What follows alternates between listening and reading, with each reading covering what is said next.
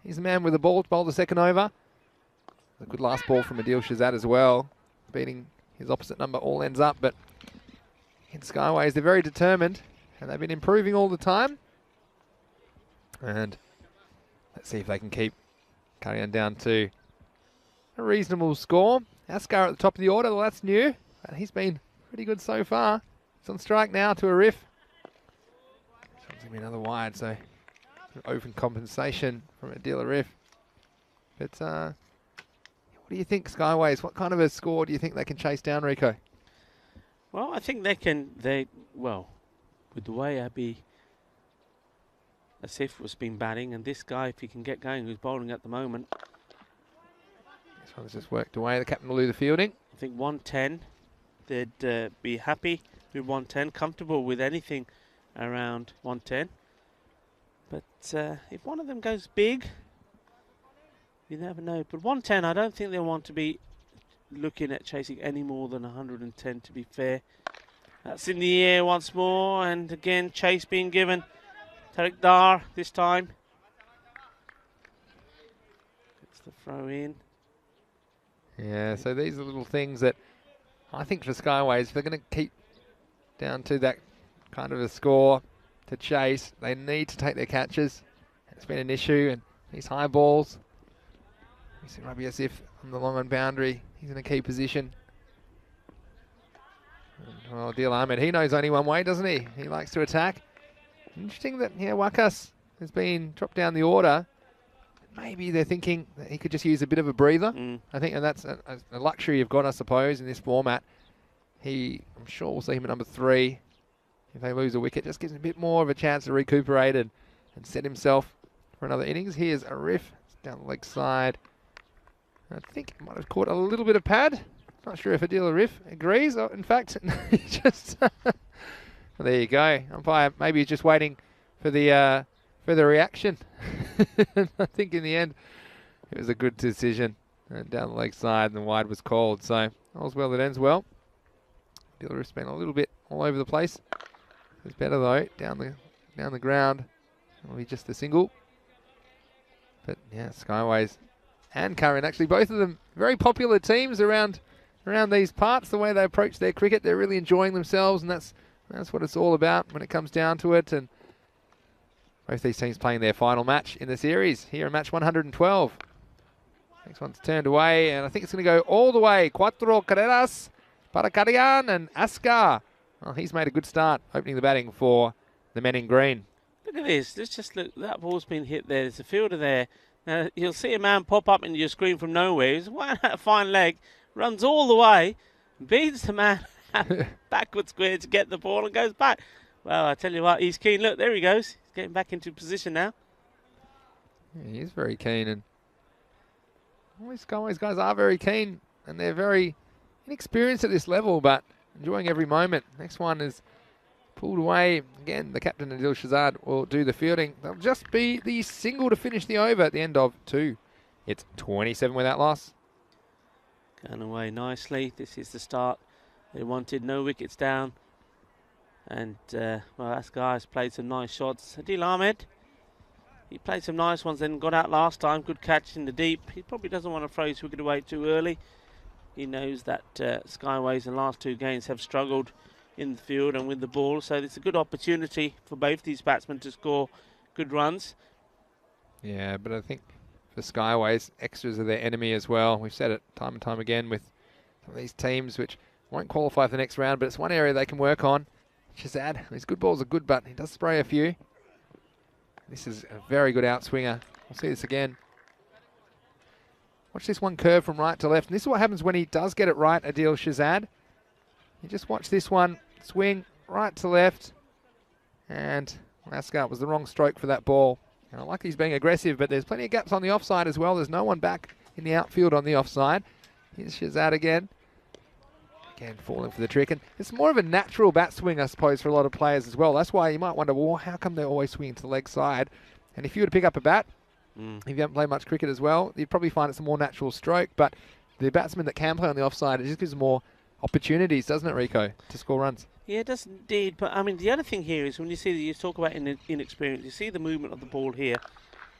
That one has been latched onto pretty well. It's a little bit too short, so it's gone. Good shot in the end. He's just using his wrist, elevating the ball over the infield. Just watch this, just getting onto it, picking it up pretty quickly. A little bit too short there this time. Yeah. But one thing I'd be saying is the movement he's getting, normally here, you'd fancy having the third man on the boundary, wouldn't you? Because you just get the feeling that there's going to be a few snicks. If he has a swing at that, a little bit of an edge, that's where it's going to go. I know it's early, only allowed 2 men out at the moment. Here comes Shazad again. This one's up, it's in the air. The fielder is coming around and he drops it. And there's a riff. The man on the deep wicket boundary mentioned the importance of holding catches. And a riff. He's one of their better fielders and that's why he's there. He made the ground in the end. I wasn't sure he was going to make it on time, but he got there. Put the hands out, didn't stick, so a chance goes down. And Skyways, they're still searching for their first wicket in 3 games. Yeah, I mean, if it was going to go to anybody, and if anyone was going to take it, it was going to be him. And that's a bad sign for Skyways. Next one be worked away. It'll just be the single. Yeah, Mr. Reliable putting it down. He'll be disappointed with himself. He's normally got safe hands. And the captain, well, you can see him shaking his head, looked in our direction, Vinny, with a smile and a shake, because he's the one who always says, it's our catching, but you have to improve our catching. That's right. Oh, here comes the captain again. Again, it's a good outswinger. And Askar will get a little bit carried away when you think about how he hit his first 6. It was a beautiful shot over the offside, but he's trying to pull a few across the line. And that will be the end of the over. It's 35 for no loss after 3. Yeah, he bowled well there. I mean, only 6 runs coming off it. Seemed to get his line a lot better. You could see what Askar was trying to do. Had him tied up there. That ball beating him outside the off stump. So good comeback. 33. The power play is over. Kharian, they'll be happy as well. They're going at over 10. No wickets down. Yeah, Awais Waleed's going to bowl the 4th over. Power play's over, so they'll be allowed 5 outfielders now, Skyways. And Milan Cheetah saying, nice swing by Adil Shazad. That's the line, just outside off stump. Yeah, spot on. This is a good bit of movement as well, but it's going to move too far from Waleed. It'll be wide to start the over. So you see Shazad, this is a nice little bit of work by him. He's just going to have a quick word to him. Of course, there's time penalties in play, but if you do get the chance to have a word, then why not? He's probably saying it's swinging around a little bit. Here's always Waleed again. This is up. It's very high, and it's going to go all the way. Maximal, 6 runs. And the captain, Adil Ahmed, getting on the action. It was too short from the bowler, and he paid the penalty. Well, he is the captain, and that was Captain Caveman style. Lily thumped this. That's gone a long way. Middle of the bat. Stand and deliver, Capitan. Needs to pitch it up. He can swing the ball. Waleed, in he comes again. This is better length, but losing the line again. So down the leg side. And I'll tell you what, I've had these moments as well in the field where you just don't know where your next wicket's coming from.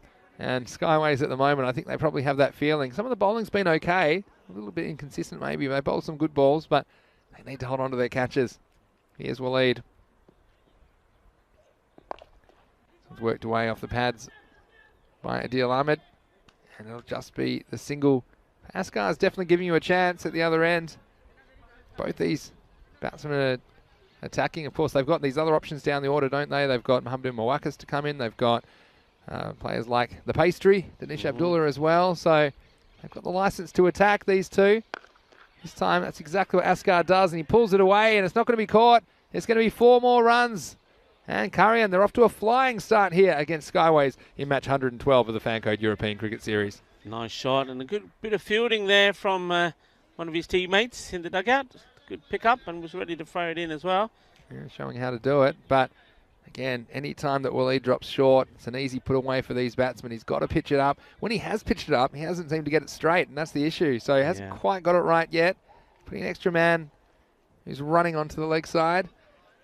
So trying to plug the gap. It's Tariq Dar that's coming across from the offside to field at mid-wicket.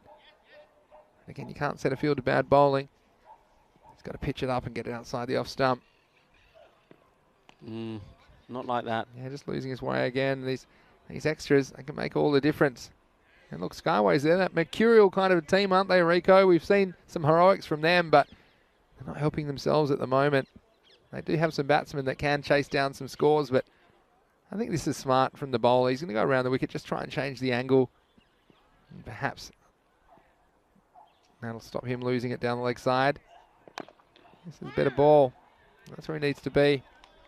Askar just chopping that one onto his body. Yeah, the captain here.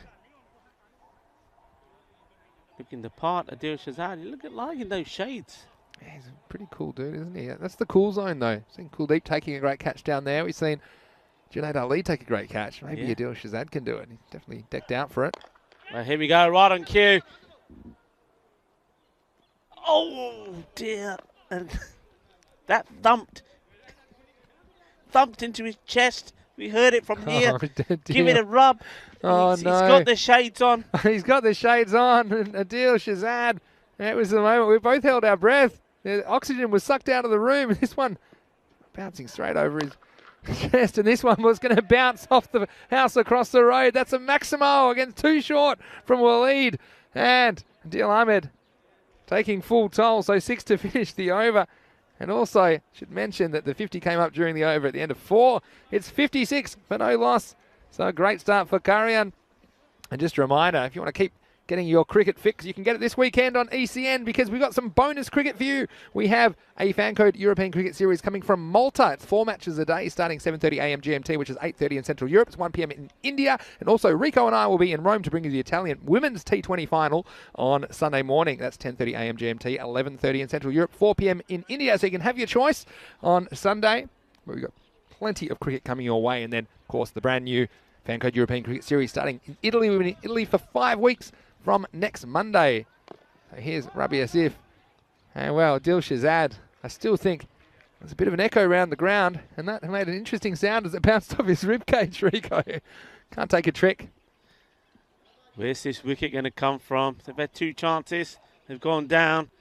Rabi Asif, I like him as a player. Like him as a guy. He's always into the action.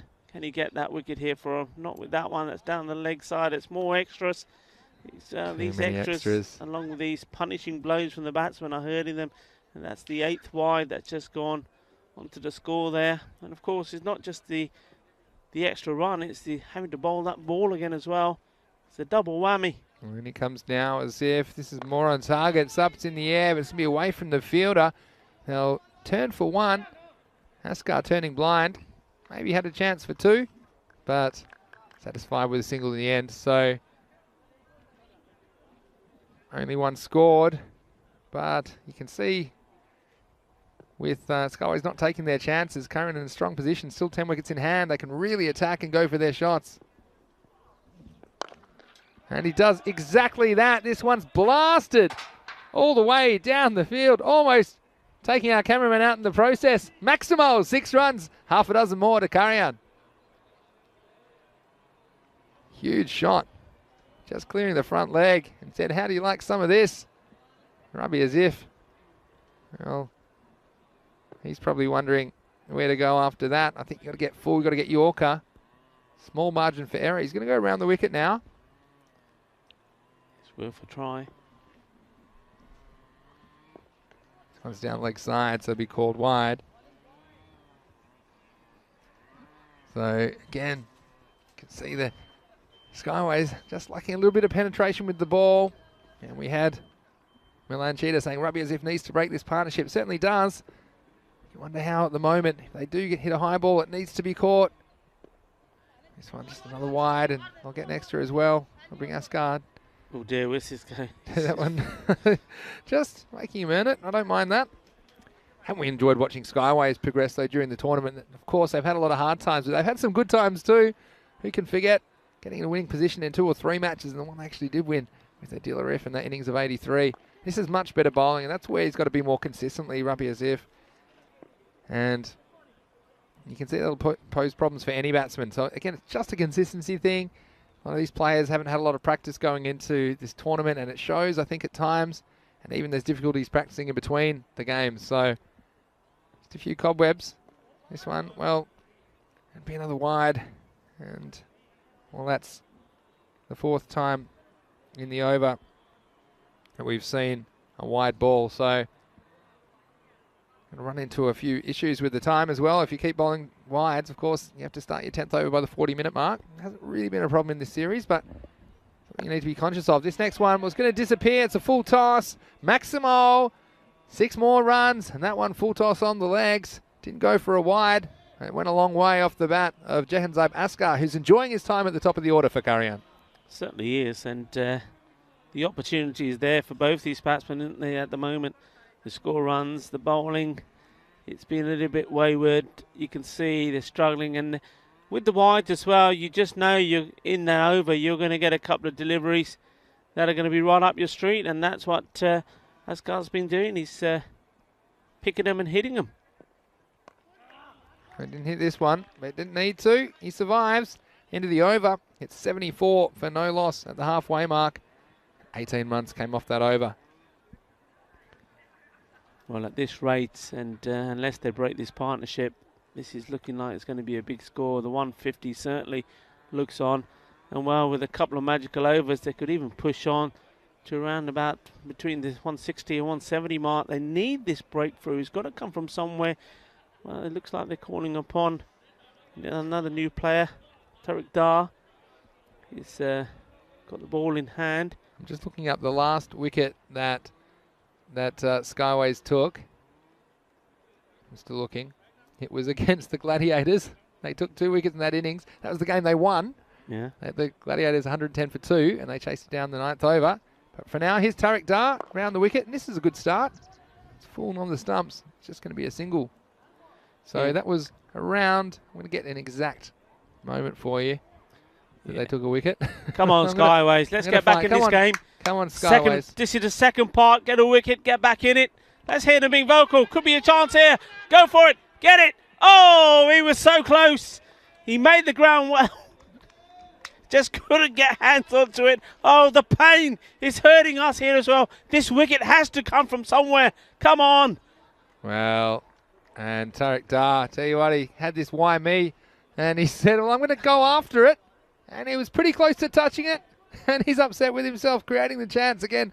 One goes down for Skyways. Oh, that's a full toss. It's going to be called a no ball.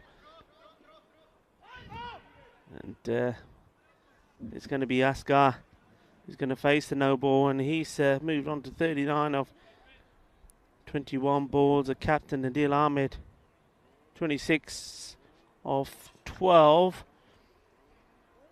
So, free hit here. You can change the field because it's a different batsman, but I think if they could put a few people up on the scaffolding behind us, they would. This is going to be a wide. Well, no, it's giving us another no ball. No ball takes preference, so still will be a free hit. All right. So now I've got my running counter worked out. Go on. Skyways haven't taken a wicket. At the moment, it's 26.5 overs. Come on, Skyways. This one's not going to be a wicket. It's going to be swung away to the leg side boundary. And, well, we're all hoping they can improve that aspect of their game because we've seen some flashes of brilliance from Skyways. Pure Cricket asking, whereabouts are we playing? We're playing in Barcelona, Spain. It's the first series of the year, and we plan to bring you plenty more cricket. This is short, and it's going to disappear. And that one, well, it's not coming back. Book that one a return ticket because that's going to be gone a long time. Maximo and 6 more runs to Kharian. Yeah, the captain, you bowl short to him, he's going to put it away. We've seen that. He's demonstrated that all the way through this series. You've got to bowl full right up to him. He will play across if you can get it in the right spot. This one's short and over the fielder. Chases on. And I think he's... Yeah, has he got his foot on it? Has he stopped it going over? No. It still goes to the boundary. Gave it some chase, but unable to stop it. So it's just looking painful now, isn't it, for Skyways? Everybody is thinking, come on, let's try a little bit of meditation. Come on, all the people watching around the globe. That's smashed away, and it could also be another no ball, another big one. Well, it's not been given a no ball. Right, okay, then we're going to try this all, everybody. Okay, a little bit of meditation. So wherever you're watching from around the globe, our cricket family, let's have a think about this. Everybody focus on the next ball, all together and say wicket. We need a wicket. Let's see if we can get Skyways up and running. Let's see if we can get them to break this little spell that's been put on them. They just can't get a wicket at the moment. No, it's hard going, and probably a little bit of compassion from the umpire. That one looked like it could have been called a no ball, but it went for 6 anyway. So hard times. 6 overs down, 96 for no loss. Do my check-in. I'll probably tell you, be looking at 15 and over from here. That'd be 60 more. 156, and they'll get 6 of them here. It's up, it's in the sky, and it's going all the way. Maximo, 6 runs, and always will lead on for his second over, but meeting some immediate pain from the batsman. Yeah, big hit, used his feet well. Good shot, Ravi Asif, not the tallest man on the boundary. Well, even if he was 18 feet, he wouldn't have got to that one. Here we go again. And here goes another. And he's just dealing in 6s for the moment here. 2 on the spin, 6-6. And well, that one there, that takes him to his 50. What a lovely shot that was. Big hitting, 52. He moves on to off just 25 balls. Well batted. Jenzab Askar. He's got more in mind, I think. Oh, and he's gone. So Shaba, Shaba, balle, balle, balle. Well done. It did work. You see, I told you, everybody focus on it. All right, it was a couple of balls late, but it worked. Let's try again. Well, fantastic for Skyways. It's always will lead. Well, he finally got it right. And a wicket falls. And well done to Skyways. Fantastic to see them get that wicket. They'd been waiting a while, hadn't they? And I'm going to get you, here you go. I'll have the exact total for you in a second. Well batted as well to Askar. He came in, he was promoted to the top of the order because he didn't get a chance last time around, and he hasn't disappointed. The captain, he's played some very nice shots with just, he's scoring 52 of 26 balls, 3 4s and 5 6s. So are you ready for the stats? We're ready, we're waiting. That is the first wicket the Skyways have taken. In that time, they've conceded 412 runs. Ooh. In 27.5 overs. But here's the good news. It's all history now. Yeah, It can change quickly. And, well, I think Kharian are eyeing off some more runs in this innings. As we see, Mohamed Umawakas, no surprises, has come out and immediately starts with a boundary. Yeah, drifting that one down the leg, and Wakas is too good a batsman to lose out on that. Just tickles it around. Fielder does give it some chase, but to no avail. Once it goes down that hill, it races along.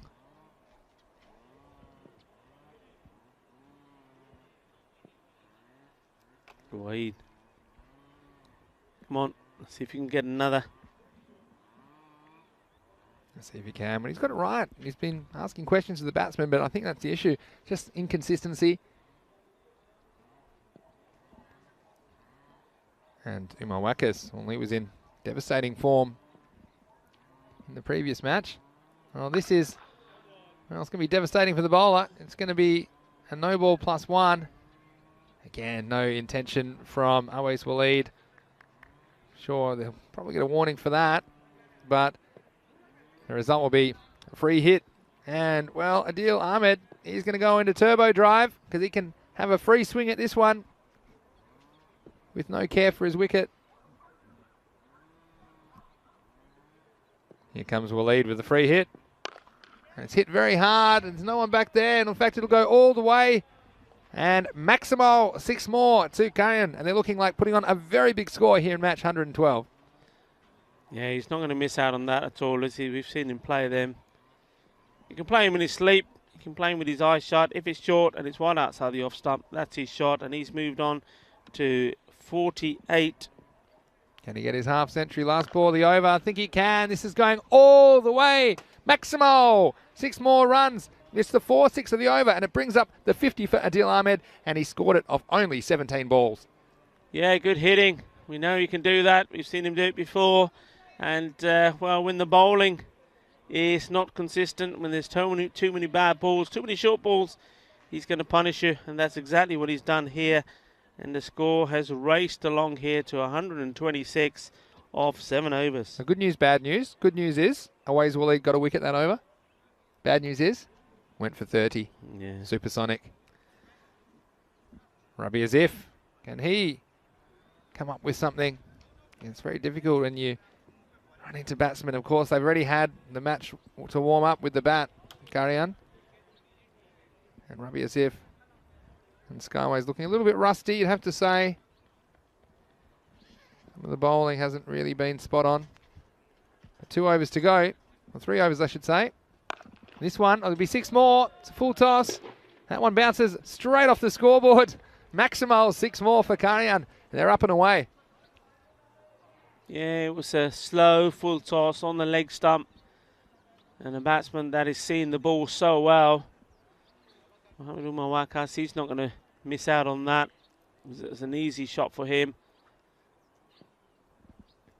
Well, I think he's thinking he wants to repeat the dose. Wakas doesn't quite get all of this. It'll be dragged along the ground. Should just be the single, and it is in the end. Good work there from Dilarif. Gets down low, gets the throw in quickly. No chance of taking 2. I think not been too many singles, has there? I think most of these runs, it'd be interesting to see the percentage of runs that have come from, well, A, boundaries, and 2, extras. Yeah, that's a very good question. There's been 98 runs in boundaries and 16 in extras. 17. 17, 18. What's that? Oh, and the wicket-keeper nearly got knocked out there with the throw. Well, that wasn't very friendly, was it? It's not his fault. 116, that's total, out of 136. So only 20 others. And so, well, it's hazardous out there as well. Friendly fire. Have a look at this. I know you were doing some I counting. was doing the books. It's going to be hard to keep up in this pace of play. Have a look at this as we see the keeper. Well, he's in the danger zone, was he? He was Watch indeed. out. Watch this. Oh. This one. Again, how low can you go? Hey, we're doing the limbo. All right, back to live action. Rabi as if next ball's dragged away to deep mid wicket. Should just be the single. And it will be in the end. Thanks to Pure Cricket, said, thank you, looks like great setup and decent commentators. Well done, guys, keep it up. And we'll subscribe for future events. Well, it's a team effort, I have to say, as well. Everyone on the ground here. Meta, of course, leading the operations this week. And, of course, all the team. Maxi and Carly and Barry and Sharad. Who'd I miss there? Did you say Barry? Said Barry. Got Barry. And then, of course, everyone else that's helped out over the 5 weeks. We've had Andy here and Sam, of course. And production crew as well. Steph Gooch, of course. Loved his work as well. He'll be on the field soon as well this year, the European Cricket Championship. Apologies if I missed anyone. That was just all off the top of my head. But it just shows you it is such a team effort. And, of course, Rico, I'm sure you always mention all the catering staff and the ground staff and Rob the groundsman and everyone behind the scenes at European Cricket. That allows us to bring you this action. It certainly is action-packed. And this, well, I think it's going to be 4, and it will be. It was always going to be a tough chase for Tamutis down there on the deep square leg boundary. So I was always getting away from him. It was hit very hard. And 4 more runs. Might have been Fazal Masih down there on the square leg boundary, but that'll be another boundary. End of the 8th. 142 for 1. 42 for 1. 12 more balls to go. Adil Arif. Now he's normally very tidy bowler, bowls on the spot. Didn't do so in his first over here today. So come on, let's have a good finish from him. Let's egg him on. Let's see 6 good deliveries. Like it's always just around the corner. As I always say to the players, wouldn't you love to see Adil Shazad take a specky and on the boundary? That's well bowled. It'll be to him, but it'll just be the single. And that's what he does well. He normally does bowl that line, and that's what he has to do here.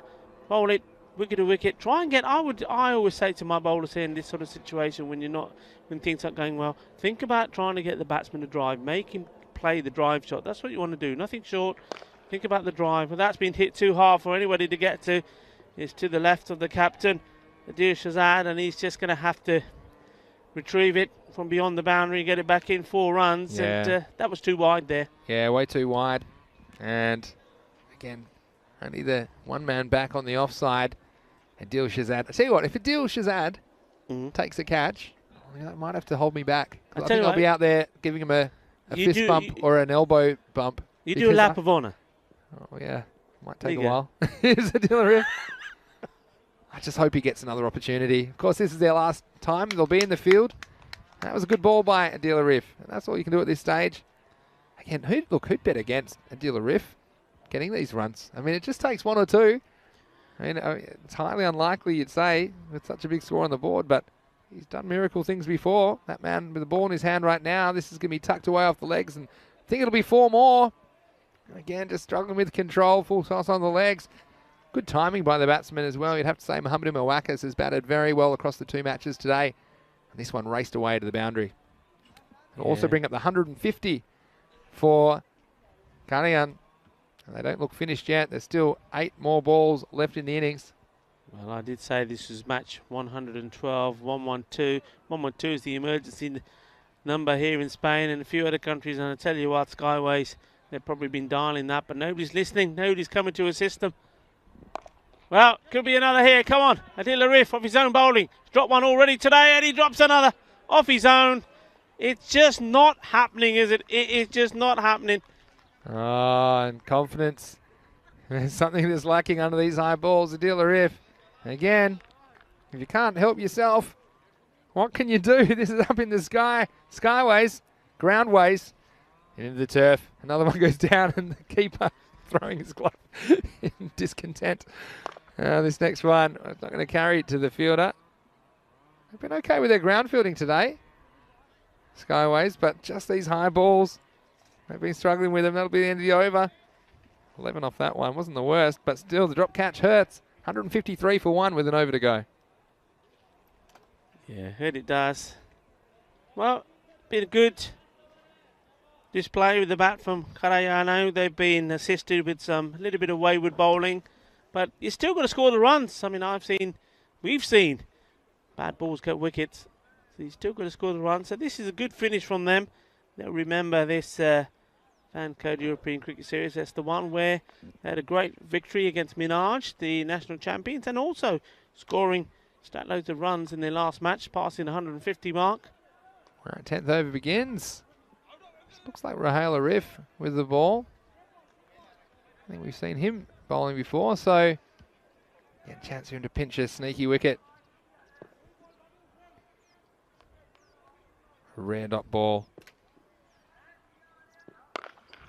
One's hit down, the chase is on. Shazad's after it, he's not going to catch it.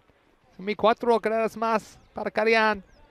And they're just going to keep piling on the runs. It's going to be a monster chase. And Raheel Arif, again, a little bit short.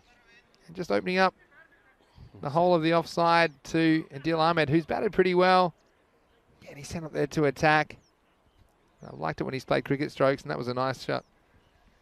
And check out the streamlined trousers of Raheel Arif.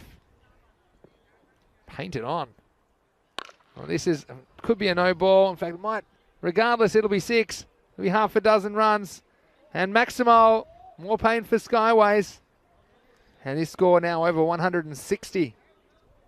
Yeah, I think maybe the umpires themselves are just starting to, I don't know, got a little soft spot for Skyways. Think they've been punished enough. That was borderline, I would say, on the no ball area. And that could have been a wide. It's gone up in the air and couldn't get a hand to it. Maybe a run out. Well, could have been. It was a nice throw and recovery. In the end, well, he had to throw out the 1 mitt. It's like that dream when you're trying to chase something and you're not catching it. You see this, he didn't quite make all the ground before it came down. Back to live action. 2 balls remain. This is short. It's going to disappear. Abracadabra. Maximo. 6 more runs on the board for Kharian. So there's been a lot of punishment in this innings. And Kharian, well, the score's up to 170. With a ball to go now. Come on, let's see a wicket here. Finish with a wicket. Love to see a wicket to finish. What do you Finish think in the chat? with Any something chance? that's eluded you. Love to see a high ball. This is hit hard. This will be 4 runs to finish the innings. So well batted by all three of the batsmen that were able to make it to the crease for Kharian. And in the end, they will end up with 174 for one off their 10 overs. And led by their captain, Adil Ahmed. He'll finish with 68 runs to his name off 24 balls, so very good strike rate. And just confirming that it is in fact the end of the innings. It certainly is. 68 off 24 for Adil Ahmed, ably assisted by 52 off 26 from Jahanzeb Askar opening the batting. Wakas, little cameo, 36 off 13. But I'll tell you what, Skyways, we said it's been a while since they'd taken a wicket. And for a while it looked like it may never come, especially with catches going down. But a lot of balls disappearing out of this small Mudrick Olympic round in match 112. As Kharian batting first after winning the toss, cruising to a score of 174 off their 10 overs. Yeah, it was punishing, wasn't it? It was punishing. It was hard to watch. I was saying that Skyways have definitely made a lot of friends here, and a lot of people, including you at home, wish them well, want to see them do well. But here, they were just being punished. It was just big hit after big hit. They couldn't take the chances that came their way. There weren't many, but when you've got big hitters like this in that can go on to really punish you, you got to take them. 18 extras as well, 15 of those wides, 3 no balls, and all of that just adding up. The Guardian. The thing is, when you've got boundaries being hit, there was 10 fours, 15 sixes. That's another one that went down there. And what a moment that could have been for the bowler there. Tariq Dar could have said, I've come into the team and I've got a wicket. Weren't to be. Things not going your way, you need something to happen. It didn't happen. Good thing is they did eventually break that duck. And it came courtesy of the bowler hitting the stumps, and maybe that was the only way it was going to come.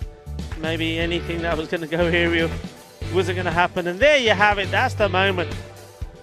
Awais Waleed getting a wicket for his team. It was an expensive over though. It still went for 30. But they were in danger of going through another whole entire innings without picking up a wicket. And there was the story really for most of the innings, just bowling wayward. And this time it was the wicketkeeper that was in danger. It was a good throw on the stumps. And Tamuti's there saying, hey, what are you playing at? Like I say, the main thing was there, and I think Tamutis sums it up there with that replay. It still was all smiles. This one, up in the air. Arif, surely you thought would take it. Adil Arif. Earlier on, Skyways, the first few games we saw them, they struggled with the bat, but with the field they were sensational. Some of the catches they were taking, but not today. It's a day in the field that they want to forget. But hey, listen, it could be a day that they want to remember for a long time, because if they put it together, as unlikely as it may seem, the likes of the little man, Rabi Asif, who's been in fine form, if he gets going, he can hit it big. Adil Arif, well, hate to see the back of him in this Vancode European Cricket Series. Hate to see him say goodbye without leaving his mark on the day. He hasn't been able to do it with the ball or with his fielding. He still has an opportunity to do it with the bat, and that's the good thing here. That's what I like about this. Two teams, they know that no chances of getting into the finals on Friday, but every chance of saying goodbye in style. Kharian, well, they certainly have, especially with the victory in the first game against Gladiators. And that time it was that man Wakas doing the damage. Batted very well indeed, didn't he? And And then, so he could have a breather. Askar opened the batting here. He scored 50.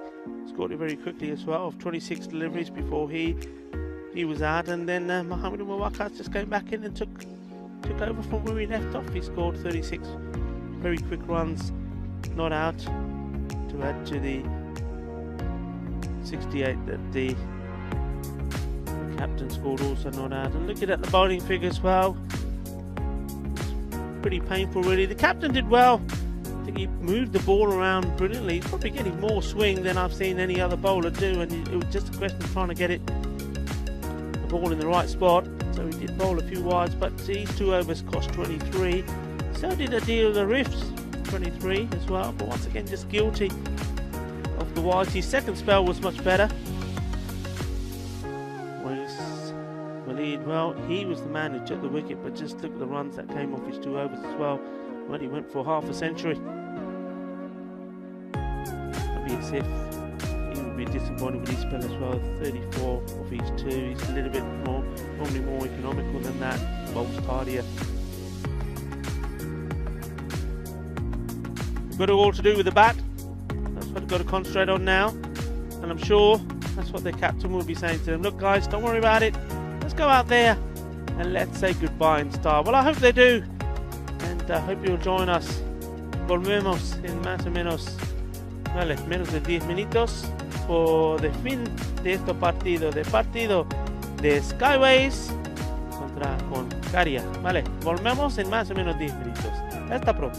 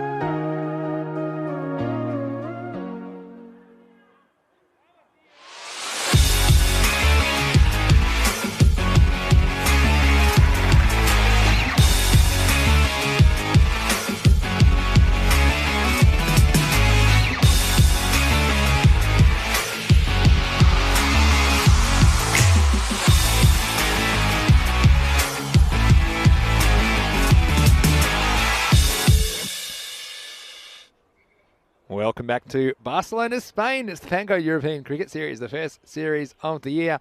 It's Vinny Sandu here, Mr. Maximo for the European Cricket Network. It's great to have your company wherever you're watching around the world. And this is the second half of match 112 of 124 in Barcelona. And in the first half of this match, we saw Kharian, after winning the toss and electing to bat, they put on a pile of runs, 174 in fact. And so it'll be quite the chase for Skyways. They'll need 175 for victory. That seems pretty unlikely, you'd have to say. But having said that, we have seen one or two of their players go large. So anything is possible, and I suppose they know how many they need to get, so they'll be taking the risks and taking the chances. If it does come off, then perhaps we'll see the biggest chase in ECS history.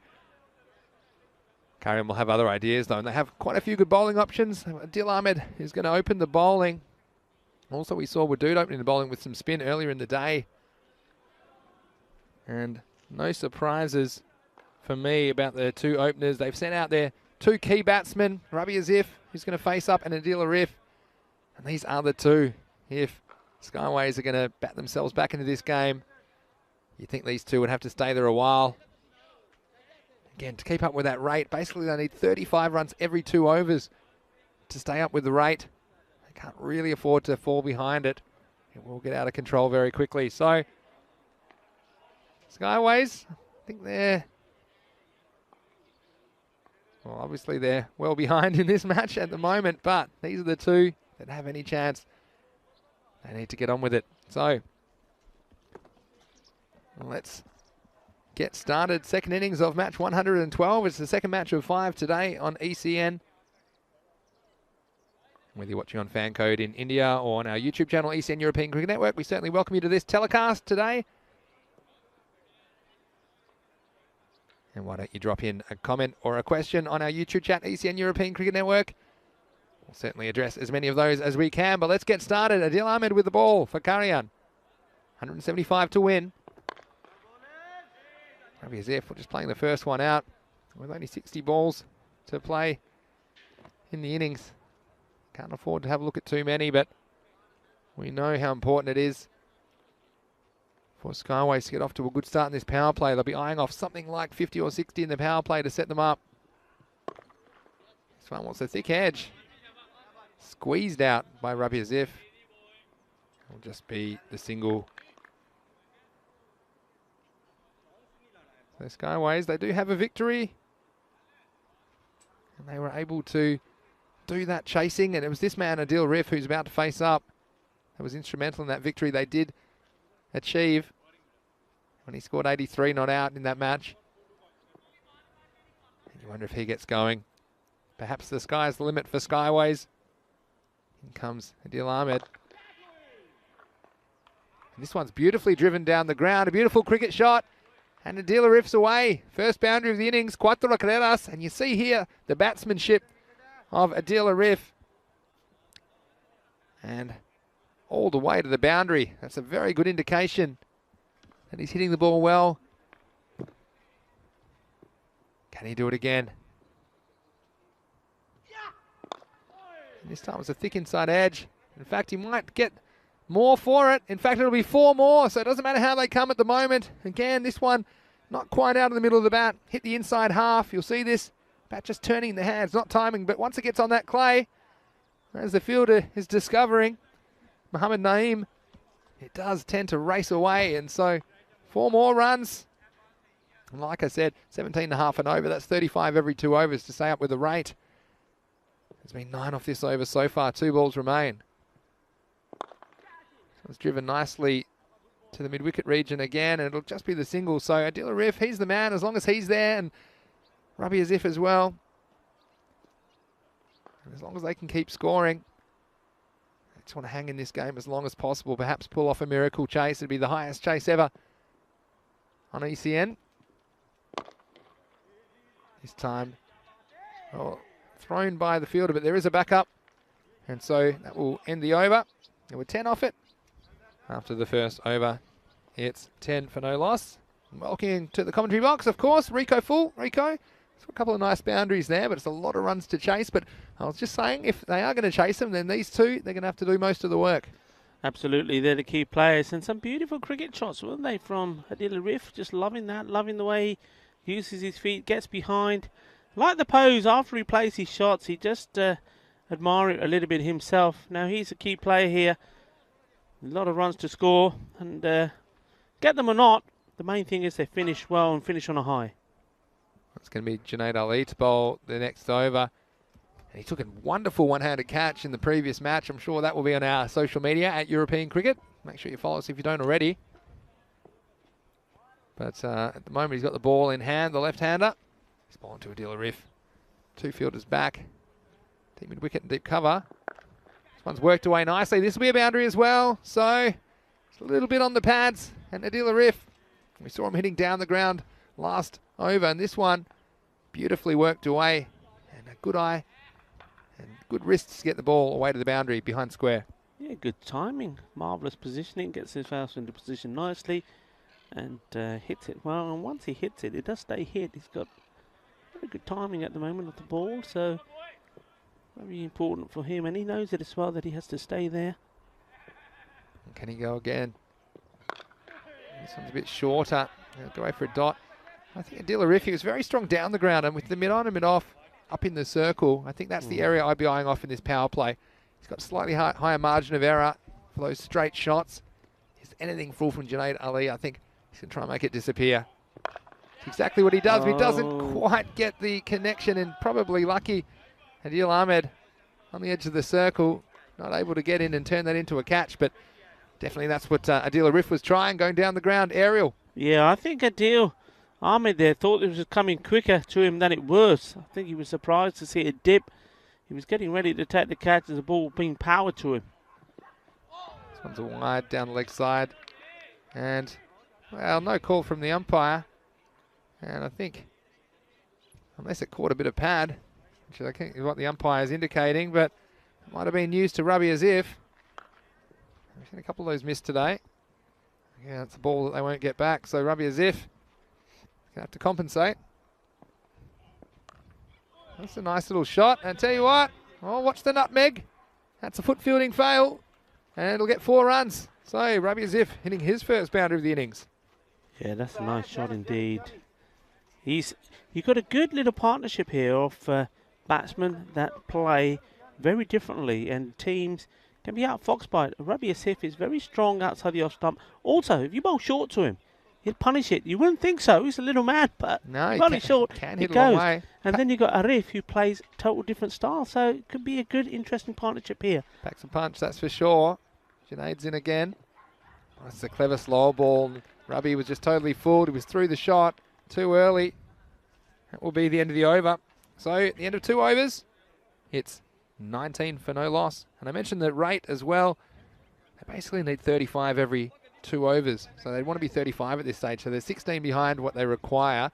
Of course, you can make that up in 2 or 3 balls, but you don't want to fall too far behind. Otherwise, it's going to get real before you know it. So you need that big over, that magical over, Rico. Yeah. And at the moment, well, perhaps Arif is the one that can provide it. This is the last over of the power play. So I think this is the one where they have to make their move. They've got Wadood bowling. And just seeing where they have their 2 fielders out. They've got a fairly straight long off, and they've got a deep forward square leg for Adil Arif. Here's Abdul Wadood. Well, he goes up and he goes long and he goes strong. Maximal, 6 runs. Adil Arif, he's up and about. And while he's there, anything's possible for Skyways. Yes, indeed. And there we see it. There's the hammer. Arif Adil. That's the way he likes to hit him. He dropped the hammer on that one. Fielder going very straight now. And he's bowled. The next one stayed down. And, well, the hammer's dropped and the hammer's gone. And Wadood getting the big wicket. He's always popped up when required for Kharian during this series. This one, again, just playing across the ball. Thought it was short enough to pull, but not getting up in the end. And Arif, well, he'll be disappointed with that manner of dismissal. The first one goes down for Skyways with a score at 25. Yeah, he will be disappointed. He'll look back at that and say, no, that wasn't the right shot to play. Also didn't get his feet into play there at all. But, well, he's one that we're certainly going to be excited about seeing again. The next time we're here, the next time we see Skyways, just shown a little bit of his talents, played some beautiful shots on his way to 20. Showed us the hammer. That's his trademark, hence his name. Yeah. But in the end, the very next ball, like so many batsmen have done, it was 6 and out, and he's on his way, scoring 20 of 8. You said it, and, well, you just wonder if they can stay on course in this chase. Even despite having 9 wickets in hand, a lot will be on Rabi Asif. And Adil Shazad, who's come out, no surprises there. The captain, he's having a horrid time in the field, but we've seen him apply himself with the bat at times. Hello to Nalini from Trinidad, who said, sorry I'm late. Well, it's nice to have you here, Nalini. And also Landraver.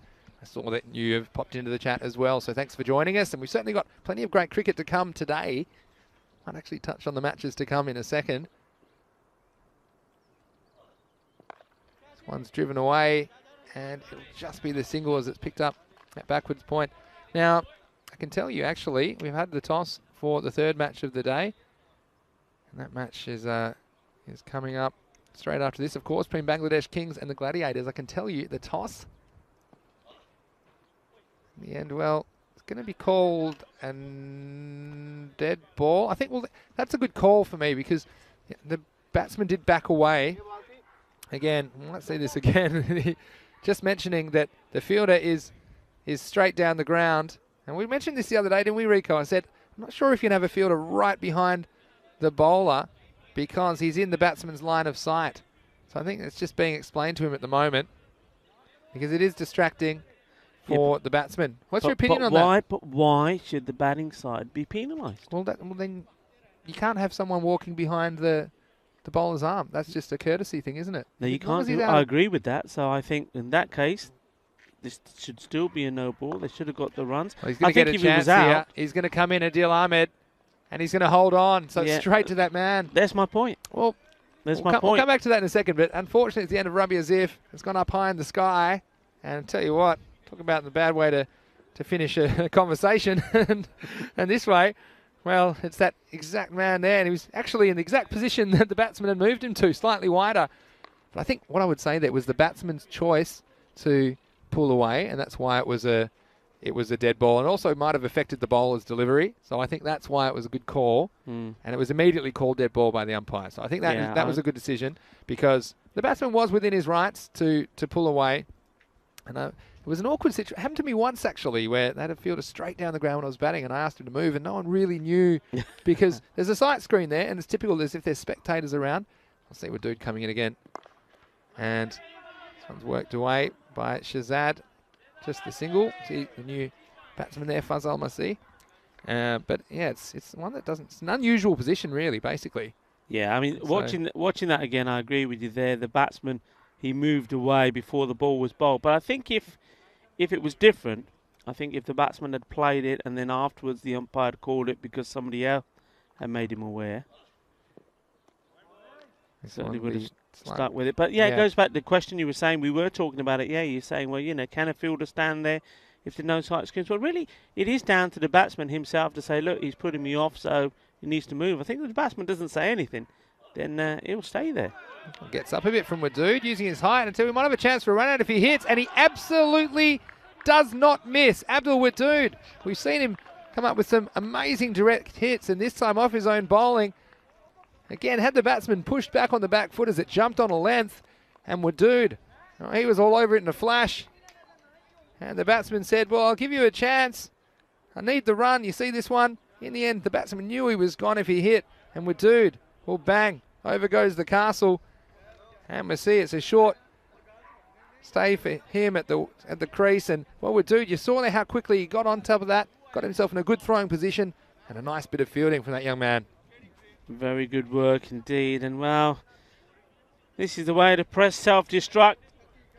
I don't think he really took off, did he? He sort of already decided that he wasn't going to get there. You just get a feeling if he got a sprint in, if he did a little bit of the Shub Deb running, I think he would have got there, but he just couldn't accelerate, didn't even slide in. Could maybe a dive would have helped. But what a great bit of fielding, and we know he's good at that. Was pushed back, wasn't he? Now, I was about to mention the toss of the next match, 113, and the Kings have won the toss and elected to bat in that match. Surprised me a little bit because they do like to chase the Kings, but I obviously think they've seen the trends today, getting a score on the board. And In this match, it certainly worked fairly well for Kharian. And hello to Land Rover, of course, who I said hello to before. He said, well fielded.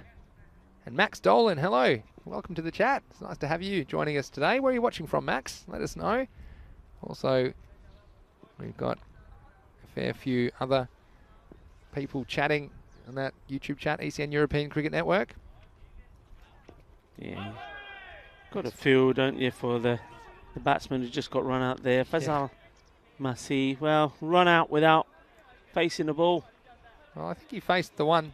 He was on strike He there, wasn't he faced the ball, but I his mean, first ball. sorry, I meant run out without scoring a run. Yeah. I mean, it's horrible, Still a golden. isn't it? Still a golden. Golden duck for your pond. Rico, I don't know if we emptied the pond overnight, where all the ducks go overnight, but yeah, it definitely was full. Now, look, everybody's always asking about the toss in the chat. I can tell you, if you go to EuropeanCricket.com, as soon as that toss is completed, it will be on there. So that's a great place to go to get all your information. Also, social media at European Cricket. They'll have the fantasy dashboards there with all the information you need if you are playing some fantasy cricket or Dream 11 cricket. If you are in India, it has everything you need on one handy screen. So there's a little tip from me, EuropeanCricket.com. You'll get the toss news. You won't have to come looking for it in the chat. This next one's up in the air, and again, Adil, the man with the hands, and he holds on again. So Adil Shazad, well, he wasn't able to hold on earlier to his chance, but this time he gives the Kharian skipper an opportunity to dismiss him on the boundary, and this one was a dead straight hit. He made good ground, Adil, second catch. Yeah, just throwing the wickets away here now, and look who's out there. Tamutis Bashir. He makes us smile. He keeps us entertained. He certainly did behind the stump. He's lucky to be there. Nearly had his head knocked off by his own fielder. But yeah, this is not looking good here for Skyways. The first few shots we saw from Adil Roof, we thought, okay, maybe. But now we've just seen the wickets go there. Even that, sort of half-hearted shot, I think, when the captain didn't really trying to hit it too hard and finds it going straight to his opposite captain. Well, you know what time it is now. Tamuti's time, but he's at the non-striker's end at the moment. It's always Waleed who's on strike. And again, he goes first ball. So this one a little bit too close to cut. Always Waleed, little edge, and going through to the keeper for the day, Jahanzam Askar. He's done a good job with the gloves. Watch this one on the replay from Junaid Ali. See there, cutting away. And Askar, isn't he happy about it? Bit of a deflection. We've seen these go down before. But holding on was Askar. And, well, 2 wickets in 2 balls. Could we see a hat-trick, Rico? Could we? Of course we could. Because, well, we know what happened last time with Skyways. When they were in this position, we thought, surely they couldn't. Surely they're going to get to beat the lowest score in the series so far, which I think was 41, and they ended up not even getting anywhere near it. They ended up setting the world record with the lowest score. Lowest score, 34. Yeah, and that was it. I think 34 for 6, and we were wondering if they'd get the lowest score of the tournament, which was to beat 41. I said, I think they'll be fine. And before I'd even taken another breath, they'd lost 4 more wickets, and they were bowled out for 34. It was actually the lowest score we've ever had. Anyway, here's Junaid Ali. He's on a hat-trick. Jagtar Singh, the batsman. Can he get a hat-trick? Oh, and he's messed it up. It's 5 wides down the leg side. I think anyone was expecting that. And you know what he's done there? I told you these two teams are very sporting, very sponsorship. They said there's no way you're not going to get to 34 and beyond. So with that one, they move on to 34. Famous last words. Well, I said I think they're fine, but at the moment I'm not so sure. But we see that apart from the 20 from Adil Arif on the scorecard, we've had 5 from Rabi Asif, 2 from Adil Shazad. No one else has been able to score a run off the bat. So Junaid Ali messed up his hat-trick opportunity, but still opportunities for more wickets. It's well dug out by the batsman, Jagtar Singh. In the end, he'll get a run. So he's off the mark. I'm sure he's relieved about that. I think it's all academic from here, but just looking a bit ahead to the games to come today, and of course got Kings Gladiators. I'm sure the Kings, they feel like they might have underperformed a bit during the series, but Gladiators they've already played this morning, so they'll be up and about. They'll be keen to avenge their loss in the first match of the day. So I think that could be a very close contest. But then the last 2 matches of the day, I think they're the ones which have the impact, or they have the ability to impact the standings and which team will qualify. So Raval Sporting will play the Gladiators, who will be playing their 3rd match of the day in match 114. That's the 4th match on the calendar today. And if Raval Sporting win that match, they'll be through to the semi-finals. But if they don't, then Minaj, the domestic national champions, will have a chance to pinch that spot in match 5 against the Kings. So this one's through him, and it'll be the end of the over. And the score after 4, 36 for 5. Yeah, you're absolutely right, Vinny. Everything to play in that game, because if we look at the tables here, I mean, Raval are top. They have 16 points, played having 1 game left to play. Minaj, second, with 14, with 1 to play. So Raval win that game, then that's it. It's all over. They will go through. But if they don't, then Minaj have a chance, and a good win from them. Also, net run rate will also come into play, because Minaj, by winning, will take them onto the same level of points if Raval were to lose, and then it all depends on that net run rate. Yeah, well, that's the thing, because Minaj have a better net run rate already. Yeah. So if Raval Sporting lose, their net run rate will go down. So then Minaj will simply have to win that last game to go through. So we see Mohammed Hassan. Well, he comes on, and a valiant attempt. But I tell you what, we have a bit of a situation with the running. What's happened here? And, well, I'm going to have to see this. Timotes. What was he doing? He was running all over the place. I think he hasn't run in the end. Well, I've seen this on the replay. You see he takes off. And I think they're all worried about it being caught. But then the non-striker said, well, I was watching the ball. I don't think I'm going to make it.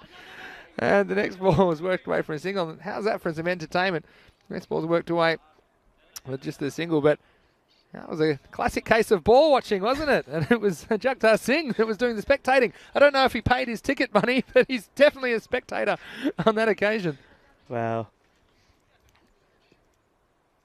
Entertainment at a different level, this. Oh, and he knocks him over. And a good piece of bowling. And Jagtar Singh at the other end saying, well, that's why I didn't want to be down here. As he gets knocked over. And, well, nice bit of bowling when it comes down to it. Mohammed Hassan hitting the stumps. Again, the batsman playing the wrong line. He knew it was up. So he has to go. And a 6th wicket goes down. And, well, it's all a bit of a disappointing chase for Skyways. There's always the risk once they lost their opening batsman. Yeah, but, like I say, it's a great experience for these guys, isn't it? And they're loving being out here and mixing it with these more experienced counterparts. The Moody's there meets the batsman, has a good chat with him, tells him everything that's happening. Probably saying, you better watch out. This guy's bowling pretty well. I'm glad you're down there, not me. So here comes Rahul Arif to face the music. Nice shot in the end. And Samootis is saying, well, I think I want to be the one that's that's not in the danger zone. Rahul Arif said, well, I wouldn't mind a run. Yeah. Because I think he gets a chance to bat that off in Rahul Arif. I think it's pretty good. Just giving himself a little bit of room. Watch the footwork here from Rahul Arif on strike. Mohammed Hassan with the ball. And this time, well, Tamoutis is away. And again, well, they all muddled it up in the end. As Wadood, he came from nowhere. I think he might have come from the other side of the field to try and pick this one up. He's everywhere. And in the end, Rahul Arif, well done, you're off the mark. Let's watch this fielding. Look at Wadood. He's all over it. He's run from Timbuktu to try and pick this one up. And in the end, he almost got in the fielder's way.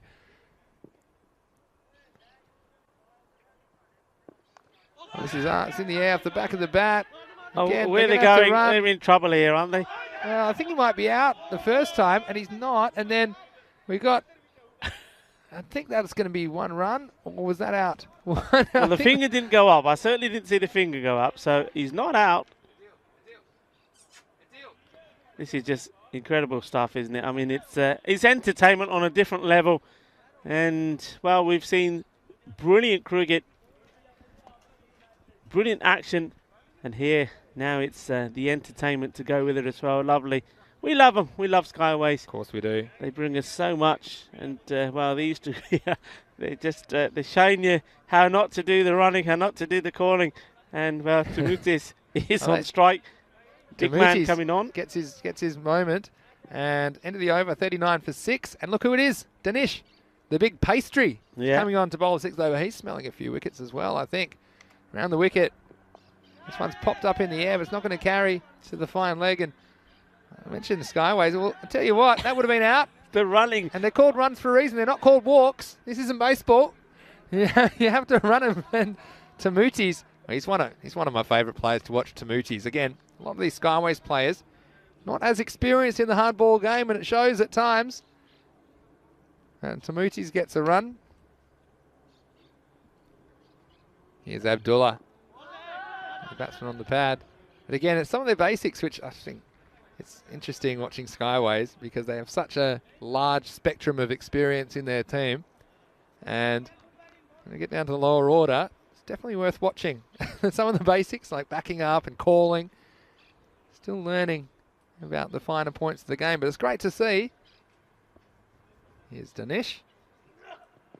That's a nice looking shot, isn't it? Beautiful shot, and get a run for it. Thankfully they do run this time. Tamutis is lured out of his crease, but definitely from the Arjuna Ranatunga school of running, isn't he, Tamutis? I just love it. I just like watching him at the non-strikers end. He's holding his bat like he's holding a baby.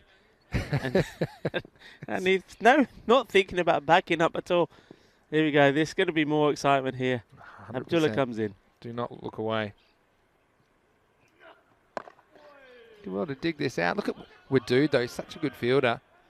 He's all over it. And whether he's fielding on the boundary or we've seen him in that short mid-wicket position earlier in the almost pulling off a miracle victory for them. Put off a one-handed catch and very accurate throwing arm. He looks a player, Wadood. Looking forward to seeing more of him. Remember the run out from the boundary early on in this series. Fantastic. Would fancy his chance of getting another one as well. Here's Abdullah. Tamutis just watchfully facing this one away on the offside. It's all academic now for Kharian. Well, let's talk about Kharian as well. They can be very happy with their performances. Of course, they had the big upset against Minaj, the domestic national champions, earlier in the series, 149 to 148. I'm sure that will be a good memory for them to take away from this series. This one's a full toss and struck nicely. He's got a run.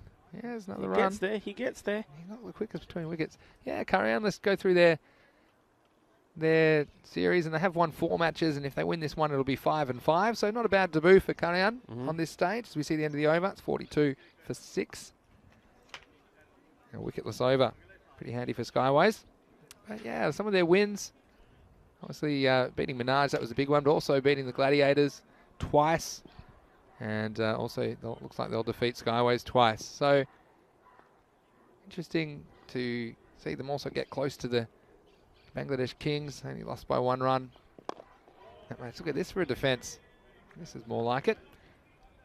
It's some of these new teams. We've seen plenty of them here at the first series for the year. 24 teams. It's just been outstanding to see the level of participation and commitment in this region of Spain. Over 300 players we've seen. Mohammed Hassan, this one chopped. It's going to beat the keeper. And I think it'll be 1 run. Again, Tamutis. Can you imagine him running a 2? He'd probably need a week. But it's great to see Skyways out there, and they're learning all the time. And I'm sure we've seen all the time that when the players are exposed to more organised cricket, their skills do improve and the tactics improve. It's a starting point for Skyways. It was great to see them win the 1 match. Looks like that's all they'll get out of it. And Askar's missed this one. And it's going to be 4 byes, I think. Oh, Askar. I did mention I enjoyed his keeping. I said I'd buy him dinner, Rico, if he didn't let any byes go through. So I'm pretty happy with that one. It saved me a bit of money. Of course, you can't go out for dinner at the moment. It's not very easy. But he's, for the most part, he's been very good behind the stumps. I think that was an awkward bounce just in front of him. Welcome boundary though. It's only Rabi Asif and Adil Harif that have hit boundaries. Oh, this one's caught, and what a catch it is. Close to the wicket. It was struck very nicely by the batsman, Raheel Arif. What a catch it was. Watch this one. Blink and you'll miss it. Just worked off the stumps. Again, well, great camera work as well to follow the ball. And very, very nice catch at square leg. Yeah, Mohamed Naheem did really well there. It came to him pretty quickly, but that was all about his positioning, wasn't it? He was in the right position. He had the right balance, knee slightly bent, looking forward, anticipating the catch, and it came at a pace, but he took it. Certainly was a nice bit of cricket. And see the difference now, especially now we're out of the early morning. It's a little bit easier to catch. Some of the hands have thawed out. But hello to Jamie Bundy, who has joined us. It's been a tough couple of days. He hasn't been able to tune in, so it's great to have you back, Jamie. And great having the chat as always. So, new batsman Tariq Dar has to take strike.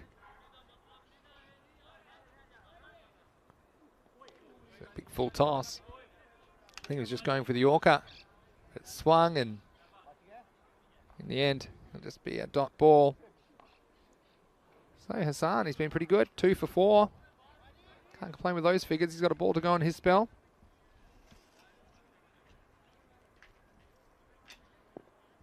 Another swing and a miss. So that'll be the end of the over.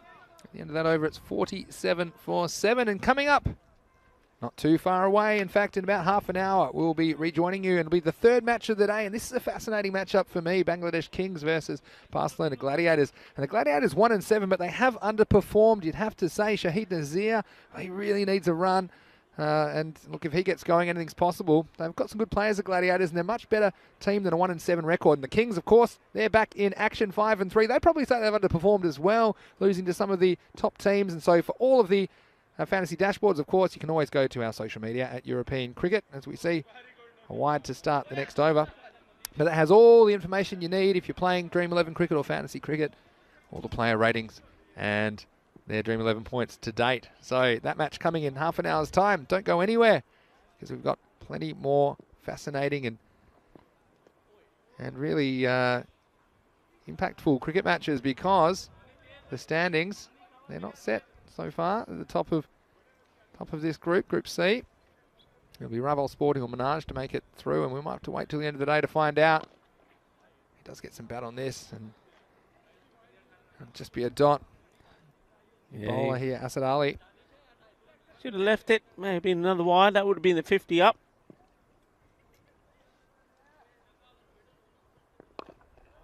Just being a bit careful now. Of course, wicket's a concern for Skyways. We have heard that perhaps due to injury, they might not have the full 11 to bat. So, Asad Ali. This one, well, again, we're dooed. Not to him, you don't. It's a good bit of fielding there. He's got such great reflexes and probably could have had a go. Here's Asad Ali. This one's a nice big shot. I don't think it's going to go all the way. Look who's after it. Adil's after it. He's not going to catch it. And, well, welcome boundary. And the batsman's happy about that. That's Tamuti's time. That's a boundary. And he let everyone know about it as well. That brings up the 50 for Skyways. And they deserve it. And look. That's my favourite time of the day, Tamuti's time. And now he's forced a field change. Talk about picking your ball. They're going to end up a long way behind in this chase, but it's great to see them having fun out there. That's what it's all about. That's what makes cricket such a special game as well. You still have fun despite the match situation being beyond Skyways. Tamuti's is going to go again here. He does. He gets a thick edge. Oh, he's running. Oh, Tamuti's nowhere. Better hurry. He only just beats out the throw. That'll end the over at the end of 8. It's 54 for 7. He doesn't like to run in a straight line either, does he? No, he's all over the road. It's a lot quicker to get there in a straight line, but he deviates and, well, makes it even harder for himself. So, Planet X 15, thanks for joining us. Says, what kind of pitch is this played on? Well, this is a temporary artificial pitch that we have, and it's basically a wooden base. It's a common kind of thing in Europe, not in more developed cricket playing nations. See Adil Ahmed coming back into the attack. Nice little shot, and I think this will go to the boundary. There's no one back there on the leg side. So a beautiful shot. And, well, he's loving it. He's putting out the helicopter. Wow, look at this. He's got the Karpan leke aaya. Yeah, Tamuti da dekho shot maria. Tamutis has been waiting for this the whole time. Yeah, I love it. Giving it the old Karpan, the old sword. Look at him, he's loving it. And we go back live as well. He's played this one out to the offside and takes a single. Does take the single next ball, but you saw there the replay of, we didn't even get all of it then. There was that, and then it was the helicopter, and Tamutis is having fun. And Adil Ahmed, I think, won't be very impressed about it. Oh, yet to get off the mark. Okay, that might have been a stumping chance. Well, Again, it's all happening so thick and fast. I'm trying to answer Planet X's question. I'll come back to it in a second, but first have a look at this. I think this was a stumping chance. He lured the batsman out of his crease. Again, he looked back and he still wasn't in. All right, Adil Ahmed, here we go. It's a big appeal and a good decision. I think it pitched outside leg stump. Oh no, and I think he might be run out. And he is. And, well, this is, it's the batsman shaking his head, but he can be disappointed himself. First, we'll have a look at the LBW. It was a good decision from the umpire initially, because that ball has pitched to the right of the leg stump. But then you watch the batsman is a little bit upset. Not upset, he's too interested in the umpire's decision. And you can see he's just gone for a little wander. And then, well, Junaid Ali, that's one of the easiest run-outs he'll ever get. And, well, pays to pay attention, as my teachers always said, Rico. So, in the most unlikely of circumstances, a run out, and another wicket goes down, so it's now 59 for 8. Just answering your question, eventually, Planet X15. It's a wooden base with a carpet overlay. It's a temporary pitch at the moment. It's a converted baseball ground. In fact, this is the ground they played the Olympic baseball at back in the 1992 Summer Olympics in Barcelona. There are plans, after this tournament is finished, to install a permanent artificial pitch, which will be great for all the cricketers in the area. Of course, they're sharing this ground with the baseballers, so wonderful facility. And it's a bit unusual, I suppose, the way it plays, but I guess it's the same for everyone, and it's a good test of your cricket skills to adapt. Shiraz George has come out to bat at number 10 for Skyways. Well, this is in the air, but it's not going to get caught. In the end, well, they're not going to go for a run. I'd want to run if I was Shiraz George. But Tamuti said, well, it's my time now. End of the over. I like that. Tamutis, when a new batsman come in, he's just, after every ball, talking to him, just stay there, just stay there. And then when he just stood how there... many Tamuti thinks he's going to get, because they still need 116. He just wants to shine. He wants to do his sword fighting again. I mean, he applauded the batsman for staying there, not getting out, and now he's on form. Now he's on display again. Maybe he's worried that if Shiraz George got down there, he might not get another chance. Tamutis. So Mohamed Umar Wakas is going to bowl the last over. And well, are you getting enough Tamutis in your life? Max wants to know, will I eat my lunch? I think there's probably a chance. Are we running early this game? Slightly. And Mohamed Umar Wakas, he smells a wicket as well. I've enjoyed watching Tamutis. What is he's made 16. He'd be very happy with himself. Oh, well, yeah, I thought the big shot was coming there, but there's a man back there now. Congratulations, Jamie Bundy. He's got a spanner. Spanner Fairy's been at work again. Well, Tamutis, you might be a chance to run a 2 here.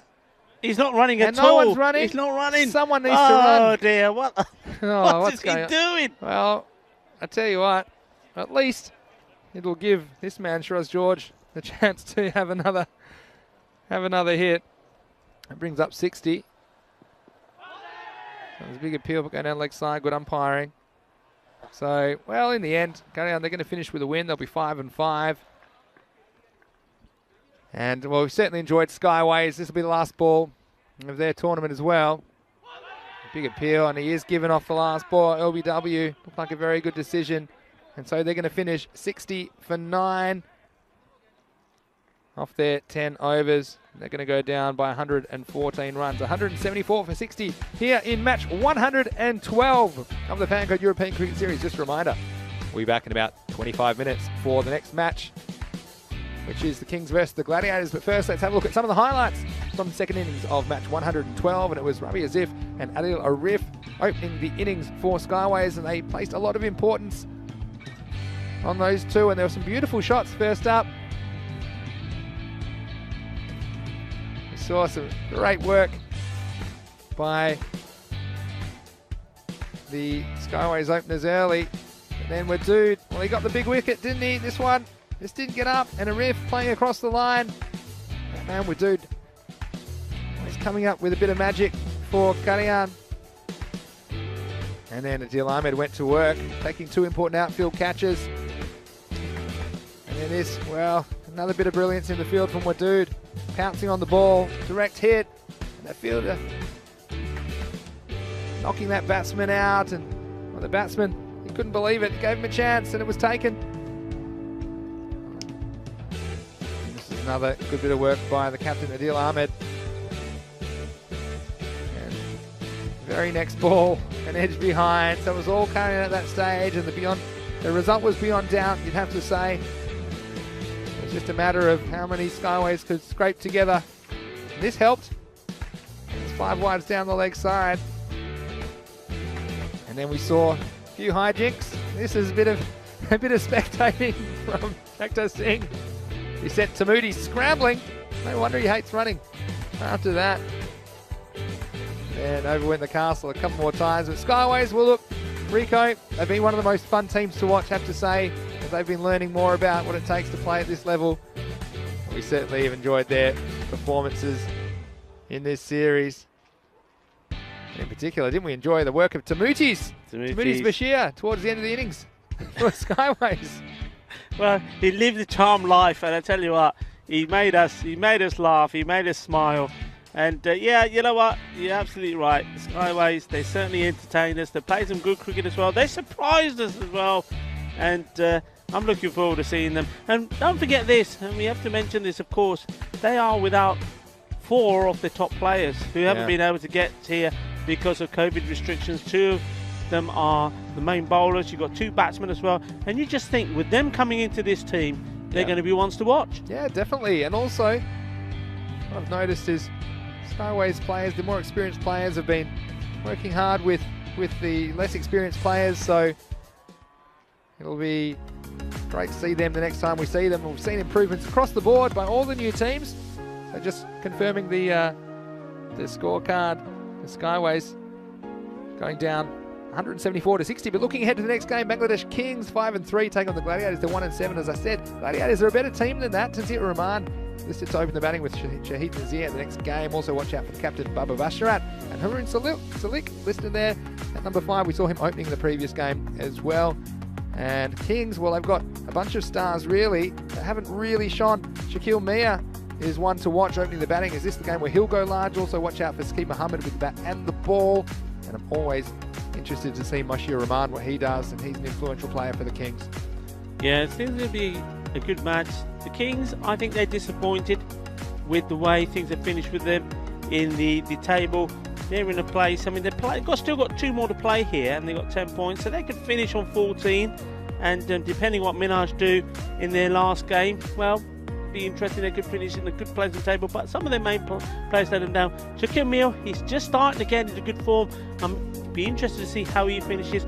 Hussain Umanul, what a good player he is as well, but they just haven't performed to their best. So Munin Al Islam is another one to mention. Going to be a good match, a good contest. And the other main thing here is that the Barcelona Gladiators will want to put in a good performance because they are playing Raval after that one. That's going to be a huge game, of course. 4th match of the day. We still don't know who the qualifier will be from this group, Group C.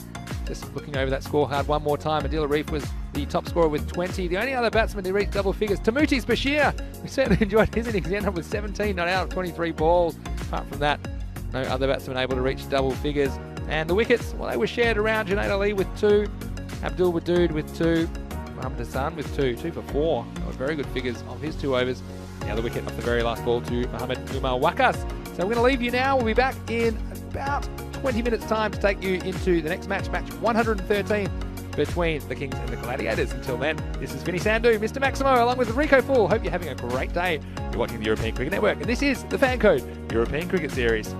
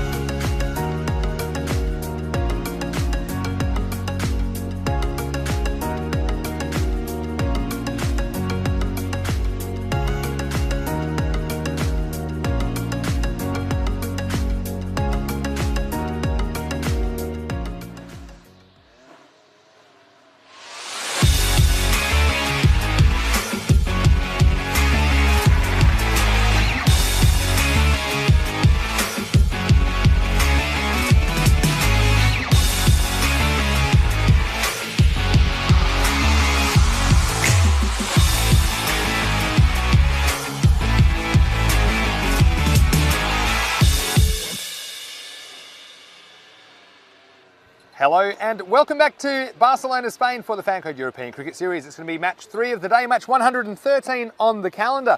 And the Bangladesh Kings are going to be here for the first time today. They're going to take on the Barcelona Gladiators. Let's go over to the match referee for the toss. Heads, it's a call. And tail it is. So Bangladesh Kings, he won the toss. I'll be back first. Bangladesh Kings have won the toss and elected to bat first. Well, there you go, Bangladesh Kings winning the toss, electing to bat first. A little bit interesting for me because they do often like to chase, but they obviously think the conditions are suitable for batting first. I think their captain, Moshir Rahman, is a key player for them. Also look out for Shakil Mia at the top of the order. They're 5-3, Bangladesh Kings. I think they probably would agree they've underperformed in this series, so they'd love to finish with a win here against the Barcelona Gladiators. Of course, we'll also see the Kings later in the day in what could be a crunch match against Minaj in match 5 of the day, match 115. Well, the Gladiators, they have really struggled during the series, but they have a chance to pull off an upset against the Kings. So Rico, still 3 matches to go today in Barcelona. It's over to you in the commentary box. Muchas gracias, Vinny. Sí, esta partido yo creo que es un partido muy bien. Un partido bueno de cricket. Con dos equipos que tiene muy bien jugadores. Yeah, I think both teams have very good players. This will be an interesting game for me. See the umpires about to come out. It's going to be Nukesh Patel and Shahidul Ahmed. Just having a nice view of the area we look down. Now, one thing that was interesting to me about here, learning about things to do with Barcelona all the time, the area around us until 1975 was also where the Spanish Formula 1 used to take place. And when we're walking down some of these roads, and you can visualize it, it's a little bit like, I don't know, a little bit like Monaco those roads are, but they stopped back then. And then it's still used though for a lot of cycling races, a lot of marathons. And of course, speaking of Formula 1, you know that iconic tower that looks over this ground, the Telefonica Communications Tower. Well, that is still what the Spanish Formula 1 trophy is based on. So there you go, a little bit about Barcelona for you. And now, join the umpires out in the middle, getting ready to see how this match goes. And why would you not bat first?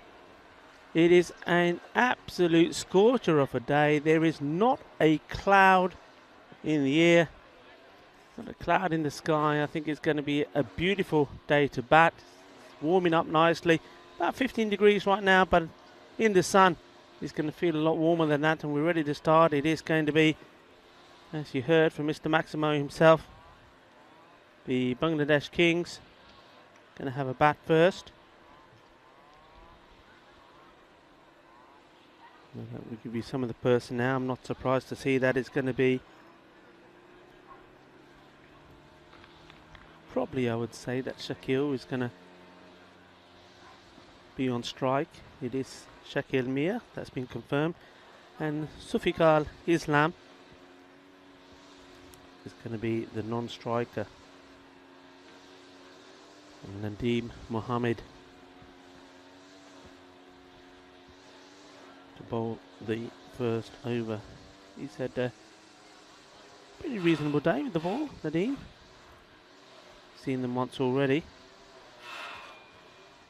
The Gladiators, they still got another game straight after this, so it's their marathon of a day. Seen that a few times, the way the schedule falls, that some teams have had 3 games in the day. And the Bangladesh Kings, they could also be playing a big part in this group in terms of how it finishes, depending on how that match, the next one up here between the Gladiators and Raval Sporting goes. Anyway, let's focus our attention on this one first. Here we go. Camille on strike, and that's a good delivery outside the off stump. Plays and misses, and nothing shot really. Could quite easily have got something on this. Nice start from Nadeem.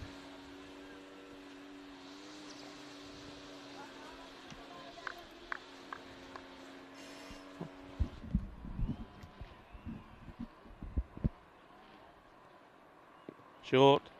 And the leg side, that will be called a wide.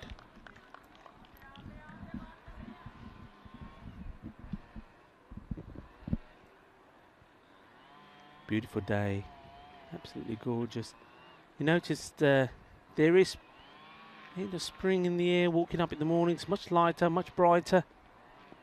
You start to see things that you never realised before.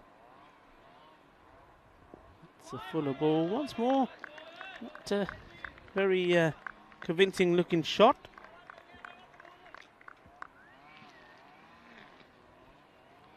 Second Mir. For me, we haven't seen the best of him either in this series this time round. Talented player. And going for the big shot. He will get away with this, will he? And, well, he will in the end. The fielder wasn't quite sure where he was. You could see the uncertainty. The bowler is, well, very, very disappointed. It was Harun Salik. Now, if you watch, he's not too sure where he is. He's worried about being close to the rope, but, well, if he had caught that, he would have been fine. And he just checks and thought, oh, I'm here. I thought it was over the line already. Well, what does go over the rope is the ball.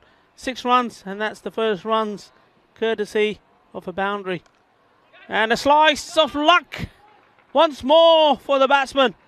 This time swinging wide, gets the edge, and just over the reached out hands there of the fielder here.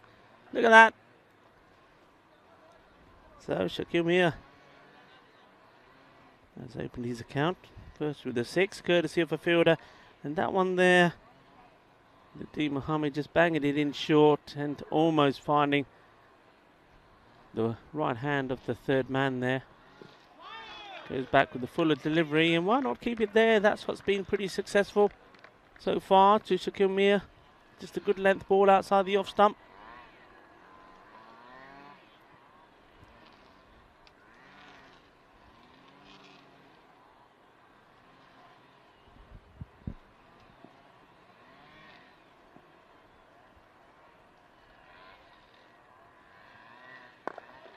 This one a bit straighter, and batsman did have to play at that. Couldn't afford to miss that one. And that is the end of the over, and it's a reasonable one. The Kings have got the score to 12, have not lost a wicket, but it could have been so different. Catch being put down there on the boundary by Harun Salik, and then another bit of luck. The edge just going over the third man. 12 without loss as we welcome back Vinny Sandhu into the commentary box. Hello, Rico, and hello to our viewers. So fantastic to have you joining us, whether you're watching on Fancode in India or whether you're watching on our YouTube channel, ECN European Cricket Network. And there's plenty of people watching on YouTube as well. Saying hello to Max Dolan, who's watching from India. Also, Costa del Sol Cricket. Well, that's my club, you know that. That's your That's club, my yeah. club. That's my home ground. Khartoum, can't wait to get down there. And Costa del Sol Cricket saying hello from Costa del Sol. Well, hello to you. Thanks for joining us. Next ball from Basharat. It's pretty straight. It's going to get the back of the bat, and it's going to take some stopping, but in the end, well, good throw might have had him in trouble. They thought about a second, but it wasn't quite there, so just a single. But yeah, please keep those comments and questions coming in. Jamie Bundy, well, he's got a spanner now, by the way. Congratulations on your spanner. Congratulations indeed, yeah. Jamie, and yeah, if you want to know how to get a spanner, just keep the chat up for a few days, and eventually you may get a visit from the Spanner Fairy, but it is wonderful to have your company wherever you're watching from in the world. Let us know in the chat where you're watching from. Here's Basharat. Well played, and well, the non-striker set off and had to come back, and that's good work. Shakil Mir wanted to get to the other end. Now Babar Basharat, he's an interesting bowler. If he gets it right, he gets a really good ball coming into you, then moving away late. He's got many wickets. The only downside to his game has been he does stray down the leg side every so often, but so far here, made a good start. He'll be hoping to keep it up. Yeah, I'll give you my analysis in a second of his action. This next one, well, it's going to go over the top, and I think it's going to find the boundary. So again, the field up in the power play, and that was Harun Salik in the circle at mid-on.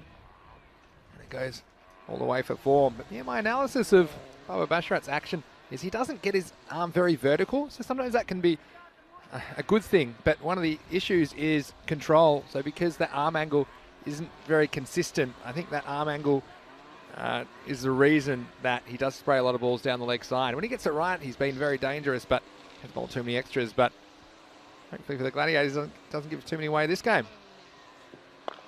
It's a chance if he can get there, and in the end, he thought he's going to leave it to the fielder. The fielder, to be honest, I thought that was probably the bowler. I think the bowler should have just continued. He may have had to put a bit of a dive in there. Certainly was a chance. Somebody had to make an effort to it. Yeah, and normally his communication's been pretty good in the field. Baba Basharat, we saw him calling off the other fieldsman to take a catch in the previous game, but this time, well, it was a bit of after you, after you. He was falling the wrong way in his follow-through. I think that was the issue. Didn't back himself to get back to take the catch. And there's the one that goes down the legs.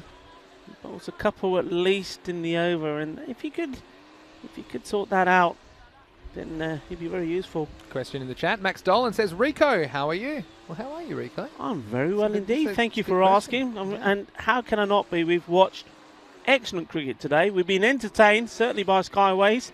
Thank you, Skyways. You've made me day. Let's watch this delivery. It's played out nicely. The batsman come through. And not just made my day. I tell you what, after that last game was over, Vinny, so many people came down and said, what a great game. Okay, it wasn't the best game of cricket, but the entertainment value was great. And Skyways, it was so good for them and their captain to come over, say goodbye. It was great to talk to them. Wonderful guys, wonderful team. And they're going to get better. Once more, we were talking about the strength to come into their squad. But I'm so well. I'm very good. Thank you. Yeah. Thanks for answering. Here's Basharat, last ball the over. And that's a beautiful shot. Loving that. He's found the middle of the bat and hammered away. That's nicely played. And, well, we know what Sufikal can do.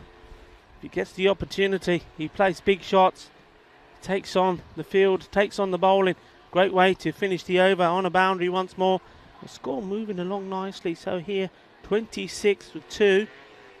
Vinny, how can we not be happy? We're watching cricket, we're enjoying ourselves. Great teams, great bunch of people, and also a lovely sunny day. Beautiful with day. not a cloud in the sky. Spring is here. I'll see Nadeem Mohammed calling his second over, last of the power play. Wow, that has gone like a rocket.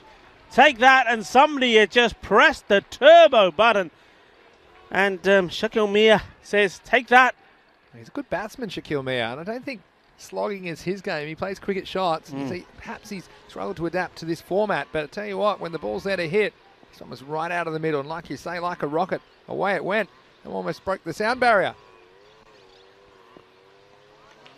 Well, he's happy to watch that go by, and he looks at the umpire.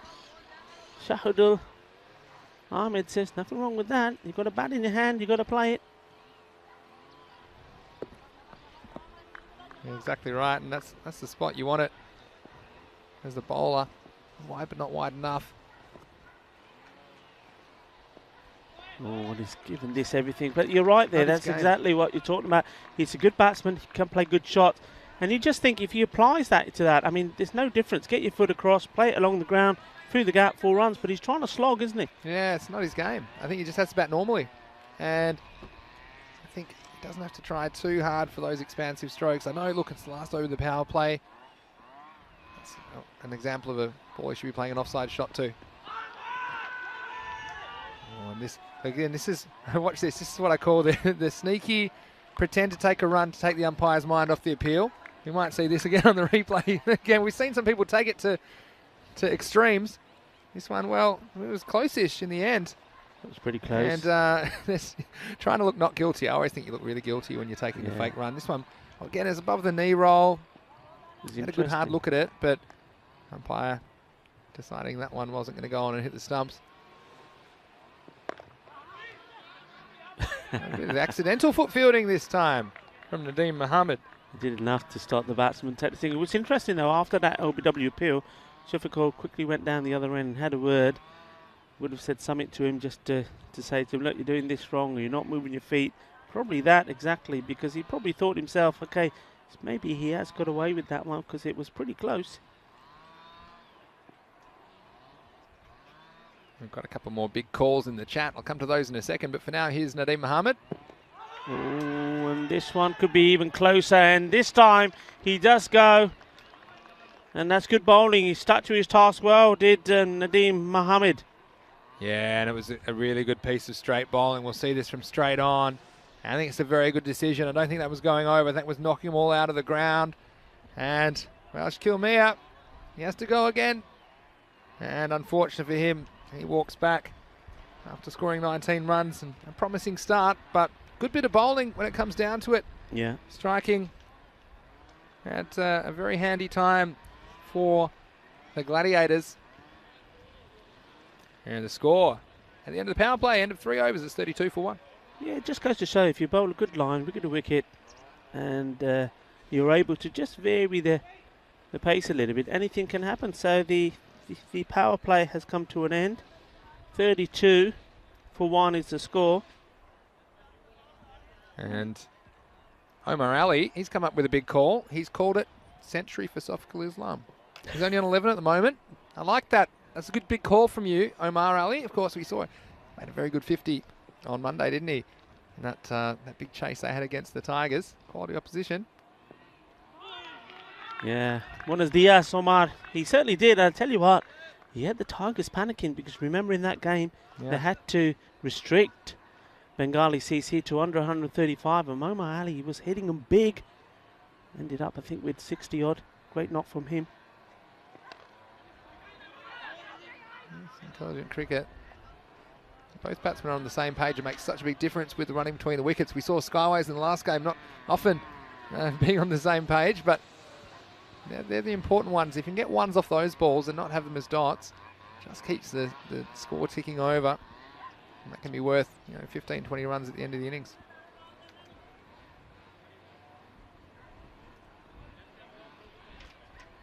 Salik.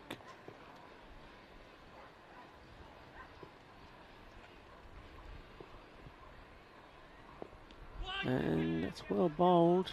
That crept up on the batsman there, on Masood.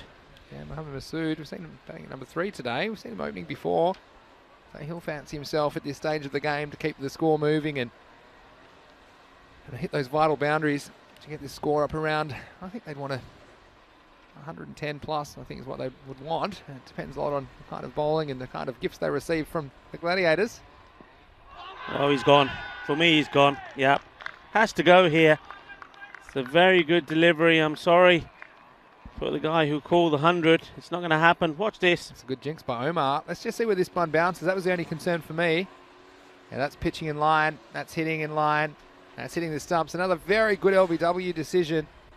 It's always the thing to look where the ball bounces, and that's always the concern for me. Left arm bowler over the wicket to a right-hander. But that one looked to be pitching in line, and good decision. And Omar, well, you could be a commentator, my friend, because you put the jinx on poor Philosophical Islam. He scored only one more run since you made that call.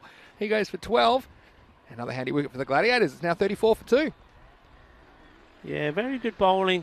And you like to see that from bowlers, because you see a lot of bowlers trying to run in and trying to do too much, banging the ball in, trying to be too clever. And sometimes you just think, well, go back to the basics. And back to the basics is just get your rhythm, get your line and length, bowl wicket to wicket, variation of the pace, and you get your just reward. And that's exactly what's happened here. New batsman coming in. Yeah, so couple of wickets going down. Just halting the momentum. Mr. Sakib Mohammed, the new batsman, who'll be facing up.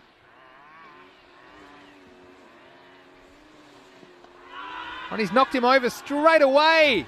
And he can't believe it. Sakib Mohammed playing down the wrong line. And again, we've got another bowler on a hat-trick. This time, Haroon Salik bringing the magic for the Gladiators, and 2 in 2 balls. Well, look at that. That's just absolutely beauty. It's the perfect ball, isn't it, to a new batsman that comes in, because you want to make him play. You've got to make him play. He's going to be a little bit uncertain. He's getting his first ball, a good ball. You can see just not assertive enough with that first ball to come out to the ball and get a good stride in. Ends up in, well, you would say no man's land. The ball goes through, hits the stumps. So there you go. So captain coming in to face a hat-trick ball. Well, Mashur Rahman, I'm sure his heart's racing at the moment. Well, most of the Kings, they're pretty cool characters, but you wouldn't be alive if this didn't get your pulse racing on a hat-trick. And now they're talking about the field. It'll be left-hander, so slightly different look for Haroon Salik. I think he'll be attacking those stumps. How many hat tricks have we had? Had 6 hat tricks? We've had 6, yeah. Will this be lucky 7? Oh. Surely not. An LBW, then a bold. Well, it's 113, 13. Lucky for some, unlucky for others. Well, could be. Here comes Harun Salik. He's on a hat trick. And a wide. And that happened before, didn't it, as well? We had a 5 wides. We had before. 5 wides on the hat trick. At least it's just the one. It's a good bit of keeping, actually, down leg side from T10 wise to stop that one. That's unfortunate. And that's just a little bit of nerve, a little bit of pressure on the bowler because he's bowled very well into it. And also left-hander. A good ball to a right-hander. This one's edge is a very thin edge, and we'll go down to the short third man. And it'll just be a single. So, what a very good over that was. And they'll end the over on 36 for 3. Just the 4 runs off that over and 2 wickets. Yeah, now this is important here. Mohamed Masood and the captain, Monsieur Rahman, they have to build an innings here. They need to talk to each other and say, look, you can't keep losing wickets like this, a wicket or 2 every other over. We've got to put a partnership together. It's me and you now here, buddy. Let's stop the rot. Let's get a good 4 overs in together.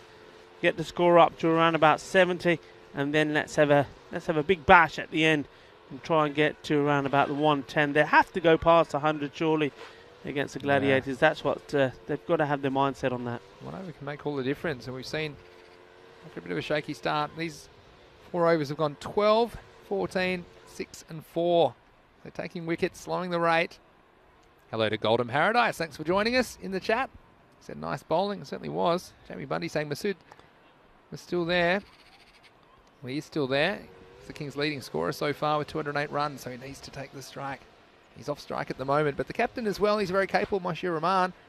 And I do agree, those wickets starting to be a bit of a concern with 3 down in the first 4 overs.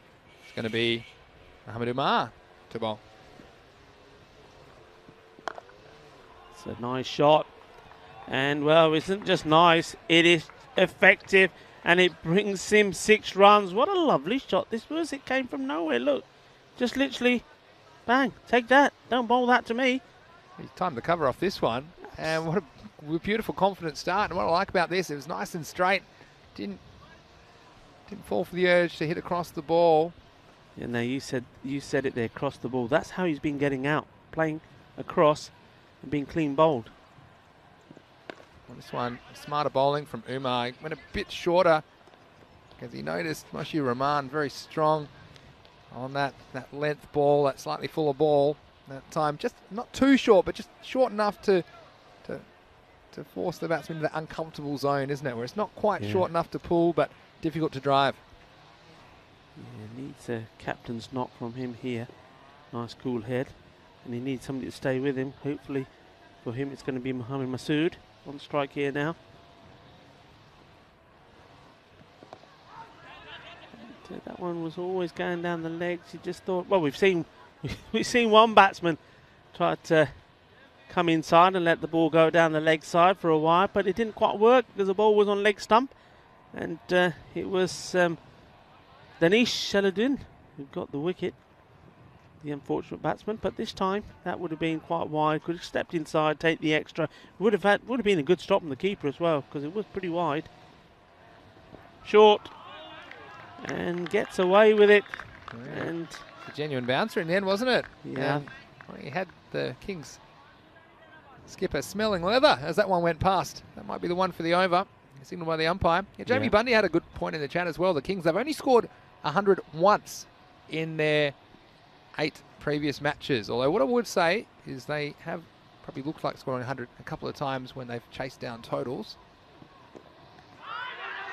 And, well, they're asking the question. I certainly heard something. I think that's one of those ones, and we'll wait and see on the replay. But the umpire's just conferring here. I feel like there was some bat in it, but my feeling was that it may have squeezed under the bat.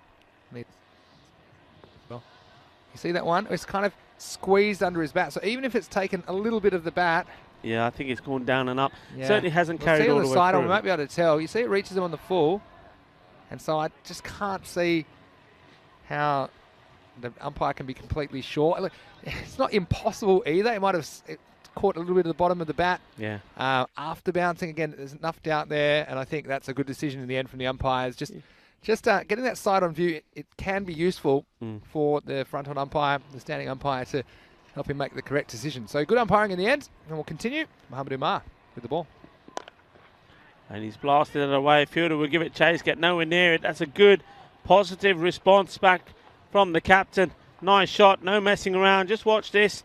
Used his feet, didn't want to get tucked in, didn't want to get another dot ball through. And that's nice shot played, and that brings up the end of the over. And the score moving along nicely here now. These two, important. They've got to keep going. They'll score 48 for 3 at the end of 5, a halfway point. Yeah, there's also some good discussion in the chat about Masood being one of their leading run scorers, between him and Shafiq Ul-Islam being the key men for the Kings. That's not to say that the others aren't capable. They just haven't really had a chance to turn it on, or haven't performed during this series. And you can see Moshir Rahman, the way he's batting, he's hitting the ball very, very well. So if he sticks around, I think they could be still eyeing off this score in the 100 to 120 region. But they're going to have to contend with Harun Salik, who's coming off 2 wickets in his previous over. He's proved to be a bit of a handful, I should say, for the Kings batsmen. And this not going to pose too many problems, and just going to be the one wide. But tell you what, having a backstop as a keeper, I don't know how I'd feel about that. I've told you before, I'd be offended if anyone put a backstop behind me. I said, do you think I can't do my job? But it's actually saved a lot of runs in this series. Not easy keeping conditions. It's gone straight up in the air. Fielder looks like he can't see it. He can't find it. He's lost this one. And, well, I might have to head down to the 7-Eleven and buy him a pair of shades, because I tell you what, this one, it was on a milk carton. It was gone. Couldn't see it. Let's have a look at this. And he knows it's up there somewhere. And in the end, he was going the wrong way. Oh, I gotta love this competition. Salik's not particularly impressed about it. That was 2 runs to the batsman. That's going to be 4 runs. That's well hit. It will be a couple of bounces to the boundary. Too much width on this one. And maybe that's just trying to adjust, going from right to left. He really did carve this one away, over the top. And no mistakes, had to put it away, and put it away well. Yes, again going with the ball and smart. One of the things about batting in these games is, they can only have 5 outfielders, so you'll often have a preconceived idea of shots that are safe. So that's a shot that he knew there was no one back there, so he gave himself permission to play it. If there was a man back on that boundary, perhaps he's a bit more careful, tries to hit it on the ground, or maybe hits it a bit later. It's really important that you know those zones that aren't protected by outfielders. Again, intelligent batting, just working away for a single. Sí, así me gusta, porque claro, necesita que todas las lanzas necesita ganar de boundaries, vale. Cuando tiene que encontrar una 6, vale, en la otra pelota puede una, porque cambia de batador y poco más presión por el equipo que tiene el balón. Yeah, I can probably give a translation of that in a second, Rico. Next one, though, it's going to go up, and I think it's going to go over. It's going to go all the way. Maximo, 6 runs. And the captain, Moshir Rahman, turning it on for the Kings. 6 carreras. And again, knowing your zones, and he's picked the gap beautifully at mid-wicket that time, and going all the way for 6. But this is when he's at his best. He's not rushing. He's not trying to hit the ball too hard. He's just timing it. You see there, now, that one, wicket-keeper, the way he was reacting there was almost like he thought there was something on it. I'm sure there wasn't. But you see there, when he's trying to force it, he's a different player. And when he's got out, well, that's been given as a no ball. No ball has been called. Might have been for too many outside the circle. So. Good work from the umpires and the referee spotting that one. So this will be a free hit. And what you were saying, if I translated correctly, is you don't hit every ball for 6. That's smart batting, following up a 6 with just the 1 run, and that's going to be good for your team. Absolutely. Free hit. Well, fielder's got to get up. He had to get up, Jordan style, to try and stop that, but it's going to be 6 more runs. And just shows, again, the mental error from the Gladiators. They had too many outfielders the previous delivery. And again, Harun Salik, he won't be particularly impressed with that, because that goes on his figures, and 6 more runs to the Kings. And, well, from nowhere, might be one of those magical overs at the moment. It's a very good shot. Well, along the ground, fielder should get to it. They're looking to put pressure on him, and they are indeed. They're taking the 2. Very good running. Very good running indeed. And that's led by the captain, Rahman. He's saying, look, let's go for it. That over finally comes to an end. I didn't think they were going to stop running for a moment. The ball going from one area to another. So score looking good here, right? Yeah, 71 for 3. It's one of those magical overs. So Harun Salik didn't have it all his own way after taking 2 for 4 in his first over. The next one went for 23 in the 6th. And up 6 overs, the score 71 for 3. And if I'm going to look at my projections from here, I think those two are both hitting them very well. I'd be looking at probably 12 and over from here. That'd be 48, so that would get them to 119. So these two batsmen getting him in that kind of position. If they were to lose a wicket or two, then perhaps it'll be something closer to 100, but looks to be in that 100 to 120 zone. If they bat very well, they might get a few more, but it's Basharat with the ball, and we've seen him today. He's bowled some good deliveries, but also has sprayed a few, so can he keep off the extras? Yeah, I mean, I would be inclined here, Vinny, to just take the pace off the ball, maybe have a spin on him. I mean, Basharat, he's going to come through a bit of a pace. If he gets it right, he is difficult to get away. We've said before in his first spell, it's the ones that he gets wrong. Masood on strike now. And there we go, just using the pace. That's a lovely shot. Yinna Sona Shaka, that's nice. Liking it, liking his positioning, waited for it, and in the end just sent it back and said, right, go fetch that, bring me another one, Skip. Well, if we keep going like that, I might have to adjust my expectations upwards, because Masood, right, he normally opens the batting, he likes the pace on. He's after the Basharat. This one straight through him, straight through everybody though. And the keeper, and the backstop. And put as many backstops in as you like, and this one has 4 byes, and look, there's a wicket keeper. I can tell you exactly what he's done wrong here. He's thought this is probably going to hit the stumps, and you see he's just not really in line, and he's surprised, and he's pointing, how did that miss? Well, it's not really your job as the keeper. Your job as the keeper is to follow the ball. You have to pretend the batsman's not there, pretend the wickets aren't there. Again, it's easier said than done on occasion, but that's it's a bit of a, how would I put it, inexperienced wicket-keeping error to expect. He's still got his hand on his head, the keeper, saying, how did that miss? But if it does miss, you need to be there, and in the end, it's cost your team 4 runs. Another boundary. Chase on. Fielder's got to get something on it. He can't. It's 4 runs. I thought maybe there's going to be a slide. Not to be. It's 4. And the boundary's coming thick and fast here. Some off the bat, some as extras. And, well, Baba Basharat, he's in the action here for sure. He's gone with himself to come to bowl this 7th. I suppose maybe in his mind he knew he had to bowl this over at some point. Chose this one, and it's the one that he's been attacked on now. Yeah, it was excellent placement actually there to get it between those two fielders, because there wasn't that much space between them, but it was just timed really well. I think you said it, Rico. I think Mohammad Masood is more comfortable against pace, and he's enjoying this. And still 3 balls to go in the over. So we've had 6, 4 byes, then 4. What's next? Hit hard, out, nobody there, clever batting. And it does go for 4 runs. Even the umpires are checked, because we know sometimes he just drops short and the batsmen are left stranded and end up with nothing, but no mistakes made there. 4 more runs. That's good batting, because again, he knows where the fielders are. We were checking there that it was going to go to the boundary, because the batsmen weren't running that hard, and we've seen a couple pull up, like you say, but still another boundary. And this is, well, looks to be another magical over for the Kings. And there's nobody there. Chase is on, and I think our tournament referee, Shubhajot Singh, has to do the fielding there. Nice bit of action from him. One hand pick up and passing it back to the fielder. So very expensive over, and it's not done yet. Yeah, look, every single ball in the first 5 has gone to the boundary, and one wasn't even hit. We've gone 6, 4 byes, 4, 4, 4. I feel like he'll be going again. And we mentioned Moshi Rahman, how well he's been hitting the ball, but it's Masood who's been doing the damage here in the 7th. Last ball from Basharat. As well, Kinna Badda Shaka, Gandhi ball, Sigi. And if you bowl a Gandhi ball, it's going to get put away.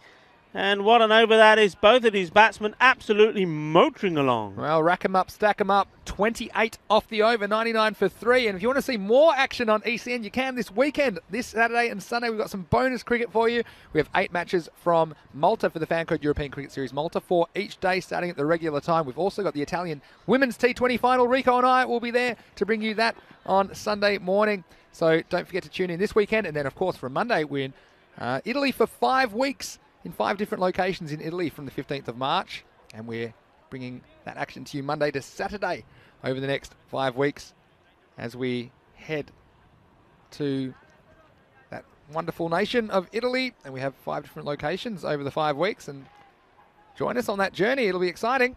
And Shahid Nazir, well, he's the man with the job for the Gladiators. And good running once more. I mean, Mushur Rahman, he scored 26 of 10 balls, and at the other end, Mohamed Masood, he was way behind, lagging behind, and then that one special over, and he's moved on to 33 of just 11. And well, these two doing everything right, punishing the bad balls and also running very quickly. Just have a look at the way the field is set now. There is a run every time the ball touches the bat. Yeah, and that also brings up the 100 for the Kings with about 3 overs remaining. But this isn't going to help. Masood, he went to the well once too often. And again, it was a slightly slower ball, it looked like, from Shahid Nazir. And well, Masood, he's upset with himself, but he's made a valuable contribution for his team. He scored 33, and this one just losing his head, losing his shape, losing his wicket. And the 4th one goes down for the Kings with a score at 100. Yeah, he's not very happy with that shot, but I think he got done with the pace and the flight. It was a clever ball. He disguised it well. Trying to give himself some room down the leg side and missing out on it, and he'll think and believe that he's missed out on a good opportunity to score some big runs there. I thought he was on perhaps to go all the way to score his 50 along with the captain. It's going to be a change, so he's on his way back. Good bit of bowling. Once more, it's all about keeping the ball nice and straight. You miss, I hit.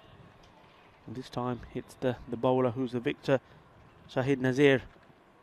Mohamed Rahul comes out to take strike. And I think this is a good situation for some of these Kings to come out. Not too many balls remaining. They can go for their shots. Exactly what Mohamed Rahul does. He gets a thick edge, but he might be in trouble, but he's dropped. And short third man. The Gladiators, well, again, they could have had 2 and 2. We saw it early in the innings, but not able to grasp the chance. And that's going to hurt you in the field, Rico, if you don't take your catches. For sure it is. I mean, as we've seen already earlier in this very innings, when 2 wickets went down quickly, all of a sudden the flow of runs stopped for a couple of overs. Now these 2, it was picked up again. Another wicket there. Who knows what could have happened? That could make the difference between big score and average score. This one is sent back. Is going all the way over. 6 runs. Nice shot. Quality shot.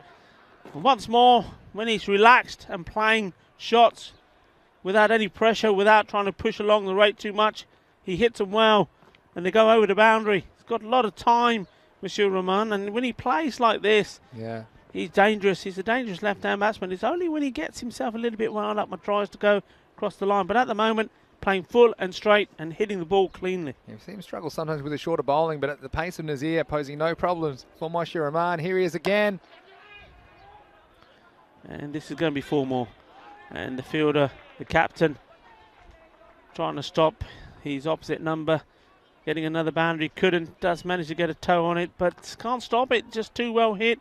He's racing away here now, and he's going to finish with a good score to his name. And can he go all the way and get his 50? He's certainly looking to do so. That's moved him on to 37 now, and he's going at some pace as well. It's his placement as well, it's impressed me. That one again, away from the outfielders. Well timed, last ball of the over.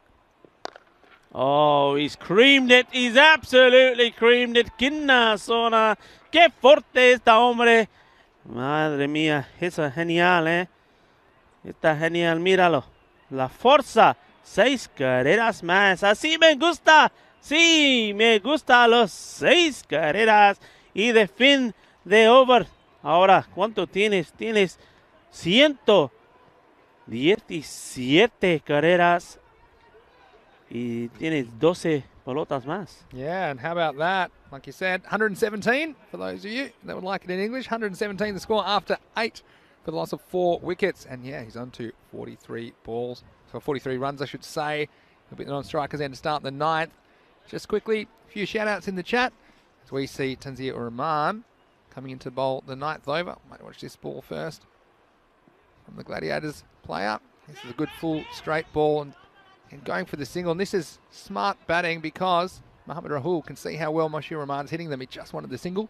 Lokesh Gadapa saying hello, and he's in Germany and he's enjoying our commentary. Well, that's fantastic that you're enjoying it. He said Gundy boiling. He's obviously got that off you as well. And it's great that you're joining us today, Lokesh. We hope you enjoy the telecast. And he said we should try an IPL. To be honest, I think I prefer this. Yeah. I just think this is the most fun cricket competition that I've ever seen. I've seen all of them. There's nothing against the IPL. Obviously, they work on a slightly different budget and audience, but nothing quite like the ECS. Well, this one's short and it's a thick edge, and when it's going your way, it's going your way. That'll take him to 47. And some of them have been off the middle. This wasn't, but still flying to the boundary, and more runs for the Kings. And we see that my prediction of 100 to 120, well, that's been shown up by particularly Moshir Rahman, who's gotten going, and Mohammad Masood while he was there. These magical overs. And after my six over prediction, we've seen overs of 28 and then 18 the next over. Already we've seen a ball fly to the boundary in the 9th. Ooh, and that's well bowled, and he probably sensed that Rahman was going to go after this ball no matter what. He just did give himself a little bit of room. He missed out on it. Yeah, well, he doesn't want to force himself here. He knows he's close to that 50. Just wants to do what he's been doing. We'll get his chance to reach 50 now. Here comes Tanzir. And he's cracked that away, and it's gone for 4. That's his 50. Well batted, sir. Well done indeed. Shaba, Shaba. Yep, we know the number 47. We also know the name, Monsieur Rahman. And there you go there. It's been well recognised by your team. They love you. Yeah, you lead them really well. And they'll back you all the time. Very capable with the bat, isn't he, Moshir Rahman? He'll get the chance to go again. He's on 51. He'll go high. He'll go long. He'll go strong. He'll go maximo. And really testing the structures around the ground is Moshir Rahman. And 6 more runs. He's taking the Gladiators apart here in match 113. Incredible stuff from the captain. You can see how happy his teammates are as well. Now, we mentioned he hasn't really scored a lot of runs, but Rico, he certainly has batted the house down in the 3rd match of the day. Oh, superb. You know, it's really good because like we've said already, these teams at this end of the table, they're not going to meet and get into the finals. But it's important for them to finish with a bang, to let us, or remind us and remind you of what they're capable of, and look forward to seeing them the next time they're here. And I tell you what, this team, Bangladesh Kings, they're one you never write off. They are. He certainly led very well on this man. Hits this one hard as well. Will take the strike. That's important for him as well. As this over gets completed. So 133 for 4. Yeah, and over to go now. 16 off that one.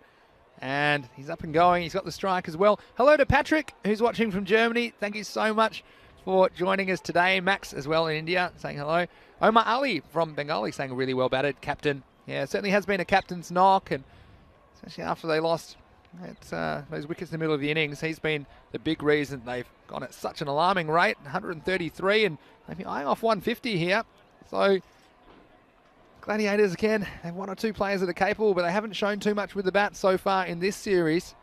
But it's Rahman on strike. Shahid Nazir, who we might see opening the batting, he'll be the one up to him to score all these runs in the 2nd innings, so he can help himself right now. Again, will they try for a second to get Moshir back on strike? They do. And in the end, he's going to be out, a direct hit. But, well, it was a good piece of cricket for unselfish from Mohammad Rahul to come back for the 2nd. And I tell you what, a bit like my golf, this wasn't very pretty, but it ended up straight and it got the job done, Rico. I tell you what, when this ball was thrown, I think Harun Salik and the rest of the team were blowing at it. Go on, go on, go on. And finally, it did reach there and got there quick enough. Direct hit. that'll do him some good in the confidence. That'll do you some good if he's part of your fantasy 11. How about that? It was straight, but it wasn't pretty.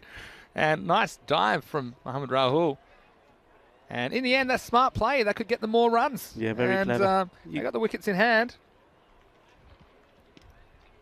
So 5 balls remain. That'll go down as 1 to Moshir Rahman. Here's Nazir. And they'll push hard again. Maybe won't get the 2 this time. They'll take the single, so the new batsman. Yeah, Mohamed Saeed Usman is out there, and he'll get a chance to face. Again, he might as well go. Just don't want a dot here, so yeah, it's a bit of a tough situation because I don't know if I'd be settling for 1. I think I'd be trying to go the big shot, but what you don't want is a big air swing. Even if you do, I think Moshir Rahman might take off and try and pinch the strike. So you see them bring a couple of fielders in the offside, just perhaps trying to keep Mohamed Saeed Usman on strike, but I can't see that happening. He does hit it big, you know. When he connects, he can hit it big. This is going to get past the bowler, but I'm sure they'll just settle for the single in the end. So 3 balls remain. Let's see if the captain has 1 or 2 more big shots in him before this innings is over. Nazir comes in. Short. And oh, he's missed out on that one. That was short. And probably, I think, Vinny, you've hit the nail on the head, haven't you? He doesn't like it when it's short. It's the short ball that seems to get him trouble. That's the one he tries to rush through. Yeah. That's the short ball that's had him out a few times, straight, short and straight, and he misses it, hits onto the stumps or chops it on. All his weight kind of going away from that because it was outside the off stump and he was falling away to leg. Anyway, I'm sure this one will be an attempt to hit it out of the ground. It was an attempt, but he doesn't. It's actually victory to the bowler. Gets a wicket, Shahid Nazir, and the captain, well, he should be very proud of what he's done, and I'm sure he's going to get a very warm welcome back from his camp as he walks towards his dugout. He gave it everything. That's well bowled. Good bowling at the depth there. You've got to bowl it straight, slightly pitched up. Anything short, it would have been put away, this one, but gets it under the bed. Under the bat of Moshir Rahman, and gets a wicket. Well bowled. Well, Shahid Nazir, maybe he's been hiding a few of these under the bed, but it's come out at the end of the innings, and although a lot of the damage has been done, the score 136 for 6 with a ball to go. You wonder if they can chase these. And just look up their batting so far, the Gladiators in this series. They've scored 97, 91, 143 against Skyways, though. That was the 3rd match. Then 84, 84, 51, 110, 103. So you'd wonder, but here's the last ball of the innings. And it's cracked down the ground. Moinul Islam is the man, and he might as well get his running shoes on. They've got to go to the other end. And in the end, Nazir will hold on to it. So that'll be 2 runs to end the inning. And 138 will be the final score here in match 113. The target 139 for the Gladiators. Again, we'll see them having a real crack. But let's go back to some of the highlights of the first innings of this match. And Rico, we certainly saw a lot of action early. We saw, well, that one spilt over the boundary. Yeah, Salik there, Harun Salik couldn't hold on to it. Mind you, he did come back well with the ball. He bowled pretty well, but it started off with all boundaries. You saw there Tufik Islam and Shakil Mir. Mir had a bit of luck, has to be said. You see there again once more, just falling short of fielders. Played some lovely shots. But once those 2 openers were out, they had that little lull period where you thought, well, okay, maybe the Gladiators are going to get back on top. You saw that LBW there. The appeal being turned down by the umpire. It was close, but I think it was a good call. It's all about where the ball pitched. Well, this one, I don't think there was any doubt about it as well. He had to go, and he did. And, well, if there was no doubt about the one before, that one was absolutely plumb. So both the openers went LBW. Then, well, you see Saqib Mohammed. He didn't last very long. Totally played down the wrong line. And, well, Shahid Nazir, you have to say, he did bowl very well. Then it needed a fight back, and the fight back was led by the captain. He batted very well indeed.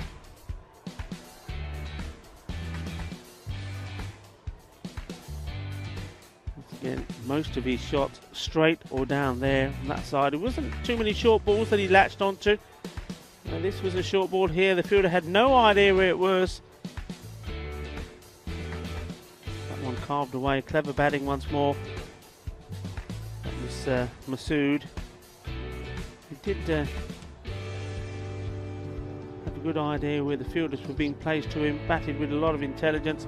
This one was full of ball, straight and full. But look at that for contact. A lot of power in that shot. Talk about power. This one certainly was hit with everything. And look at that, even going over the nets. This one goes through, and sometimes when things are not going your way, when balls are going to the boundary off the bat, and you can't stop them. That one there, going all the way through, 4 byes. But there was a response. There was the wicket, Masood, and again Shahid Nazir. So he's in the team for his batting, but had to do his bit with the ball as well, as the bowlers before him couldn't contain the good hitting. And there was a shot that brought up the 50 for the captain. Yeah, happy about that. And great bunch of lads, they really are. I feel like I'm saying this about all the students. There you go, that was probably the slowest direct hit run out that I've ever seen. I'm sure Harun Salik was blowing to get that ball there. In the end, he did enough. He huffed and he puffed, and the ball hit the stumps, and he had run out his man. And the captain, his innings, a marvellous innings from him, finally came to an end. 60 he made off 23 deliveries. So excellent from the Kings. They paced that well, even when they lost those wickets, and the run rate slowed down just temporarily between the over 4 and over 7. But then Harun Salik came on, and they liked his bowling. Baba Bashrat as well couldn't get his second over as good as the first. He lost his rhythm, and well, it was Masood who liked his bowling. But in the end, then it was Shahid Nazir who had to come on. He removed Masood, but couldn't stop the captain, Mushir Rahman, completing his 50 and helping Bangladesh Kings put 138 on the board for 6. So this is the Kings, their last match. And I have to correct myself. It is not their last match. Remember, they have possibly could be a very important game, the last one up. So they've got one more after this. So putting themselves in good rhythm. Good confidence rhythm for that match coming up. But anyway, we shouldn't jump too far ahead, because this one is not over. The Gladiators, we've seen some good starts from them. They've got batsmen at the top of the order that can hit the ball as clean as we've seen the ball hit there by Masood and by Rahman. The only difference is that they've so far been unable to make that count. Made starts and then got out. It's very important here that they make those starts. They might need a slice of luck along the way. We saw that in the innings there of the Bangladesh Kings. Sometimes you have a bit of luck, and that helps you to go on and on and on. That's what they need. They need a very good power play. They do not want to lose those wickets early, because they do have the ability, I believe, to go on and chase these ones down to get to the target 139. They do have to, though, also face up to the bowling of Mushir Rahman. He's very, very useful. He's a good campaigner. He's not going to bowl you too many easy deliveries. So it's all set up for a very interesting conclusion. Barcelona Gladiators are getting ready to come back and chase down, hopefully for them, a target of 139. Well, join us in just under 10 minutes to see how that chase goes. Rico, we're just going to take a short break, and we'll be right back with the conclusion of that match in about 5 minutes or so.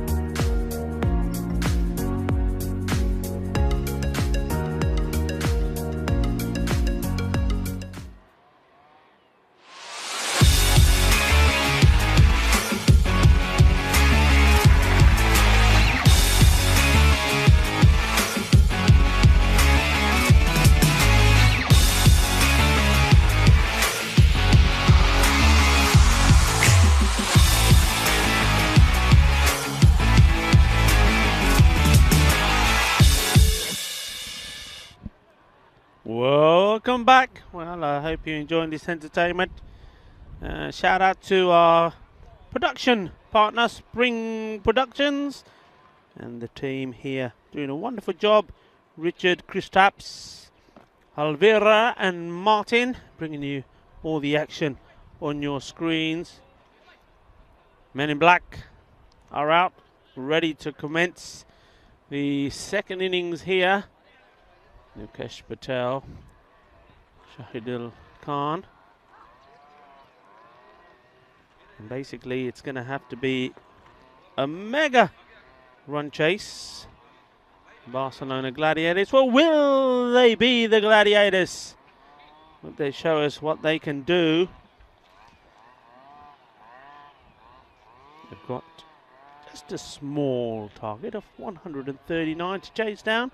Well, I tell you what, if they get off to a good start and they do a little bit of clubbing and they get a little bit of luck as well, a little slice of luck go their way, anything is possible. We've seen that already in this Fan Code European Cricket Series. Thank you for coming back, Rico Full, here in the commentary position. Enjoying the action, enjoying the sunshine, enjoying Barcelona, a beautiful city. And no doubt going to enjoy the conclusion of this match. It's match number 113, and it's going to be the captain, as I thought, Monsieur Rahman. He's not tired from his antics with the bat. He's going to be bowling to Shahid Nazir, who's done very well with the ball, and now he's got to do it with the bat. That's nicely played. Good bit of cricket. Good ball. Right on the stumps, making the batsman play. And the batsman, he was equal to the task there, just getting bat on ball, taking the single. That's what these two have to do. I know it's a big score, and of course they will be wanting to hit the boundaries. They can't get to that score without, but they also need to make sure that they don't hit the wickets away unnecessarily. Just didn't feel right about that one as he goes back to his mark. And that they do take the singles. Dot balls, they're the ones that can really hurt you. We see many a time teams not having the best starts in the first 5 overs, but really bring it back in the next 5. And the key is, because they've kept wickets in hand, again, well bowled, and once more, well played. Good bit of cricket. Monsieur Rahman just demonstrating there his abilities as an all-rounder. We've seen what he can do with the bat, and now the captain is doing it with the ball, bowling a very, very good line indeed, making it very difficult for the batsman to really play any aggressive shots. Oh, that's nice, well pitched up, and this time no chance of a run. It has been backed up well. Good cricket from the Kings, and well, why would you expect anything less? They're a very good outfit. We've seen them last year in the series that we had here. They've grown, they've improved, they entertain, and they're very nice guys as well. Monsieur Rahman in once more. Oh, look at the swing on that one. It's in the air. Fielder does well. Tahid comes across, does the fielding, gets the ball in quickly. Slight chance maybe, sniff there of a catch, the captain thought, but always dropping short.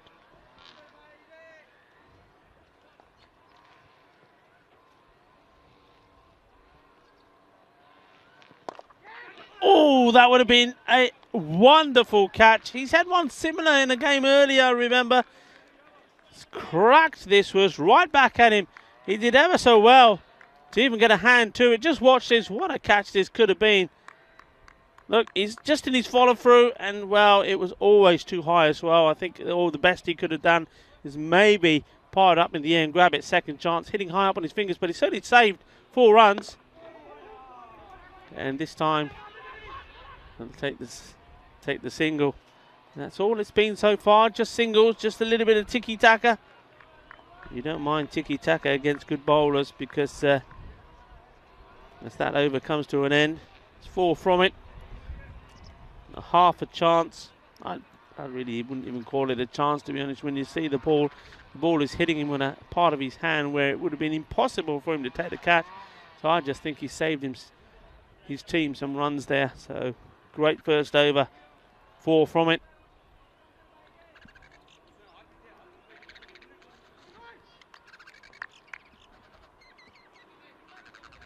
And it's going to be Sufikal to bowl the next.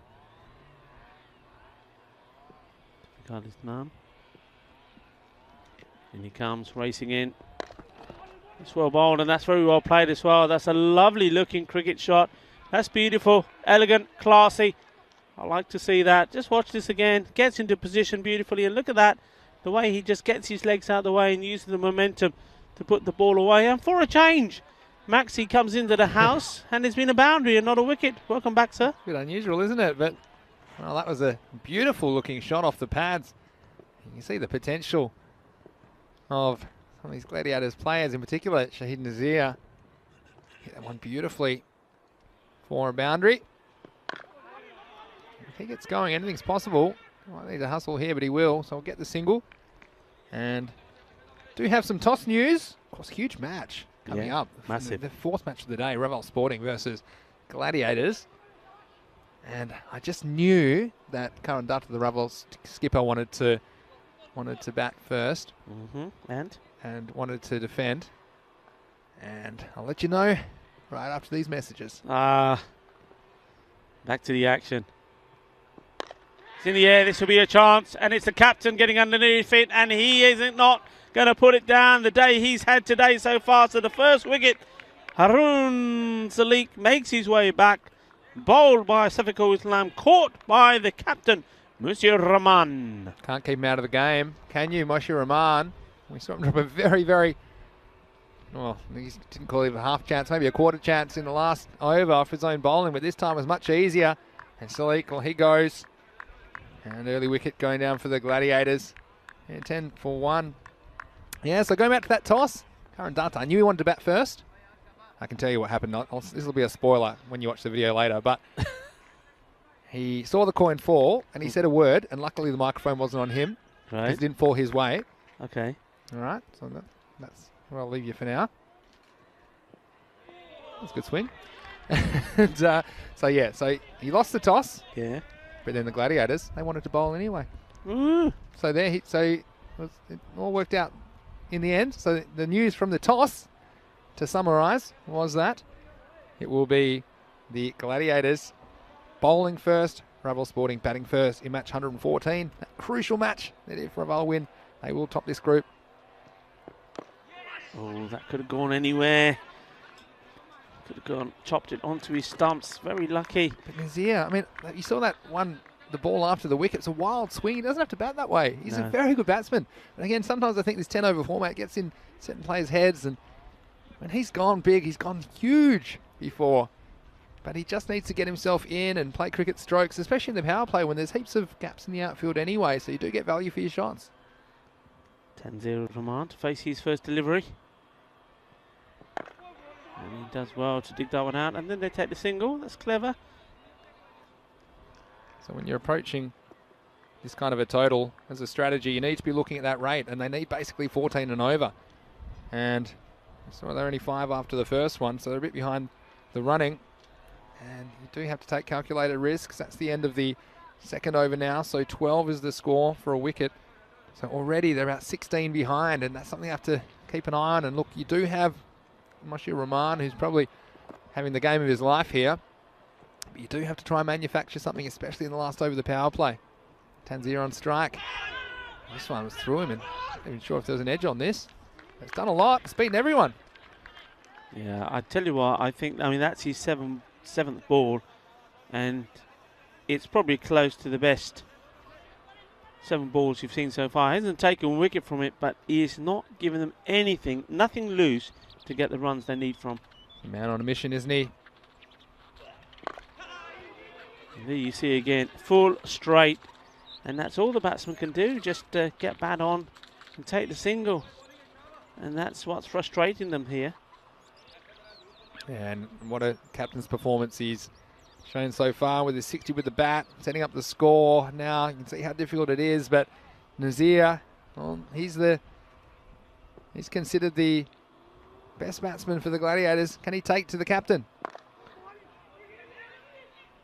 Oh, get a single there. And thanks to everyone again who's watching in the chat. I don't think you can run because that's hit Nazir, so it'd be bad sportsmanship. So again, good sportsmanship to not attempt to take another run on that occasion. But yeah, thanks to everyone in the chats. It's wonderful. And Luke said about the next game, yes, he'd like to see Gladiators bat first, post a decent score and put a little bit of pressure on Raval. I think that is the best case scenario for the next game. So thanks for your thoughts, Luke. Again, it's a wild swing and through to the keeper. So Gladiators, something's got to give here because they're falling behind in the rate. Still 9 wickets in hand. And what do you think in the chat? Do you think there any chance of catching up to this rate? It's going to be difficult with Rahman bowling like this.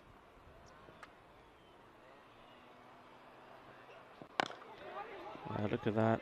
Great bowling. I mean, okay, you could say maybe the batsman could just get into position and maybe just work that round to the square leg area for a single, but even then, yeah, you're taking a risk. But the bowling has just been fantastic. It's been a superb performance from the captain. He really is on a different level here today. Yeah, easier said than done. Here's Rahman again.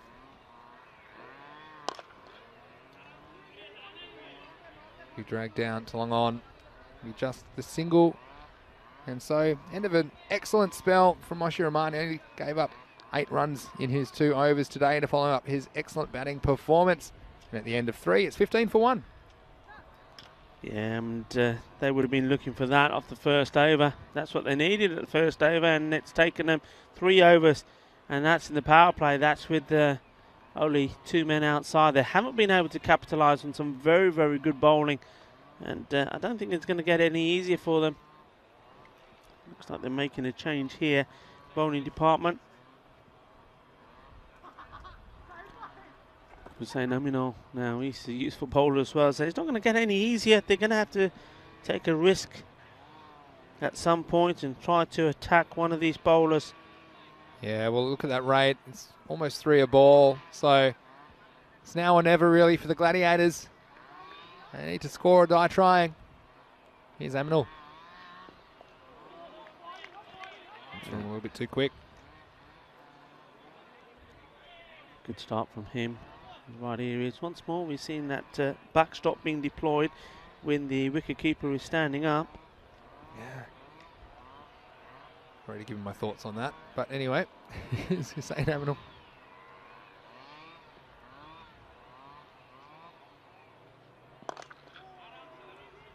Once more.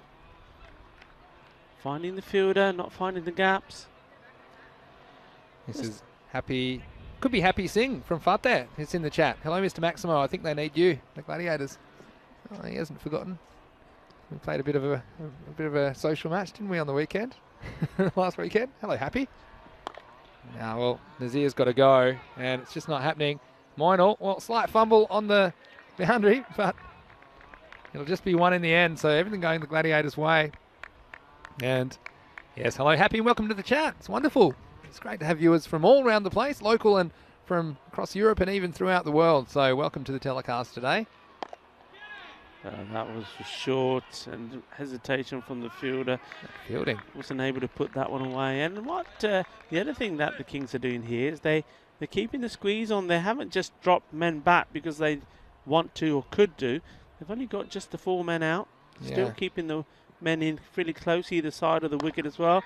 There's the big shot, and there's the catch. It had to come sooner or later. Something had to give, and the catch well taken there by Tahid on the boundary. First wicket goes down. Yeah, nice piece of bowling as well. You see this ball, it's in the zone to hit, and he didn't quite get all of it. Didn't get the elevation. Catch taken on the boundary. So, wicket goes down, and well, you think that with Nazir, perhaps the hopes of the Gladiators go with him.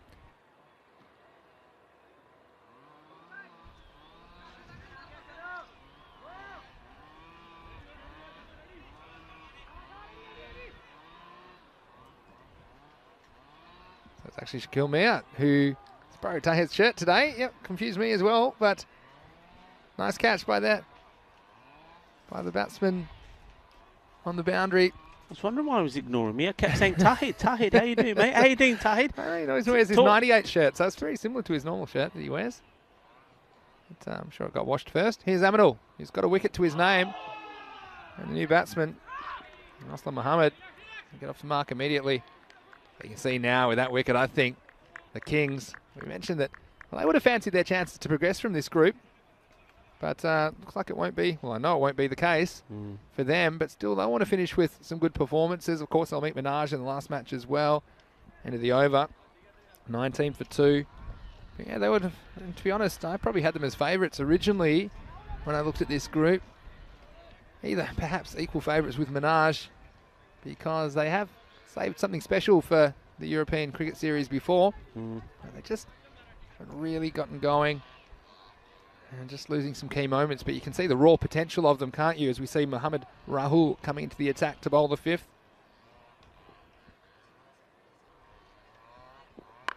His first one's too short and it's disappeared. We'll get this ball a passport because it's left the country. And it was a warm-up ball halfway down the track from Mohamed Rahul. And the batsman making no mistake. What a beautiful shot that was. That was lovely. And, well, finally, something to latch onto. To be fair, there hasn't been too many loose deliveries at all. Not in those first 4 overs, so a little bit of light relief. And you probably find that the 2 batsmen that are back in the dugout thinking, well, where were those deliveries when we were out there? This one's a bit quicker. And he's warmed up now, Mohamed Rahul. Didn't fancy that. And sorry, Happy, who's in the chat, Happy Al-Luck, said no, it's actually Happy from the Black Panthers. And we met at the Nets the other day. So, yeah, we had a great time down there a couple of Saturdays ago with the Black Panthers guys. They were warming up as well. And, well, thanks so much, Happy. And we're happy to see the Black Panthers get a win. Paneet and the gang, every team getting a win here in Barcelona. The next one was uppishly played as a man back on the deep point boundary, so it'll be just a single. And isn't that great? 24 teams, and every team walking away with a win. That's what we like to see. Yeah. So, the big one coming up, like we mentioned, Raval versus the Gladiators. I've always felt the Gladiators have one big performance in them, and we haven't really seen them fire today. And will it be against Raval in match 114? Hard. Good throw. Oh, good fielding. work. Good fielding. Again, normally attack the ball, but this is one where the fielder had to back off because he knew he'd get a friendlier bounce. If you could just back off a second, and by fielding it cleanly, he had a chance to run out the batsman Tanzia. It would have been an outstanding throw, but he's a very good fieldsman. I've noticed this as well. Safiqul Islam in that cover region. He's generally very clean with his pickups. Gets himself in a position to make those run-outs. And that's well bowled. He's certainly up to see the first ball being smashed away for that 6. He's come back, man of the mission. It's almost like, how dare you do that to me? And he's bowling well here now, generating good pace, running in well, getting some good momentum into his bowling. Mohamed Rahul. Very Spanish name that as well, Rahul. Yeah, So, Rahul. hola to any Rahuls that are out there. Oh, and that's up in the air. There is a fielder there, but I think you're just going to see that sail over his head for 6 runs. So that's not what Rahul wanted. The last ball of his over. That's a good pickup, good shot. Look at that, just helping that away. So good little fight back here, led by the new batsman, Harisan Mohammed. It's been a good little period for the Gladiators. End of the over, 33 for 2. After 5, the 14 off that one, but they need more. I mean, the 14, they need every over, and they've fallen behind. And let's have a look at that rate. 106 off 30 required, so 21 and over. They're going to need a supersonic over. And you just don't see where it's going to come from. You've got Aminul, who's going to bowl this one. He only gave up 4 off his last one, so he's been very miserly. And his tactics are just pushing the ball through. I mean, almost have to play him as a medium pacer the way that he bowls. Doesn't toss many up. And this one's not tossed up, and it's going to find the target. And Hussein Aminul just sticking with that. Pushed through, quicker delivery, and disturbs the furniture. And the Gladiators, another one leaves the arena. Yeah, Tanvir Rahman. Just, you see where that wicket goes. Hussein Mohammed's head drops, because I think he just wants somebody to be there as a partner. You see straight away, look, he's marching. He's got permission from the umpire. He's marching up to the new batsman. He's going to have a word and say, look, come on, stay with it, stay with me. I'm feeling pretty good. I'm hitting the ball well. Maybe we can make something happen here. Yeah, and that was slight inside edge from Tanzir onto the stumps. But like I say, it's kind of often a different mindset when you're batting, when you're playing pace bowling versus spin bowling. And sometimes you'll get a spinner that he's really more, feels more like a medium pace than a spinner. I feel like Aminul's one of those. And so, again, dancing down the pitch, maybe not the best tactic to him. I'll probably be standing and hoping to get some length and trying to go straight down the ground. If you're looking at the outfielders, long on and long off, pretty wide. In comes Aminul. Well, tying off the leg side. This time it's going to find a gap and it's going to go all the way for 4. So again, not out of the middle of the bat, but getting enough on that one. And well, the Gladiators, they need all the boundaries they can get. And it's the captain, Baba Basharat, who gets them one. He's immediately off the mark. Yeah, but you're at a stage now here, aren't you, Vinny, where literally every over needs to be almost a magic over, doesn't it? Yeah, seems like it. This is going to be a chance. Is it the fielders not picked it? And well, it doesn't matter. It would have cleared him anyway. They're dropping next to the European Cricket Network flag there. So 6 more. So the captain, he's on a mission. He's not giving up. Mohammad Rahul, he's the most relieved man on the field right now because he didn't see any of this. And he was worried it was going to come down on him. But luckily it went over the fence as far as he's concerned. So it wasn't a chance for him to take a catch. But, well, Basharat, he means business. And you say every over has to be a magic over, but even one supersonic over could get them back in control. It would take a lot, though, and it doesn't seem likely. We've seen Aslan Mohammed play some nice shots, and then obviously Basharat, well, he's thinking about sneaking an extra. That was spicy return. Who was that down there? I think he got tricked into throwing, thinking the batsmen were running. Yeah, he certainly gave it everything, didn't he? This is a keeper's nightmare. What are you doing? Said Mohammad Masood. He was only about 5 metres away. He's given that one really everything he had. Next ball, well, it's missed by everyone again. Oh, everything happening, and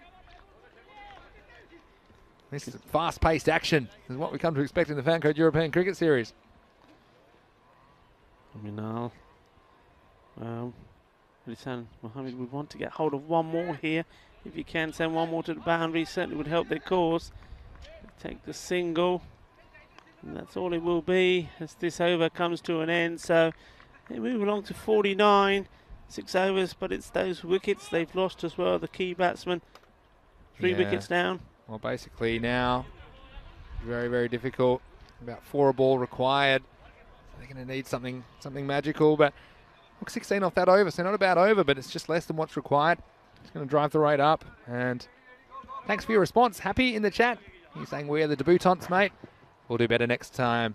So the Black Panthers, again, we've loved watching all these new teams, and quite a few new teams. I think 9 or 10 new teams in this edition of the Fancode European Cricket Series in Barcelona, Spain. So it's wonderful to have you involved, and again, some pretty nice results along the way.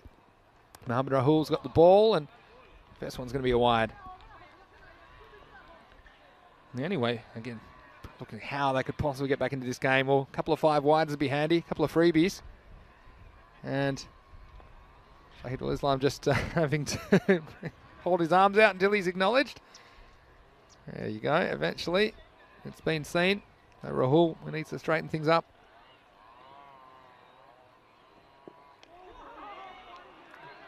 That's one that you would have expected to at least got bat on.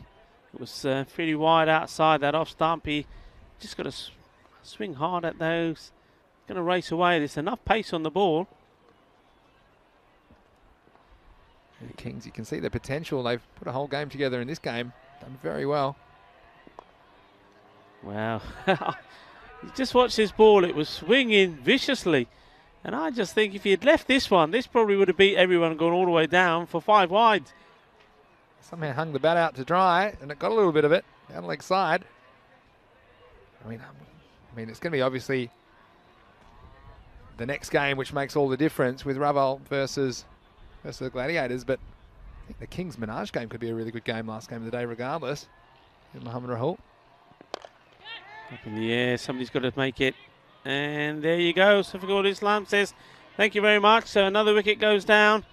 And in the end, a soft dismissal for a man that looked like he was on a mission. So That's what you got to do though. See, off stump line, the length. Again, if you get that, it probably goes for 6. But if you don't get it, you're always giving the fielder a chance. And it's a very good fieldsman, like I said, Sophical Islam. So another one goes down for the Gladiators. It's been a procession. This time the captain, Basharat, has got to go. Wicket for Rahul. And he's bowled well for the most part, Mohamed Rahul. I like the way he comes in, bustles into the crease and gets a bit of pace on the ball. Mainly it's the accuracy which did Basharat on that occasion, having to take the risk off a length ball and presenting an opportunity for Sophical Islam to pounce. New batsman is off strike because they crossed and he's lost the handle on it this time. yeah, that was the one that was similar delivery to the one I was referring to before, that the batsman managed to get bat onto. Just need to leave those alone, let them swing, and you hope they could go all the way to the boundary, pick up 5 runs and the extra ball. And he comes once more.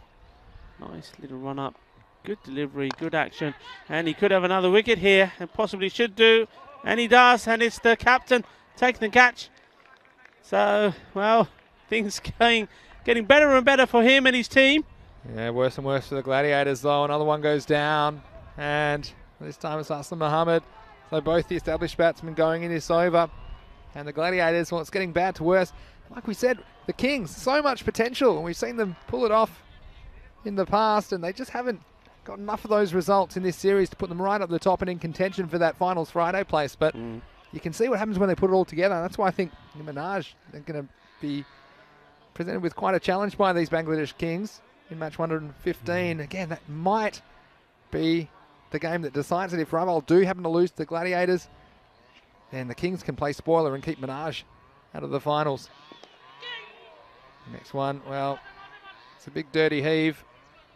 And the batsman is upset with himself, but it's his first ball, so can't be that upset. Amir Taimur sets high standards for himself, but it'll just be 1 run in the end.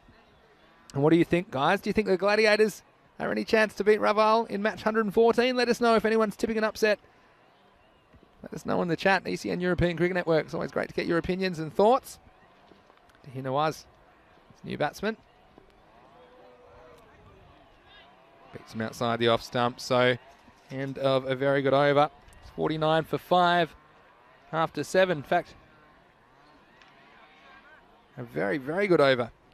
And we're looking ahead, of course, to this next game. We're talking about it right now, aren't we? Raval Sporting, they'll be batting first because the Gladiators have sent them in after winning the toss. I'm sure we'll see Karan Datta and Kish Patel at the top of the order. Devinder Singh, I still think he's got a big innings in him. Govinda, well, he's shown that he can come out and hit 6s from ball 1. But the 2 bowling weapons there, Gaurang Bayavanshi, the little maestro, and Sonu Jangra, there's going to be a handful, especially with the supporting cast and the Gladiators playing their 3rd match of the day. Can they pull off an upset? This one will be called no balls. The next one will be a free hit. But yeah, if they are able to upset Raval Sporting in the next match, then Raval will have a very, very nervous wait because they'll be relying on the Kings to beat Minaj. And ordinarily you'd probably say Minaj the favourites, but the way the Kings are playing today, they mean business, and they're every chance to knock off Minaj. So yeah, Raval, they just need to make sure they win this game and they'll be through to the finals. Yeah, bottom line. I like the attitude the Kings have shown in this match. This one's been hit away, back paddling, but we'll be safe. Yeah, they've come out here to show us the best, haven't they? I mean, they know there's no way they're going to go through to the finals, of course, but they still came out here with a strong team. Their team, we've seen them not make too many changes, and they played well. They performed really well, put in a really, really professional performance here, and I'm sure they're going to do the same in that last match, regardless. So Minaj, just watch this delivery here. It's well bowled, and I think it's going to go straight to Shakil Mir. It does. He takes his 2nd catch. And, well, they're very happy about that because that probably could be, and probably is the first wicket that this man has taken in the European Cricket Series. Khosrul Ahmed, I think it is. And he got the chance with the ball, of course. The run rate out of control required for the Gladiators. And yeah, not the worst bowling you'll ever see. And safe hands from Shakil Mir again at long off. So they've just taken every chance afforded to them, really, the Kings. The Gladiators having a miserable time so far today. again, it can all change. And that Revel Sporting game is going to be huge. Make sure you set your alarm. It'll start in about just over half an hour's time. And you don't want to miss it, because Raval have been the story of the tournament for me. After coming from 7th out of the 9 teams in the last series they played, they're topping the group. They're ahead of the Kings, who would fancy their chances, as well as the domestic champions, Minaj. So can Raval sew up that spot in match 114? But for now, it's Khosrul. This one, it's a big swing, but going nowhere fast from Nadeem Mohammed, who was facing up. Jesus is in the chat. Hello to you. Jamie, of course. Wazza as well. Luke Belgium. Also always great to see him running proceedings in the chat. This is good bowling from Ahmed. I'm liking this. He's just not a lot of pace on the ball, but he's bowling a good line, making the batsman play. You will not want to go across the line to him, are you? Because he's either going to hit or he's going to be right in front. It's good bowling after the first one came out wildly. Come back well, Ronnie. Back of his shirt. It's impressive. This one's on line, but a bit shorter. It should just be the single up to Aminul. Yeah, watch your fingers. But what do you think, Gladiators? They just haven't put a game together, have they? But they've got some players that can play, and they just haven't got going this series. They just haven't. We've seen that, and we've seen little sparks from the top order, but nobody's gone on to make it count. And there we go, Ronnie on the money, gets another wicket, and he's loving it. He's on the stage, he's liking it. You're watching, we're watching. Millions of you, wherever you are around the globe, are watching. Well done to Ronnie. Yeah, he's done well, hasn't he? And Khosrul gets the second wicket. I wonder if he'll get a second over. I'm sure he'll be banging the captain's door down. But that's the end of 8. And at the end of the 8th over, it's 53 for 7. So the Gladiators, this chase is quite the mess at the moment. But yeah, well done. And the Gladiators, they need to regroup. And like you say, it's just wondering, is it kind of, will it be the big occasion? And Revel Sporting, they've done everything right so far. And of course, the Gladiators, this will be, well, not this game, but the following game will be their last game. So they want to go out on a high, I'm sure. They haven't played to their potential in this series. So we've got the 9th over to be bowled.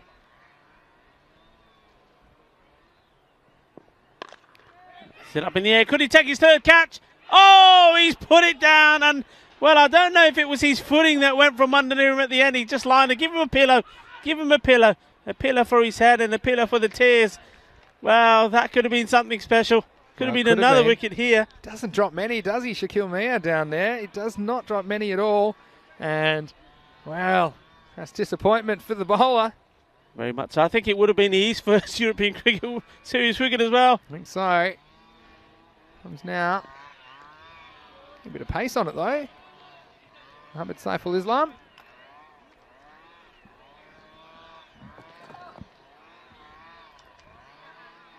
And will he get another opportunity? I wouldn't bet against it. And he comes. Big swing out to the fielder. Gets it in.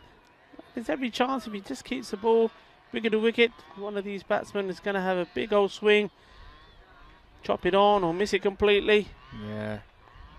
See what Umar can do with him. Batting at the striker's end now. No more for his bowling, of course. He looks like he could send a ball over the ropes if he got hold of one. A strong, tall man.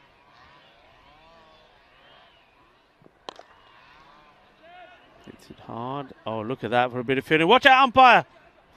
Well, this one is going to take some... It's almost hit both umpires, this one. It's still going. Oh, look. It's still on the move. Go on. I'm going to go again. Oh, what's happened here? Have to fall over to miss it. Oh, dear, dear. What were they doing? They got carried away. Everybody got carried away there. Well, Umar just motioning where that went. And again, I don't speak the language, but I don't think it was very pleasant what he said to his partner. That's Amir Taimur. And well, get a load of this. Well, just watch the first throw here from, I think it was Islam, Sufiqul Islam. It was wild, and I thought Shahidin Ahmed, one of our men in black, was going to get shot here. He went like a bullet, misses him, was then well backed up. A few would have threw it into the keeper's end, and then they decided the batsman would go for another one. Yeah, so it was a comedy of errors in the end. Again, you have to have eye contact and you have to make sure that you're on the same page as your batting partner. So it won't go to the bowler. This will be a wide. So again, Gladiators, it's been a mess, hasn't it? We've got 8 wickets down now. And the Gladiators, all you can say is, I want to rule a line under this game as soon as possible and get back out there against Raval Sporting and give a better account of themselves. Again, not easy chasing this many runs. Obviously 139, a very big chase. But this is a wild delivery. And you can see perhaps why he's not a regular bowler. And this one, well, I thought the square leg umpire might have been in play for a second, Rico. If you're going to bowl a wide, get your money's worth. Let's have a look at this from Saiful Islam. This is not even threatening to anybody in play. I've got to correct you there. He's not a wide. He's been giving us a no ball, so it's buys. See, that's harsh. It's but very also, harsh. I don't think it's no ball because it bounced after the stumps. What do you think? Well, there's some communication going. Maybe See he's what going to they're change saying? it. Well, what's the final call? Yeah, it looks like it's... I don't even think we have a word for how wide that was anyway. So this will be a free hit if it was called a no ball. I'll let time to get the party tricks out. And this will be a wide, so he'll get another free hit. This is that's the thing. No ball for off the surface. So it's another wide, so this should be another free hit. I'm just waiting for a signal from the... I haven't had signal from the umpire, so... It's going to... Just wondering what's going on. People, Everybody's doing a everyone's dance out there. wandering Batsman around, one end no and one's bowler thought, the other. I think this is a free hit then if it was called no ball. Again, we missed the signal. We'll see. Here we go. Well, this one's full toss and the batsman misses out. But with that no ball off the pitch call, it's an interesting one because if it's after the stumps, I don't think it's a no ball anymore. I think it's a wide. Yeah, my opinion, and therefore it wouldn't be a free hit.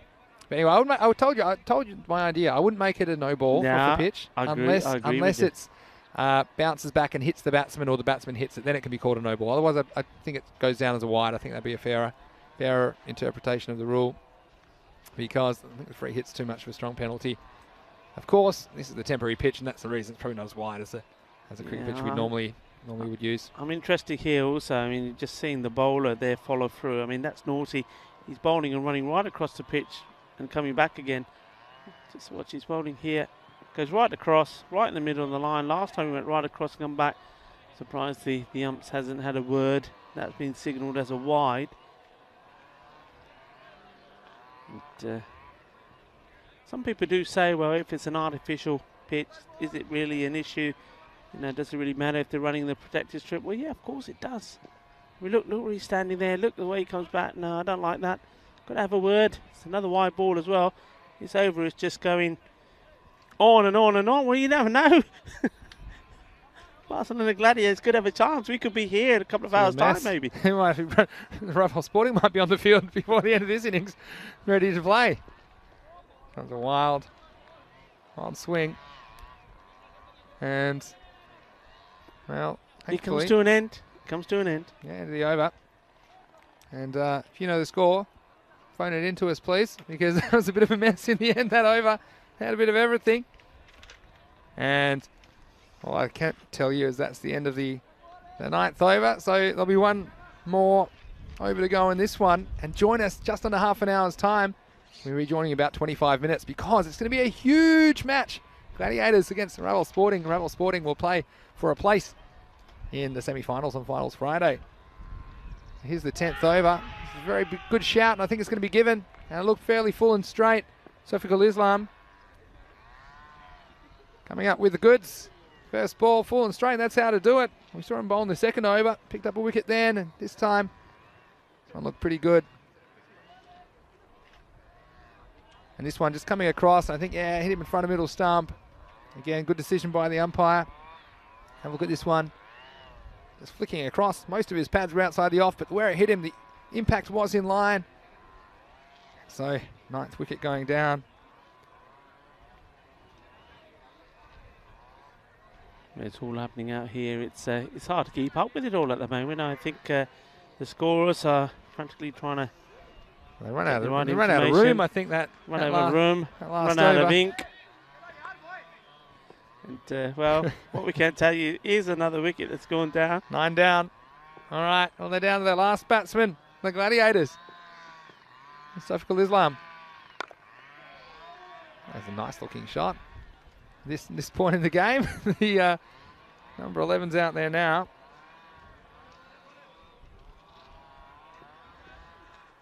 And so, as this game winds down, I'll remind you to join us again. Still 2 matches to go today, and we'll know by the end of this day who the third semi-finalist will be in Barcelona.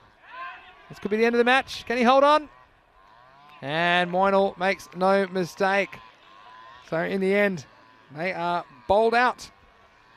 And that will be the end of this one. Match 113. The Gladiators getting to 69. All out in the end. All out in the 10th over. So exactly half of the total that was set by the Bangladesh Kings. And here in match 113, there were plenty of thrills and spills earlier as the Gladiators set about chasing this total of 139. They've really only have got halfway there. They needed more than a prayer, because especially after Nazir went, it's always going to be tough going for them. Yes, I mean, Raval no doubt would have been watching this with interest. And, maybe we would get a few ideas about what they have to do, but you know what? The one thing they'll have to remember, and we've seen that so many times, is from one match to the next, teams can be so different. And if you ever need an example of that, well, just go back and watch Skyways. 34 all out, and then came back and won a game. So certainly it's not a foregone conclusion here for Raval. Looking at this performance from the Barcelona Gladiators, they're still going to come with their A team, and they've got to come and play their top game the same way I think the Kings did here. Bangladesh Kings, I think they were superb. I think they batted really, really well. They did everything right. And in the field, led by that man there on your screen taking the catch, Mr. Rahman, they did everything right with the ball. They made it hard right from the beginning. And we always talk about the batting team getting a good power play in. But also, if a bowling team can get a good one in and really put the squeeze on, well, then the batsmen come out and play rush shots and get out. Yeah, definitely. That's the name of the game when it comes down to it. Look, I think after this kind of performance from the Gladiators, they just need to shake it off and start again and clear their mind. It's not easy to do, but with these games in such a quick turnaround, it's important that they go out there, and they don't have pressure on them to perform against Raval. Everyone's expecting Raval to win and go through to the semi-finals, but see, this is the run out where no one knew how it happened. I saw it in the chat. No one know how did that happen? How did that happen? We saw actually Jamie Bundy in the chat as well saying, please no more extras, I'm hungry. So please grab a snack, Jamie, and all of you. You had about 20 minutes till you join us again. You said LBW call, good one from the umpire. And go grab a snack, go grab a drink, but make sure in 20 minutes you are back with us, because you don't want to miss match 114. You don't want to miss Little Maestro and co. Kanan Datta, the century maker as well. And Kish Patel, and also Sonu Jungra, don't forget about him. And he breaks stumps for fun. And that is coming up very shortly. We'll be coming back in about 20 minutes to you for that match. And of course, as always, we've got the fantasy dashboard for you, which is always on our social media as well, at European Cricket. You see it there. And Gladiators will have to lick their wounds. Raval Sporting, well, they've got themselves in the position. And have a look at Maya Vanshi, 682 Dream 11 points. That's a lot of points. And Datta, well, he was struggling for runs earlier in the series, but he came through with that big 100 off only 33 balls, and I'm sure he'll open the batting with Kish Patel. And they will be batting first because the Gladiators winning the toss. They've elected to bowl. But can Shahid Nazir, can he get that innings like he did last time? And Baba Basharat, well, he's been good with the ball when he's got it on target, but he has sprayed them a bit as well, to be fair. So all to play for match 114. It's the one that matters, and it's coming up shortly, Rico. Looking forward to it, and well, ਤੁਹਾਨੂੰ ਹੁਣੀ ਦੱਸ ਦਿੰਦਾ ਜਿਹੜਾ next match ਆਉਣਾ ਨਾ, ਬਹੁਤ important match ਹੋਇਆ ਰਵਾਲ supporting ਦਾ Barcelona gladiator ਦੇ ਨਾਲ। ਰਵਾਲ ਸਪੋਰਟਿੰਗ ਨੂੰ ਪਤਾ ਹੈ ਇਹ ਮੈਚ ਜਿੱਤ ਜਾਓ ਤਾਂ ਆਪਣਾ ਟੇਬਲ ਦੇ ਗਰੁੱਪ ਦੇ ਉੱਪਰ ਟੌਪ ਫਿਨਿਸ਼ ਕਰੋਗੇ, ਤਾਂ ਇਹਨਾਂ ਦੀ ਸੈਮੀਫਾਈਨਲ ਪਲੇਸ ਬਣੂਗੀ Friday. Yeah, it's all to play for. So please join us in about 20 minutes time. We'll be back to bring you into that match. It's match 114 on the calendar. So rapidly drawing to its conclusion, and there's only 11 more matches to go, believe it or not. Rico here in Barcelona, Spain. Don't forget also we've got the weekend bonus this weekend. 8 matches from Malta, as well as the women's T20 final from Rome, Italy. We'll see you shortly. This is the Vancode European Cricket Series. Vinny Sando here, Mr. Maxwell, along with the Rico Fool, and you're watching the European Cricket Network.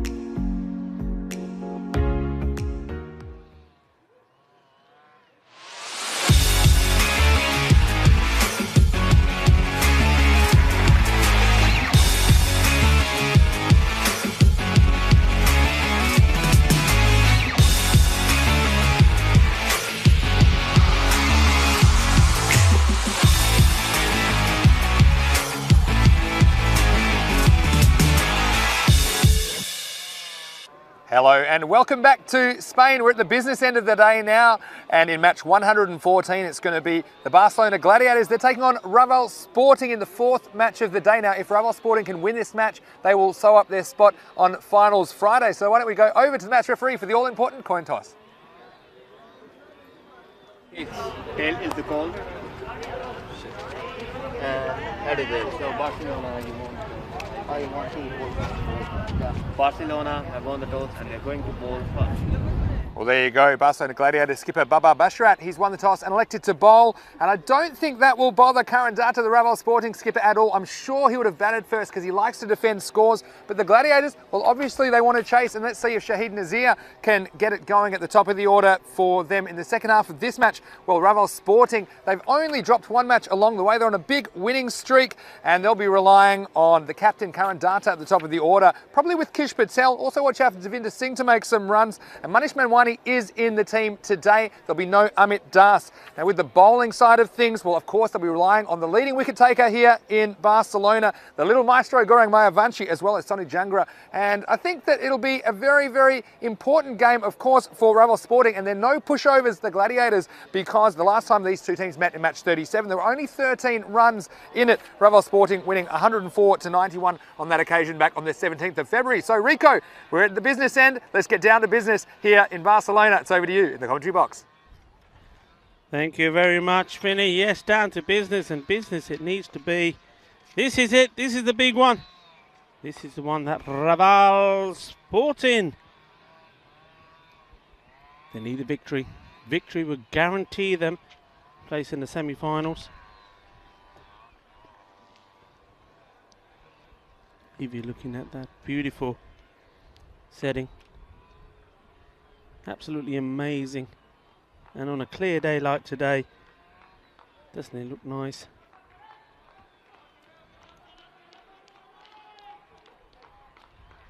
We're spoiled, and we have been here in Barcelona. It's as we're approaching the end of this Vancouver European Cricket Series. And today and tomorrow we will learn which teams will make up the semi-finalists. This match is a big one. Raval Sporting. They're going to have a bat first. Barcelona Gladiators. They'll be hoping to show us the better side of them, the best of them. I think they've done pretty well with the ball. They've probably leaked too many extras. But other than that, they've been okay in the field. They have taken majority of the catches as well. It's in the batting that they've let themselves down. Once more, they'll be chasing here. Didn't do that too well in the last game, of course. But they're looking to bounce back. Raval, I don't think there's going to be any changes from them from what we've seen. We've impressed. You've heard Mr. Maximus say that for him, the most improved team. And I have to admit to you that when I saw that they were missing their captain, Ishant Patel, congratulations to him, by the way. I'm sure he's tuned into this. Massive match for his team. Just got married. I thought, well, okay, he's missing. Who they got? Well, they haven't done bad. They've drafted in Devinder Singh Kaur. He's a big player for them. And also Gurwinder Singh, two big batsmen, hit the ball well. That's been good additions. That strengthened them slightly, strengthened them, given them a bit more depth in the middle order.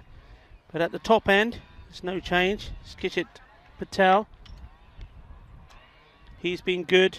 He's been in very good form of late. Back-to-back 50s the last time they played. And, well, the captain at the other end, he's been in magnificent form as well.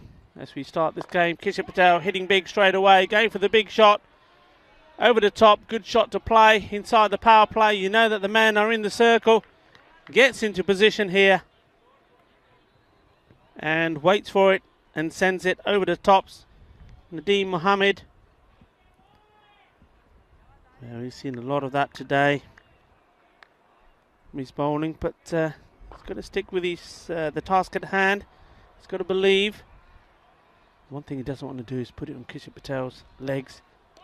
Ooh, and that's gone all the way through. Kharian was quick to get through ECN. Kishore Patel has got a race on to get to the other side. That's gone all the way through. Didn't catch anything. A good delivery. So watch this. It was full and straight. And Kishore Patel there, you see what he's trying to do, just guide that down. The wicketkeeper took his eye off it for a moment. And it escaped his grasp. He'd be disappointed to let that bye go through.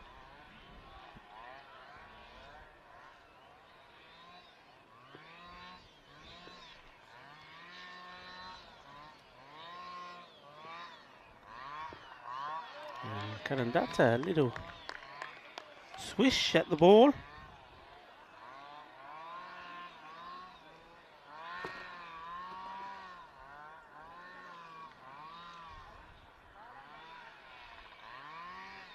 Very tense, I would imagine, the Raval sporting bench.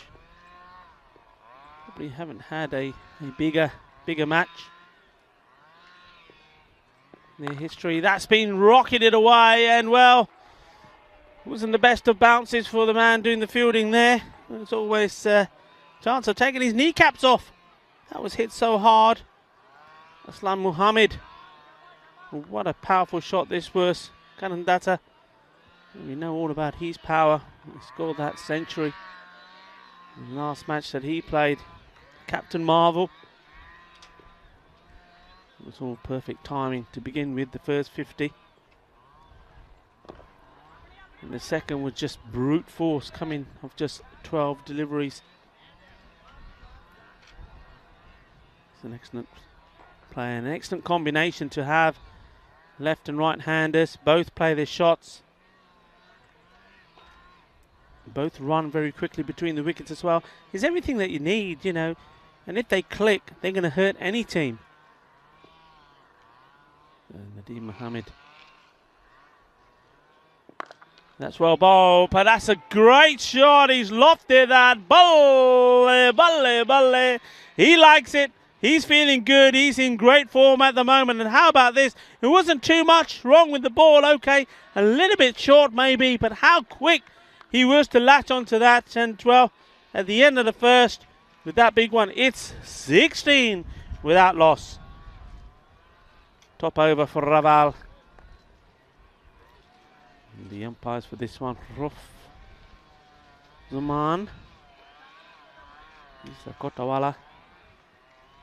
And we got Shahidul Ahmed.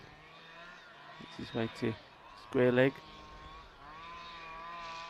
Takra over Jaida. That's what we're hearing. Need a good comeback here.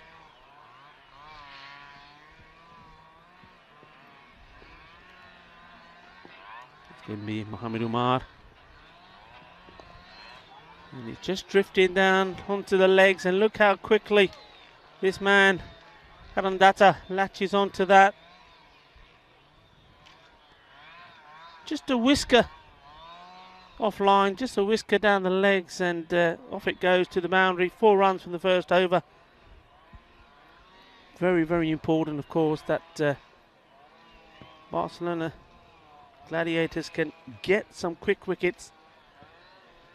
Raval Sporting will be boosted, of course, that they've got Manish Mamwani back in their squad as well. Missed out on their last 2 matches.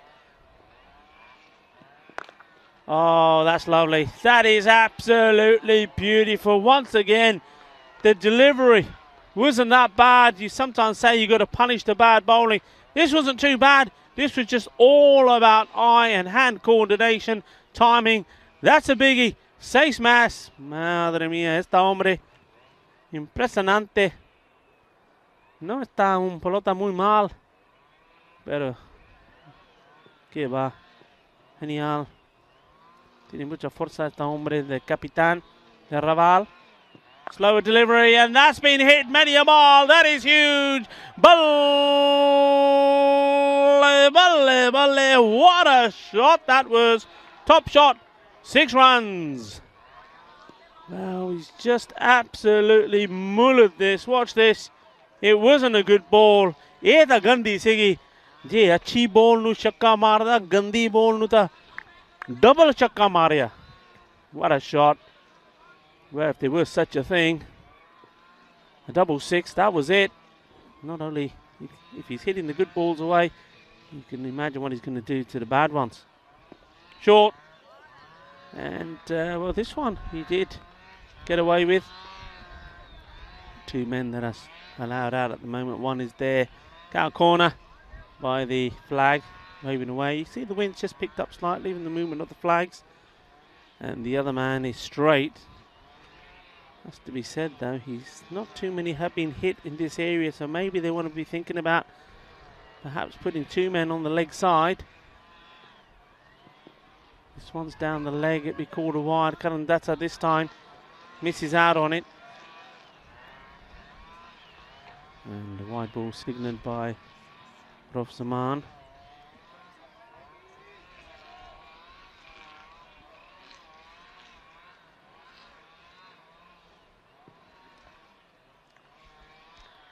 And taking that single, rotating the strike means it's left-hander now, so he's got to be bang on with the line.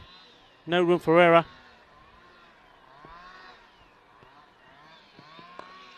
It's nicely played. That's what these two do very well. They will hit the bad ball occasionally. Dilbavan just to hit the good ball as well. But if it's not there for the taking, they'll take the single. And that in itself is pressure. Both these batsmen have already shown what they can do. Big shots they can play. But it's pressure on the line of the bowler as well. The fielding team, fielders in the right place. And well, it was down that leg, not too much that Karandata could get onto it, but that is the end of the over. And it's another useful one. The score at the end of 2 overs is now 36, so 20 of that one without loss. And well, things very much going the way Raval Sporting would want them to. And at the end of that over and before the start of the third, the last of the power play, we welcome back into the commentary station Vinny Sandy. Vinny, it's an impressive start from Raval. Very authoritative start, and if there's any nerves amongst this Raval Sporting lineup, there's certainly no sign of it from these two. And Gladiators, Hente's going from bad to worse very, very quickly. Shahid Nazir is going to take the ball to bowl the third over, the last one of the power play. He's been best of their bowlers, hasn't he? He certainly has, and got the job to do against these two. This first one's blasted away, and that might have gone all the way. How's this? It's just bounced inside the field of play for 4, but beautiful shot. And Data, we know if he gets going, just have a look where this one bounces. Don't know if we caught it in time. Nice camera work in the end. And that one blasted away to the boundary, so a little bit short and wide. Nazir not getting it right first up, and Data, he looks like a man on a mission. Raval Sporting, they can sew it up with a win here against the Gladiators. This one's hit very hard and straight. And watch your head, umpire. It'll just be one in the end. But I think these two are... Oh, and this is almost a comical overthrow in the end. In baseball, we say that's can start a fight, something like that happening. But look, these two, they complement each other so well, I think, the right-hand, left-hand combination. And it's making it really difficult for the bowlers, and the fact that they do pounce on anything loose. And even those good balls, you say they've got such good eyes, these two. In the power play, they can hit through the line of the ball and find the boundaries. So Kish Patel on strike this time, the left-hander. This is going to be wide down the leg side. And yeah, they're all business so far. Talk about business time before the first ball was bowled. And yeah, they look like they mean business, these two. They certainly do. I think you always can tell when you've got a pair of opening batsmen that have a good understanding, bat well together, score lots of runs together. See this one being bowled. And these two have it. And there was a chance. He didn't quite get hold of that. And it goes down, the opportunity. It's one that they had to take, really. And looking at it again, I thought maybe... Well, Hamid Umar, I think he couldn't believe that this was within his reach. And Kish Patel just mistiming this. They're not going to give you too many chances. And when they do, you got to hold on. I tell you what, Minaj, they're the biggest Barcelona Gladiators supporters you can believe right now. You better believe they're glued to their screens, and they'll be upset that that one wasn't held on to by the fielding team. Next time, Data down the ground, not really getting the timing this time. Just be the single, but the Gladiators, 3 matches today, and we talked about them being a better team than their record would suggest. Yep. 1-8, but at the moment they're playing like it, and they're more fancy players, not really able to get going with the bat. And Raval, wouldn't they love to get a big total on the board? They love to defend totals. That's why Kharian Data, he lost the toss. I told you he was a bit upset when he saw the way the coin fell, but he was very excited when he heard Baba Basharat say that he wanted to field first. This one, well, it's coming our way. It's up, it's over, it's half a dozen, it's Maximo! Kish Patel. Well, there's nothing mistimed about this shot. It was slightly short. He could pick his spot. In the end, going fairly straight out of the middle of the bat. 6 more runs to Raval Sporting. Yeah, short and coming in to the left-hander, so you knew he was going to latch onto it. He doesn't miss out on those. So Nazir, last ball of the power play. It's going to go hard, and it's going to go over the mid-off just by a matter of inches. But that one scorching the grass as it bounced just inside the field of play. 4 more to finish the power play. And they've passed 50 already at the end of 3 overs. It's 54 for no loss. What a power play that is for Raval Sporting. Yeah, just demonstrating once more just how destructive these two are, this pairing. Power play over. So Kishit Patel moves on to 22 of just 7 balls. Kharian Data 28 of 11. And, well, it's going to be the captain coming on. He's got to be at his best. He cannot stray down the leg side. If he does, I tell you what, Kharian Data is going to be latching onto it with a flash. And, of course, he cannot bowl short as well. A lot of cannot do's. What can he do? Well, come in, put the ball right up straight. That's what he's setting the field for. Yep. 2 men straight for the catch. That's what he's got to do, get him driving. So he's got a plan clearly, and that's good to see. In the straight field, and he's probably going to try and bowl straight, but it's how well he executes it. And, well, what a power play this is. 18 and over the current rate. He will have the protection of 5 outfielders, of course, if he wishes, because we are now into the 4th over. Here's Basharat. And this one, well, the fielder thought he had a chance, but he's have to watch that go over his head. Maximo, 6 more. And Kharian Data, he's getting going, and he fancies his chances against the opposition skipper, Baba Basharat. Captain to captain, and this time it was Data coming out on top. Yes, and, well, it was there for the shot. Took it. You get a chance to have a look at the flags blowing in the wind. You can see the direction the wind is going. So anything that Kharian Data hits that way is going to be wind assisted as well at the moment. Back on the walk this time. He's going to give the fielder a chance. No, he's not. It's over his head, and 6 more. Back to back. Maximos. And Kharian Data, when he gets in this mood, he's going to take some stopping. This time he was on the charge, coming at the bowler and sending that one over mid-off for 6 more. What a beautiful shot that was. You saw everything there. You saw the positioning, got himself in the right position, and you saw the execution. Lovely. Great batting, great hitting. And that one did smash into, I think, one of the metal stands of the marquee. So the ball, it's going to need to be replaced. Now, might not be around anymore. That one's hit very hard. There's been a couple of these teasers, haven't there? I thought the fielder might have a bit of a chance, but the ball, I don't know what the gravity's like up here, but it hasn't been coming down. It's just been like a laser, like a line drive. And the outfielders with no chance. So that's back-to-back 6s. It's very early to say, but could we have 6 6s in an over? Here's Kharian Data on strike again. This one's not quite timed. We're down for a single. Now there's some chat in our YouTube chat room, ECN European Cricket Network, about what the Gladiators might have been thinking, chasing. I can't say I'm certainly, I have the definitive answer, but I think they fancy themselves chasing a lot of the time. It's gone wrong a couple of times, but obviously if that's their plan as a team, they like to chase, they like to know how many they need to get.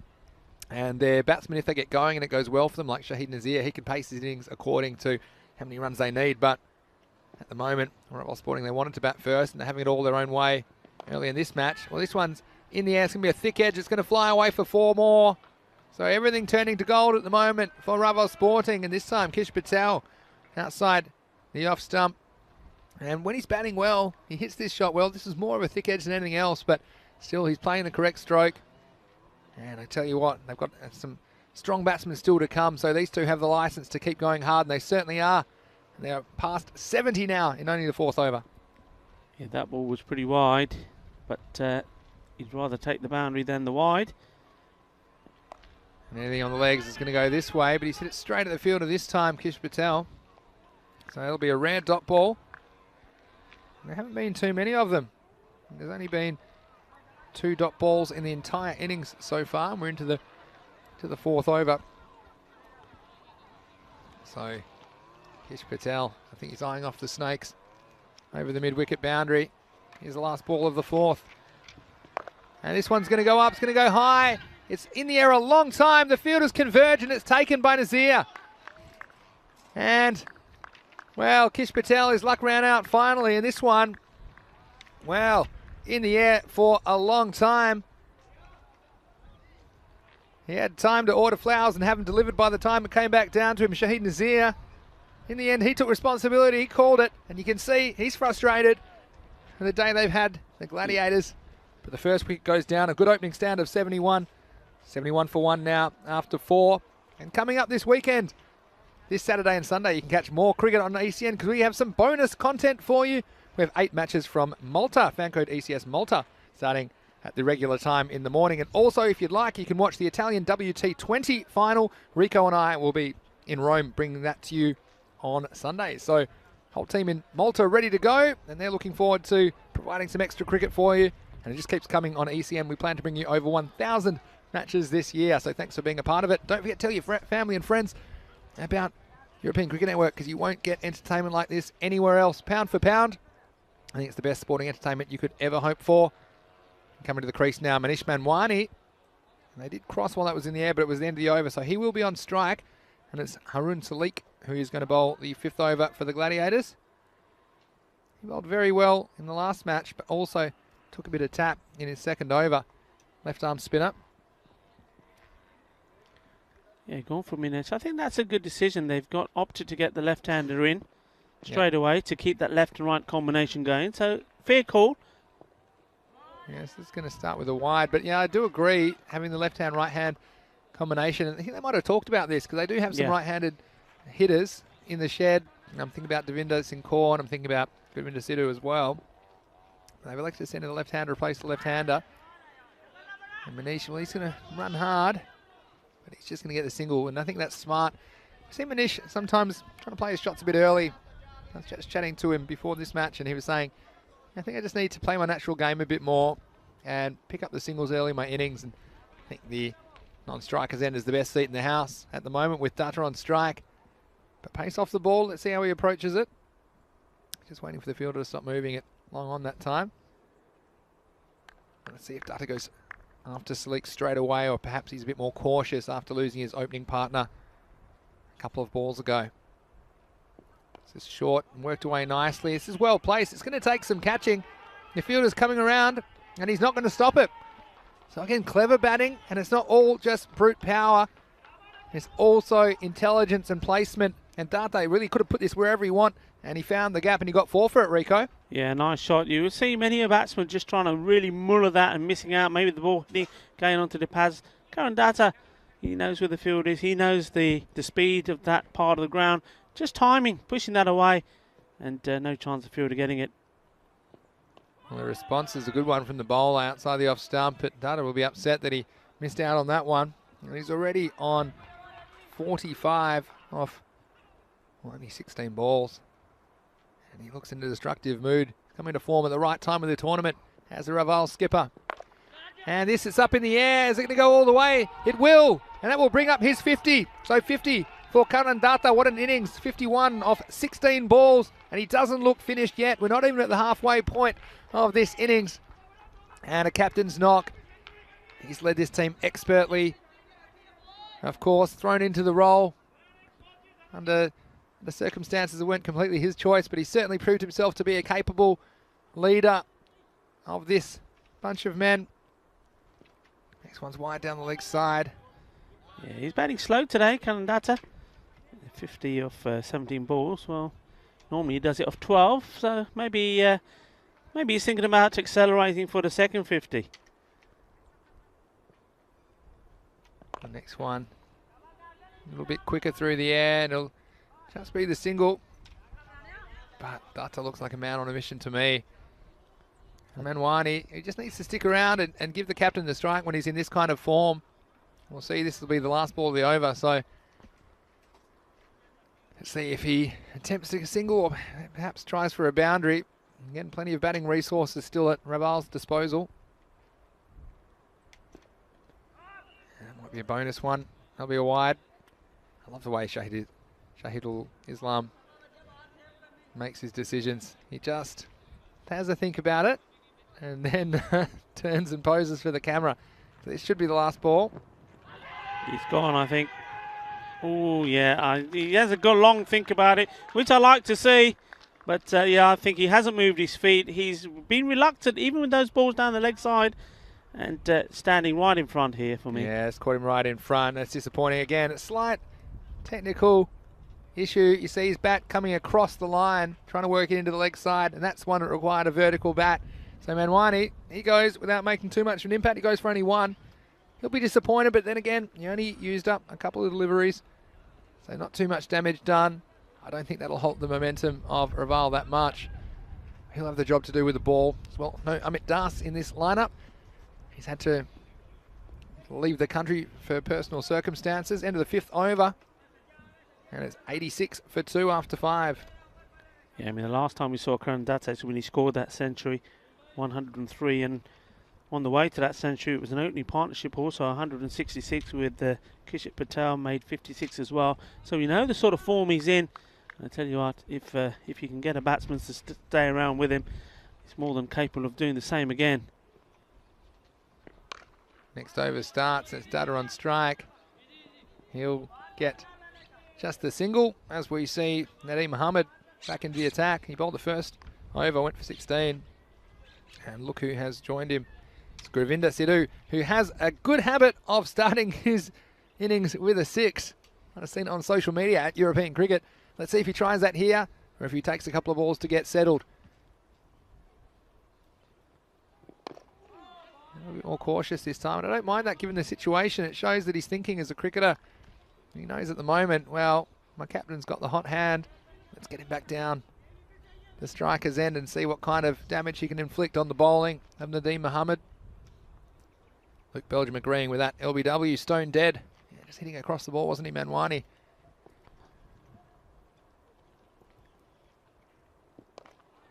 Worked away again. Respect to a good delivery from Nadeem Mohammed. So, Kharian Datta happy to take a single on that occasion. Yeah, I think this is good captaincy as well from Baba Basharat. I think he knows he needs a wicket here. Maybe with one wicket going, it's an opportunity for another one. He's gone to his main strike bowler to try and get it for him. Bowling to Govinda. He's got an unusual stance, hasn't he? He won't try and block 2 in a row. Look at that. And this one's got through everyone, but again, the backstop cleaning up, so no run. Yeah, Govinda Sidhu, he's a good hitter of the ball, and he has a knack of being able to hit them early in his innings as well. There's a lot of people talking about perhaps why he's not batting higher, but you can see why, because their top order has been very reliable and seems to generally come in overs 8, 9, 10. So he's in a bit earlier than we've seen him this series, Govinda Sidhu. Let's see what he can do against the bowling of Nadeem Mohammed.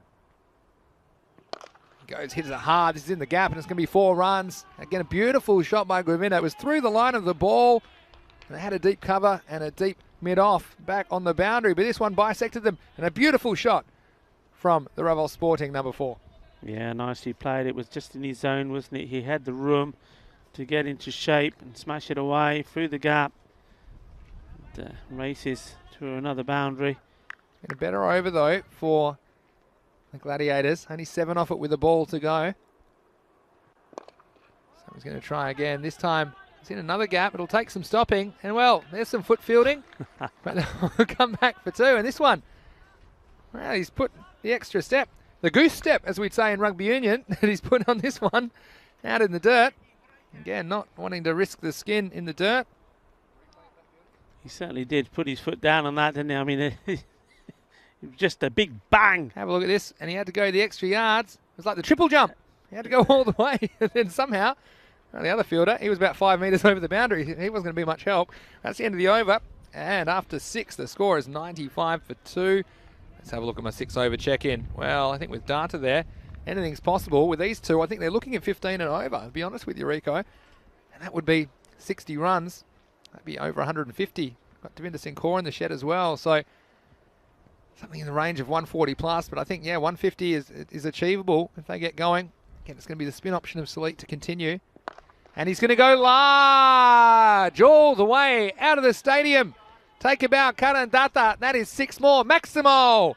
And Rico, we're going to have to find a new ball. This one was huge. It was a massive. What a lovely shot it was. Now, look, I just underlined the fact in that 100 he made, the second 50 came off 12. Yes, 12 balls. So when you're talking about the sort of runs that Raval could finish with here, with him hitting the ball at that strike rate, and, well, Govinda Sidhu, when he gets going, he just deals in boundaries. Yeah. This could be very painful indeed. That's a good thing. Even Data can take the single, has the confidence that Govinda can hit boundaries as well. So it's such a team game at this stage of the innings. That's what Govinda's going to do. He's going to try, but it gets just the bottom of the bat on it. And in the end, it'll be just a single. But that's it. They've got hitters all round. They've got this batting depth, and it gives the batsmen confidence that they can keep attacking. They haven't to lose their wicket. They've got people in that can pick up the rate and don't take too long to get going. So exciting phase of the game for Raval Sporting. They attempt to make the semi-finals. It's well bowled. Tip the pace right off it, and Kharian Data there. Like we said, he is a sensible batsman. When he knows it's not on, he's not going to throw his wicket away just because he's got one good ball. This time, well, just missing out, misjudging the bounce, but it kept a little bit low. Well, Jamie Bundy says, I'm not even going to mention those 3 digits. Kharian Data. We saw Kharian in the chat this morning as well, didn't we? Yeah. Everyone was wishing him well. Again, it's been slightly better over. It's been 611 ... You'd be happy to get 2 dots off Data at this stage, but last ball of the 7th, will he try and take the single and keep the strike, or will he go large? I think he's probably going to err on the attacking side at the moment, especially with Govinda at the other end. Well, in the end, he decides to take the single, showing some respect for that delivery. It was on the stumps. Yeah, it was a good ball. The end of the over. They're past the 100. It's 104 for 2. And just a reminder to everybody, we've got Finals Friday coming up, of course, this week. And we'll be drawing the groups for the European Cricket Championship, which will be later in the year, 13th of September, over 4 weeks in Spain. And that is sides representing 15 European nations. So it's a countries-based tournament. It's going to be great to see some national teams in action. And those 15 teams will be drawn into groups of 5. 5 teams will play every week in the first 3 weeks of competition. And then the final week will be the championship week. The best performers will return for the 4th week of the ECC. So for more information, you can go to our website, europeancricket.com.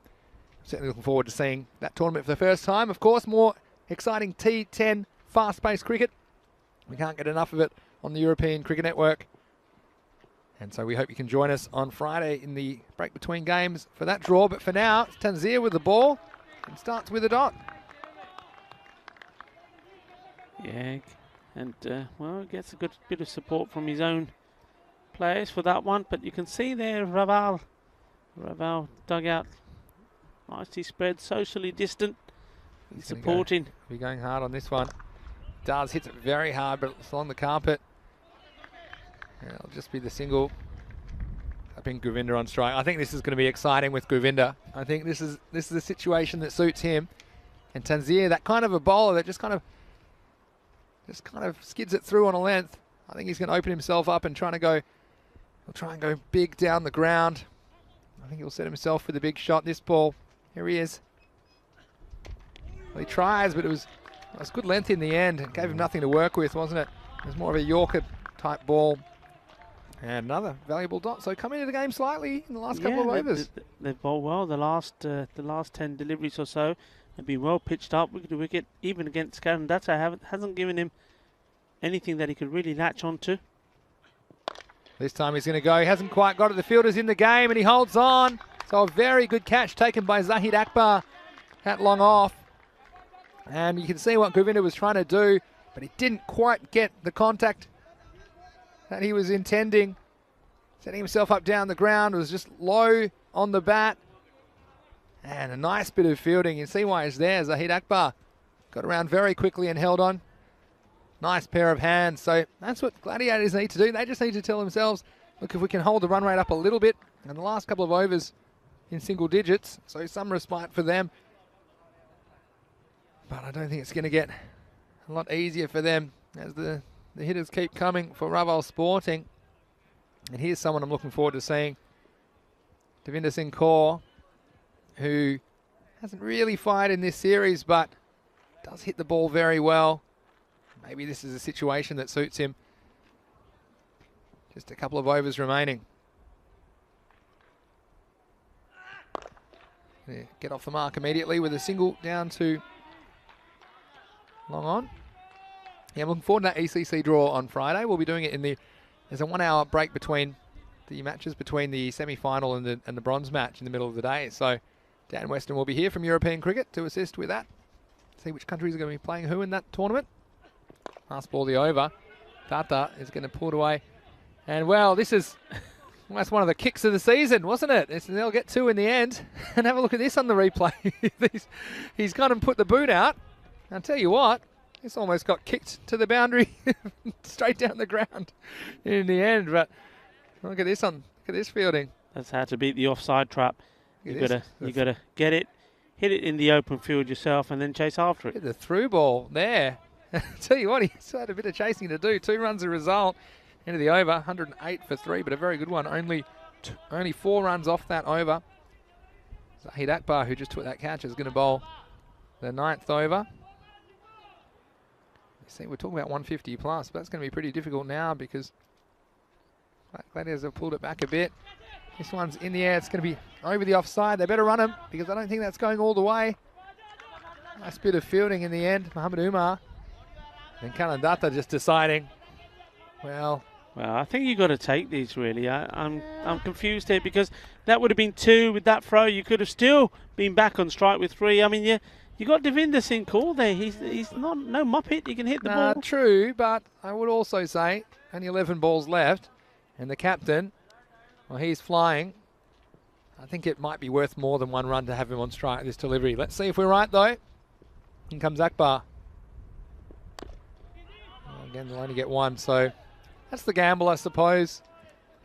And you can't really blame the thinking. I suppose you could make an argument either way. Every run's important, but also the value of that run versus having the man on strike that's in his 60s and hitting the ball very, very well. He's just lost a little bit of momentum as he's lost some partners at the other end. Here's Devinder Singh Kaur. This one not really getting up. It's going to be called a wide in the end. Your bowler not particularly happy about it, but umpire judging that one to be outside the line. I think you're going to see Devinder Singh Kaur eyeing off that offside. Yeah.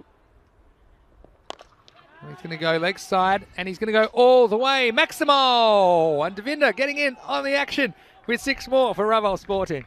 Yeah, nice shot. And Devinder, it's good to see this because we've seen a few times he's just trying to hit the ball too hard, try too hard and get himself out. Well, there you see he just waited on it, took his time, and then it was just timing and elevation, taking the ball right to the flags there for 6 runs. Good hit from him, a few more from him, and that really is going to put a big target on the board. Oh, he's going to go again. This is so high, it's going to bring rain on a sunny day. Who's under it? Who wants it? And it's put down. And they're going to be getting back for 2 easily. That ball was so high in the air. And this one was off the middle, Rico, but this one to the moon and back, it was straight up. It went miles, it went absolutely miles. Arisan Muhammad is the man getting underneath it. Well, let's just see this delivery. Well, he's not going to get anywhere near this one. Balle. That one has gone out of the ground. Well, this one has gone as long as the other one went high. If he combines them both, tell you what, that one might have gone all the way to the Middle East. This one's gone a long way, and you can see what he's capable of. And coming in at the time, which I thought might suit him, and he got a bit lucky, I suppose. The fielder not hanging on to that very tough chance. Went so high in the sky, but this one, it's gone a long way. Next ball. It's wide down the leg side, and there's going to be some freebies. Going to be a wide +1, but wasn't that last one smashed out of the ground? That was a huge hit. But he's not looking at his bat today, Devinder. It seems to be going pretty well, up and long. And, well, that's a now. He needs to get a few shots going. He's been off the ball a bit. That will drop safe, I think. Fielders coming in from 2 sides, seeing it drop just on the ring. So he's lost his rhythm a little bit. I'm just wondering if that's just because the pace has been taken off the ball. When he was hitting his shots earlier, there was a bit of pace on it. Now no pace on it, so he's having to work harder to try and get his timing right. So just taking a little bit of time to adjust. Yes, I think you're probably right there. Pace off the ball. We've seen sometimes the batsmen lose momentum, but it's not too bad. Still a magic over. Still 20 off it. 128 for 3 with an over to go. So I said no, we're eyeing off that 140 plus score. Still looks to be on. It's going to be Tanzia to bowl the last over. Bowled a good over last time. Only 4 off it with a wicket. So Data, well, 6 balls to go. Strap yourselves in. 10th over. It's very good. It's a very good piece of bowling. And now Devinder's the one saying, well, tell you what, skipper, I'm hitting him pretty well. Maybe you just trust me to do it. And you'd say, it's a funny game, isn't it? And Data had all the running, but Devinder, his last couple of deliveries, hit the ball very sweetly. So he fancies his chances against Tanzia. In he comes. Wow, this is a full toss, and you better forget this one. If the last one was out of this world, this one's gone to Jupiter all the way. And Maximo, 6 more runs to Raval Sporting. They're putting an imposing total on the board, and now they're past 130. Yeah, I mean, he's fortunate there. Just borderline. Could have quite easily been a no ball as well. Just dipping towards the end. But, well, once Devinder Singh Kaur hit it, it wasn't dipping anywhere. Just going. And thankfully, the fencing there stopping it. Well, that was a huge hit again. And he keeps serving up the full tosses. I think Devinder will be dining out. Here he is again on strike. This time goes offside. There's no one back there. Will it go all the way? I think it's just going to plug. They're going to come back for 2. Good throw might have him in trouble, but the throw's wide. They'll get back for 2. Every run counts at the moment. And this is a very handy little cameo from Devinder Singh Kaur at the end of this innings. Yeah, we was talking about before the start of this innings how Raval have strengthened themselves. And the 2 players they've brought in, Govinda Sidhu and Devinder Singh Kaur. Let's watch this delivery here. 3 deliveries to come then. Devinder on strike. It's a good Yorker, and they're going to dig it out. It'll just be the single, though. You can see what they've given them. I mean, the thing is, even if one of them clicks, that's the bonus. One of them clicks, you get runs really quickly. They hit the ball hard. And at the moment, that's been happening. One or the other, they click, runs on the board, big runs and quick runs. 25 off 8 for Devinder Singh at the non-striker's end. 2 balls remain in the innings. Steps across, hit this into the leg side. Again, that's good fielding to take it in front of the mound. You don't want to trust the mound to give you a good bounce. So that will be 139 with the ball to go.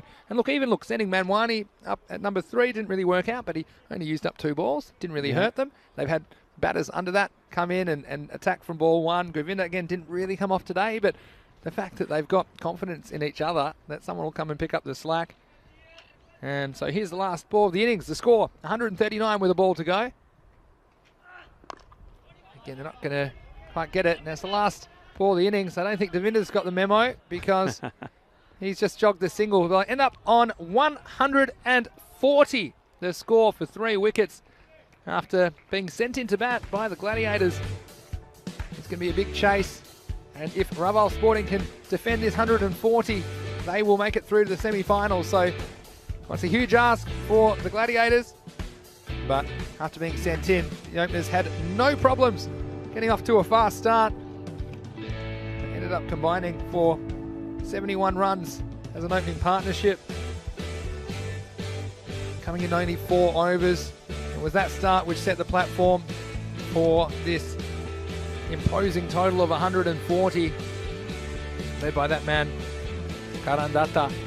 Finished on 69 off 32 balls, 4 fours, 6 maximos.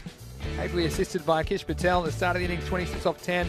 Devinder Singh, good cameo at the end. 3 maximos in his 26 not out off only 9 balls. But you'd have to say, at this stage, we thought 150 plus was on Rico. Yeah, definitely. You just see there these highlights, the strength of both these batsmen in different areas. Kharian Datta, the off stump, smashing it, using his feet, coming down, attacking. That one over extra cover. And Kish Patel, well, anything short, he just launches into it. This one, that was the opportunity for the catch, and it was well taken indeed. And wasn't he happy about it? Shahid Nazir, he seems to be their star player, has to do it with ball and bat. Well, talk about bat, we haven't seen him perform in the bat. This is where he needs to come good. This is where he needs to show and come into his own, show what he can really do with it. And, well, you could see he was delighted with that. Also, little bit of a send-off maybe to Kishet, who also had a word or two back. Minaj Mawani, well, he made that easy for the umpire, standing right in front. It didn't really show too much aggression when he came out. He was quite happy just to plod around and took the odd wide ball where he could have perhaps attacked it. Kharian Datta, he's the man at the moment. The man on a high. Good bit of work there in the end there. That was important. That was a very good catch. And, well, how about this? We've seen some good work there already. Sort of beats the offside track. Big hitting. That one smashes into the flags. Just like the way he just leans into it, hits it. This one went a long way up. It would have been a very good catch. And yeah, it did sting. And the next one, well, a full toss. Nobody's going to catch this one. It just went and kept going. And well, Raval Sporting have done the first part of what they need to do. They wanted to have a bat. They were given the license to have a bat, and well, it was a license to thrill as well. Just looking at that scorecard, Kishet Patel didn't he bat well, continuing where he left off. 26 of 10, 3 fours, 2 sixes. It was a very good catch that got him out. Kharian Datta not out, 69, 32 balls. Well, he's just climbing up and up that table of the most runs scored. He's up there more about somewhere now. Manish Mawani, well, he was disappointing. He's come back, but he'll have a say, I'm sure, with the ball. Govinda Sidhu, well, either Govinda Sidhu or Davinder Singh Kaur, one of them does always come up with the goods. It wasn't Govinda Sidhu this time. He just, well, 8 of 7, that's a really low strike rate for him. Normally, first 2 balls are always guaranteed to go for 6. Not today, but Davinder Singh, he didn't disappoint. 9 balls he received, and he scored 26 very valuable runs. He doesn't do it in 4s, he does it in 6s, and he hit 3 of them. Bowling wise, well, once more, the Barcelona Gladiators bowlers were in the thick of it. Nadeem Mohammed normally opens up and continues to do so. He was wicketless, 2 for 24. Man who were in the wickets was Harun Salik, 2 overs, 1 wicket with 24. That's not bad bowling from him, but the best off the lot was that Tanzir Rahmani bowled very well. These 2 overs, only going for 16 and the 1 wicket there as well. So the way things stand here, Raval Sporting will feel that they've done enough. They know that they have a very good and very strong bowling attack. Look, their top bowlers, Gurung Mavanishi, he's at top of the standings for bowlers. He's taken 16 wickets. Sonu Jangra, the left arm seamer, well, he's second in the table with 14 scalps. So you know what they do well and what they are strong at is taking wickets, and both of those bowlers will be in play here.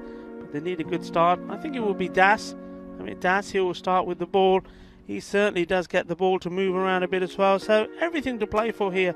It's going to be an interesting second part of this game. So Raval Sporting, are they going to go through into the semi-finals? They've done the hard work. They put the runs on the board. And now it's down to the Barcelona Gladiators to see if they can shine in this, their last match in this Pancode European Cricket Series. They would love to go out on a high. And well, Minaj, team watching, playing next, they would love them to do so, because if they can pull up something spectacular here, it means that Minaj have a chance, if they can beat the impressive Bangladesh Kings in the last match today, to go through to the semi-finals. Well, we shall be right back in a matter of minutes. Going to have a short break. Join us to see if Raval Sporting can clinch that third spot in the semi-finals.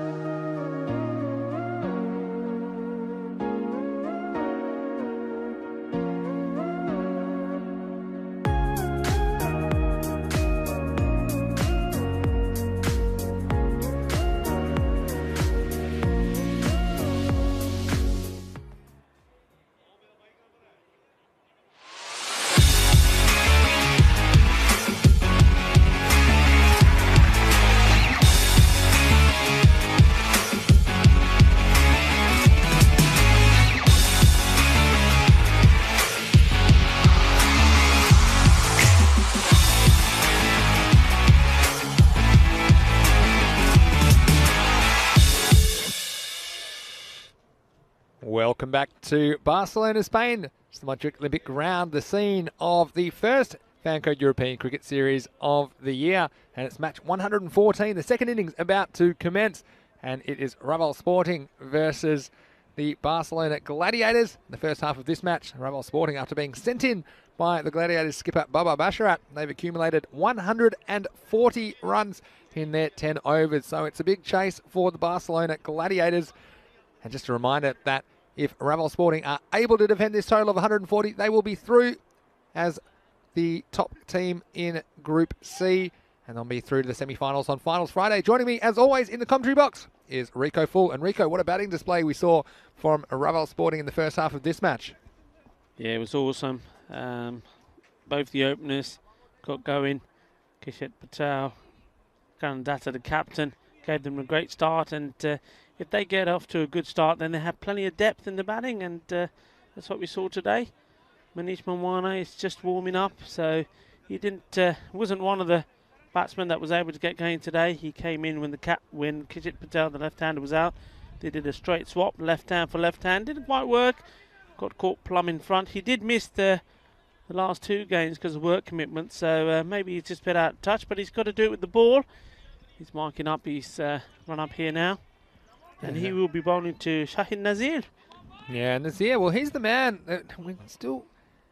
He's their leading run scorer, but hasn't really gotten going to his potential. We saw him score a blistering 100 in the ECS in 2020. And if he could produce an innings like that on this occasion, there's every chance that they could chase this down. But the Gladiators, they've been disappointing today. This is their third match of the day, losing both of the other two matches. So Manwani, he's been good early in the innings with the new ball.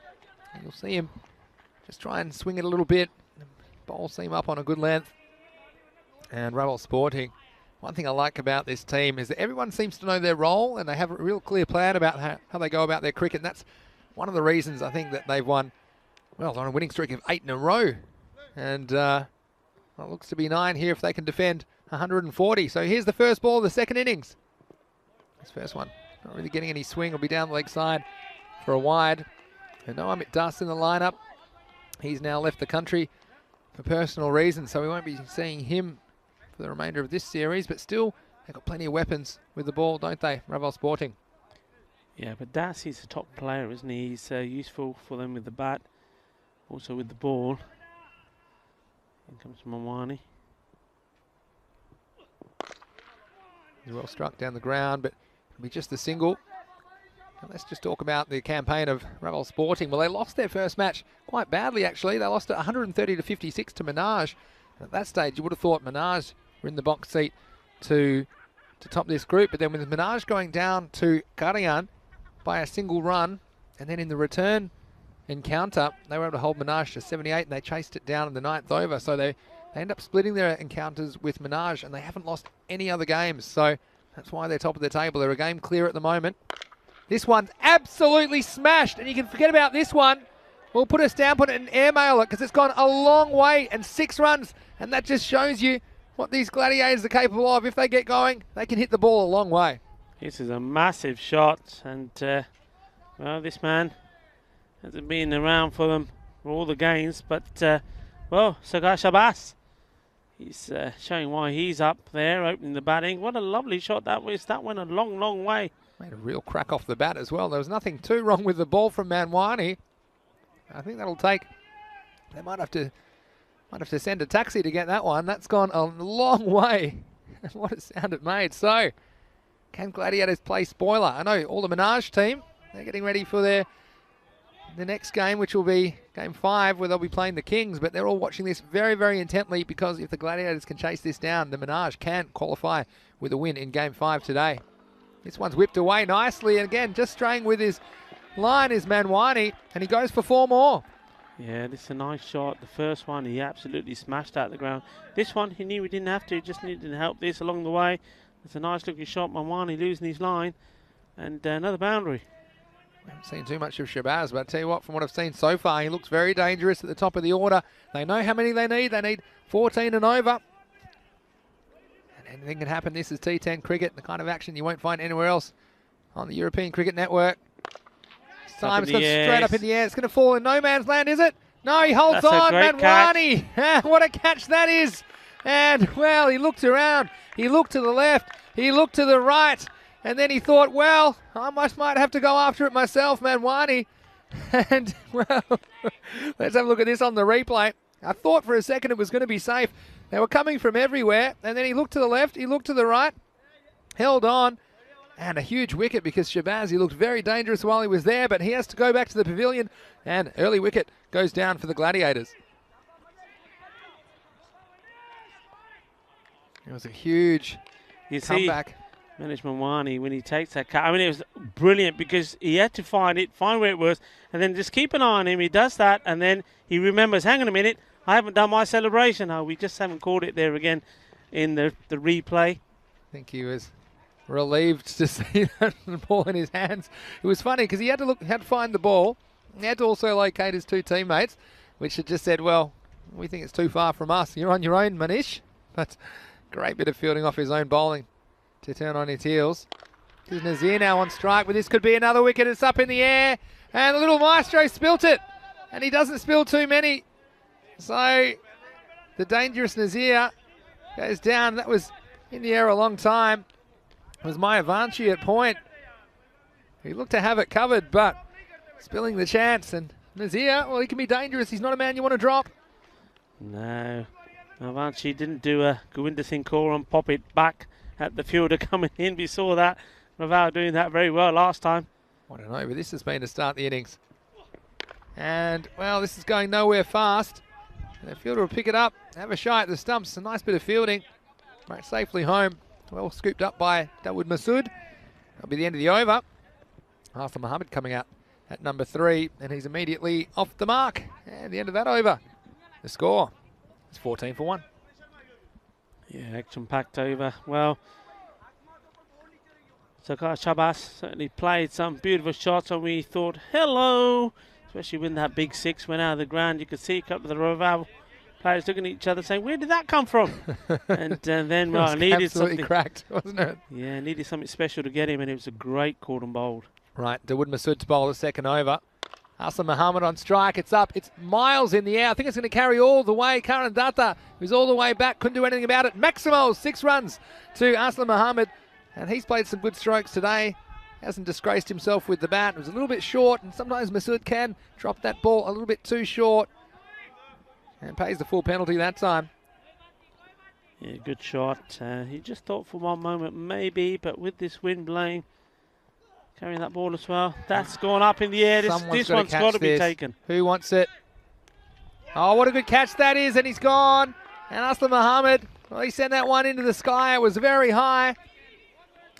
And well, it was a nice catch. I think it was Mohammed Rizwan in the end. And this is very interesting because they seem to get in each other's way. And then at the last moment, the fielder in the front just faded out of it and said, well, you've called it. You're on your own. And we saw one go down in this over, but that time making no mistake, Raval Sporting taking the wickets. And the Gladiators, well, the run rate's going okay, but the wickets have to be a concern. It's now 20 for 2. Yeah, good catch. Ball goes up in the air. It's a little bit blowy. It's moving around. Kept his eye on it beautifully. And that was important, especially with the one going down the over before from the little maestro putting it down. That was important. Otherwise, it could have just rubbed off on the next fielder, but it doesn't. Okay, they cross, so Harun Salik's going to come out at number 4. Well, this one's very hard. It'll be called no ball. And it's going to go for runs as well. It'll be +1. And in the end, it'll be +2. So Nazir with a no ball received. He hits it for 2. It'll be a free hit. So all action all the time. This is the Fan Code European Cricket Series. You won't find this kind of action pound for pound anywhere else in the world. Jamie Bundy said, well, a good start there. I think that was back when Shabazz was batting. Remember that? Seems like half an hour ago. It was only about 3 minutes ago. But then he got out straight after. So we said the Spanish curse. Here's a free hit. And there is some bat on it. And field well placed down there. Backward square leg will cut it off for a single. And we just never get sick of this. And 100 T10 matches down and more to come. We plan to bring you over 1,000 this year. And you just won't find this kind of entertainment anywhere else, Rico. No, it's can't afford to miss a ball, can't afford to miss a trick. Something's happening somewhere all the time. This time has worked away. It'll be just the single. But yeah, the fielding was uncharacteristic. The drop from Mayavanshi, you'd have to say. He's had very safe pair of hands just in the last over. But that was a very good catch from Muhammad Rizwan. Back in the final leg position. Again, good communication between the fielders. Two of them were in a position to take it. It was so high in the air. And Luke Belgium saying no danger of a collision. Here's Masood. Wow, this one is gone. Going, and go find it. Half a dozen, 6 of the best. Maximo and the Gladiators. Well, if they're going to go down, they're going to go down swinging. If they keep hitting balls like this, they could just catch this target, Rico. That was quality, wasn't it? You just saw the movement. That's come right out of the middle of the bat. And, well, is it his time? Is he finally going to show us what he can do, Nazir? Last ball of the over. Full toss. No timing. It'll be a single. And so, well, take a breath, everybody. Ended the second over. It's 32 for 2. We talked about this run rate. 14 and over required. And they're ahead of the rate, but those 2 wickets, they're a concern. And I think, well, especially Nazir at the crease, anything's possible. Again, Minaj, they'll be desperate to see Gladiators continue on this way, as far as the runs are concerned. Yeah, so sometimes what they've done here, Raval, is they brought Guramavanishi on here to bowl. They're not doing that here. They are making a change. Yeah, it's going to be Jungra. But it's going to be Jungra. Now, Jungra, we always find that when he bowls out of zinc, and by that I mean normally he bowls about the 4th, that he doesn't seem to bowl as well. He's been guilty the last few times bowling too short. Let's see what he's going to bring us today. Within the power play, 3rd over. This one's hit well, but it's hit straight at the mid-off. I suppose that's the difference with Jungra. They do like to bowl him in tandem with little Maestro Mayavanshi overs 4, 5, 6, 7, but I think because of this start, they've decided to bring him on over early. It's a little bit of a gamble, I suppose, because this is the 3rd over. Only 2 outfielders allowed. We're still in the power play, but Jungra has been very reliable for Raval Sporting. This one's hit well, and it's going to come straight to us in the commentary position. That'll be 4 runs. And, well, you see the difference not having the field deep straight. And this was hit flat, and it was hit hard, and 4 runs. Yeah, nice shot. Used his feet very well there. So both these batsmen starting to play shots, starting to look a little bit dangerous. And Raval, no, it's a partnership. They've got a break. I think I would say about Jungra, he's pretty predictable where he puts the ball. They're normally about top of the stump height. This one is again half a chance of a catch, but only half a chance, as Govinda picks it up on the bounce. But I tell you what, it's going to be exciting, isn't it? Because the Gladiators, there might be a lot of runs, but they're going after this target.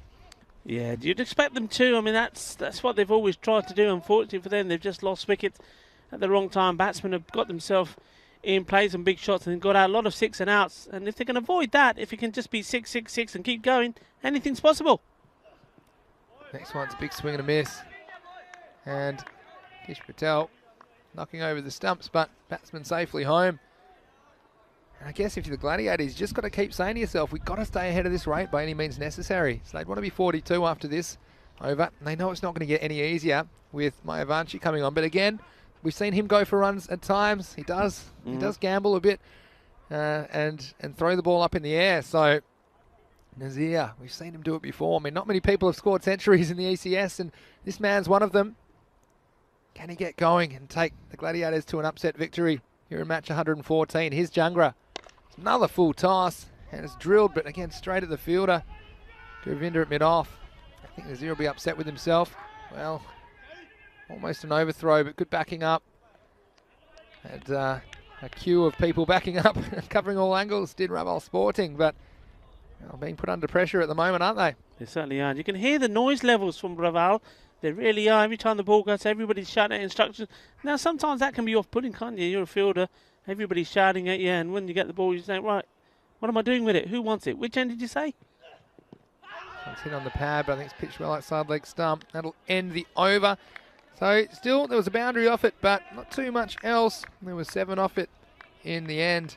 And the score at the end of the power play, it's 39 for 2. Yeah, that one's 7 off the over, so I think he was called upon to get a good one in there, a tidy one in. He does. And look, they have thrown the dice. They are going for spin. This is a very important and key stage in this match because I think the last time Little Gurang bowled, he did get taken for a few. It wasn't his best bowling performance, and that was because batsmen were prepared to attack and play the shots. Now that's the situation here. So really, this is gonna be a challenging over for him. Well, this is going to be excitement because I think that he's going to give the batsman a chance. He's probably going to toss a few up. He does have that kind of slightly more flighter ball and the well-disguised quicker ball. I think he's going to find a batsman in Shahid Nazir that will be going after him. So very important to have his field in the right place, though, isn't it? It's just check in, just moving him around. That's good from him, having a look round. Make sure he's got the right men in the right place. So here's little maestro, Gaurang Mayavanshi, to bowl to Shahid Nazir. Tosses the first one up, but it's mishit.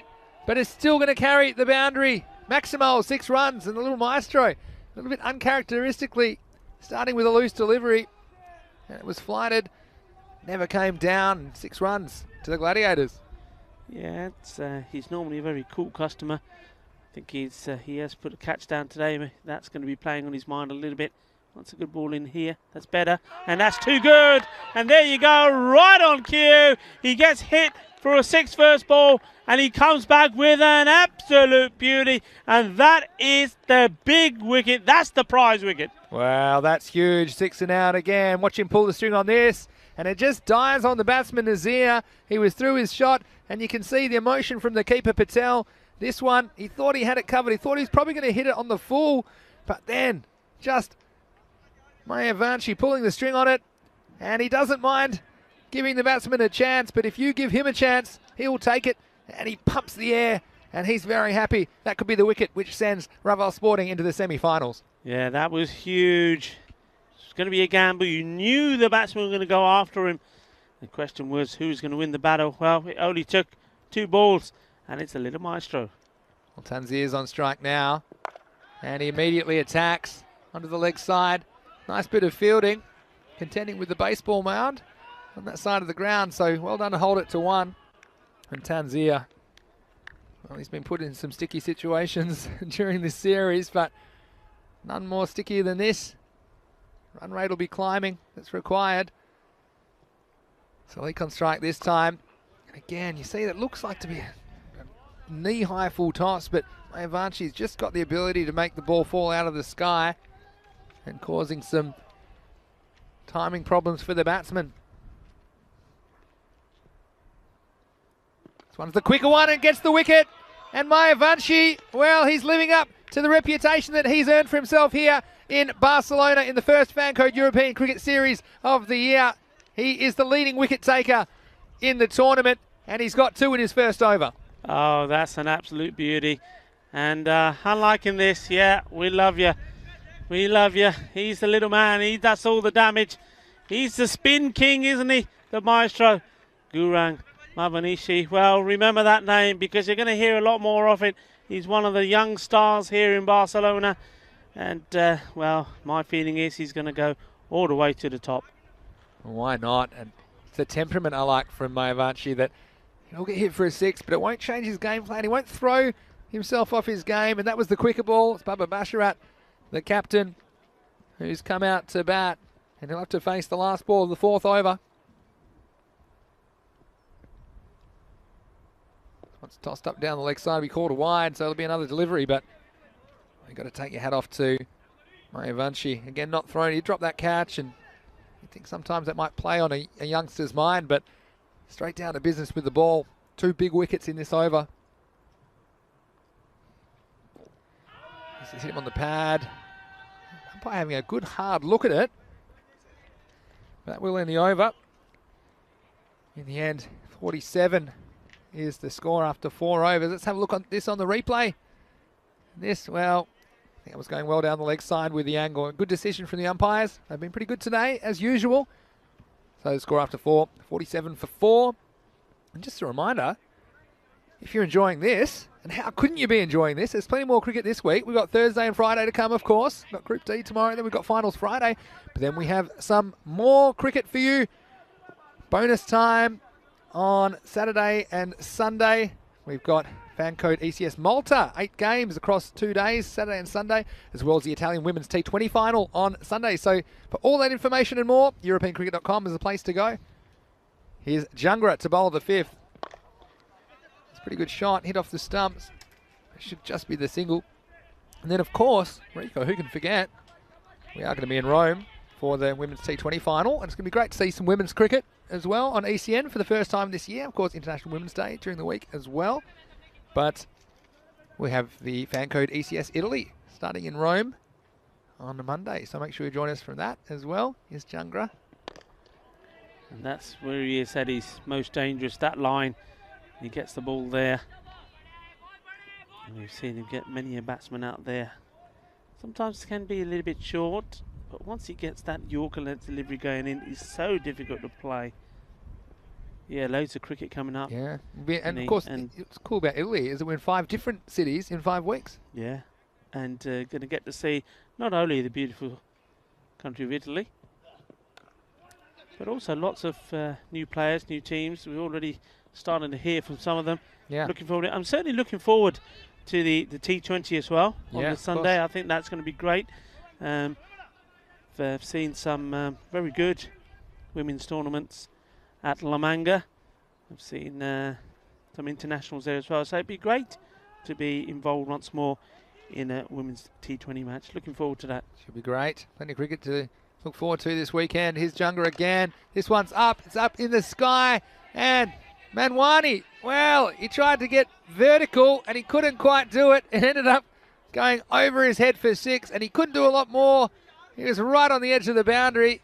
And Kharian Data suggesting that he maybe could have reached it, but I think he would have had to have been a little bit taller. Maybe Masood would have had a chance. And it was a nice effort from Manwani, but 6 runs to the Gladiators. Yeah, not giving up the fight, still playing the shots. That's good to see. And this one's been thumped pretty hard as well. Data attacking. That's good cricket, isn't it? I mean, you see that. A lot of people would wait for the ball to come to him. Yeah. He's made a couple of meters there, attacks it, picks it up, gets the throw in straight away. Yeah, it's a good bit of fielding, and everything he does sets high standards. Does Kharian Data. You see how competitive this Raval Sporting team are. Jungra with his last ball. Slower ball. He worked away. They're running hard. Some thoughts of a second. He's going to come back, Tanzia, and that's good running in the end. He will get 2. And so, a rare wicketless outing for Sonu Jungra. He'll finish with none for 19 after 5 overs. It's 59 for 4. And Ali Jr., welcome to the chat. He had an interesting comment. He said that Mayavanji's a good spinner, but too predictable after watching all his games. He doesn't understand how the opposition are not using the platform, meaning the video, to learn. But what I would say is that he's just very deceptive, Mayavanshi. And I've seen this. I've seen him bowl close up. And he has the same arm action for his quick ball and his slower ball. And that slower one, it looks like a full toss. And it just falls out of the sky. So I think you can study the video all you like. It's very different when you have the bat in your hand and you're down the other end. And we're going to start with a single. But that's probably what I'd say is that, yeah, it's very different. It's hard not to trust your eyes when you see what you think is a big juicy full toss and then it drops on you. For sure, I agree with you 100%. You do watch a lot of bowlers and you think, come on, it can't be that difficult. Just watch him bowl this, the second ball of his second over. This is the quicker one. Yeah, now that's what I was going to say. You took words out my mouth. You can see how different that one was. And of course, when you're out there, don't forget you're out there, you're batting. It's not just about watching. The team, a lot of pressure on your shoulders. The wicketkeeper is standing right up as well. And you got to commit and you got to be 100% sure. Well, here he is again, little maestro. Oh, and this one's almost bowled him. He's got in a real tangle there, Basharat. It's off the pad and then a bit of the arm, I think. Hello to Paul Jarman, said crying out for a Joe Root sweep instead of a Ben Stokes slog. So, well, I think the Gladiators want them by any means necessary at the moment as they're starting to fall behind in this rate. Next one's driven down Data on the long on boundary will clean up just the single. But, I mean, you take out that 6 he went for first ball, and he's only gone for 5 runs in his next 9 deliveries, all singles. So you can see the value of the youngster in the team for Raval. And there's trouble. Hesitation, but he'll get there in the end. Yeah, in the end, a bit of hesitation, you're right, but I think they probably went to the wrong end. In the end, they might have been more chance to get Tanzir than on striker's end. But yeah, I mean, it's such a nice thing to see, a genuine spin bowler and using flight to deceive the batsman, beating the batsman in the flight. Essentially, that's what he's doing. And so much of a focus these days on more defensive style bowling. But he's a bit of a throwback, Mayavanshi, and I've certainly enjoyed him. And it's great that he's the leading wicket taker in this entire series out of over 300 players we've seen playing in this Fancode European Cricket Series. Here he is to bowl his last ball. Just tossed up. Yeah, and I think they might get 2 here if they go quickly. It's a good stop. But again, that's great bowling from the little maestro. He'll finish with 2 for 14 off his 2 overs, and the score after 6 at 65 for 4. Yeah, one thing I will add to Mavanishi's bowling is don't forget he was also in the action here September, October, November last year, 2020. Yep. That's where we first saw him, and he was taking wickets then. He's taking wickets now.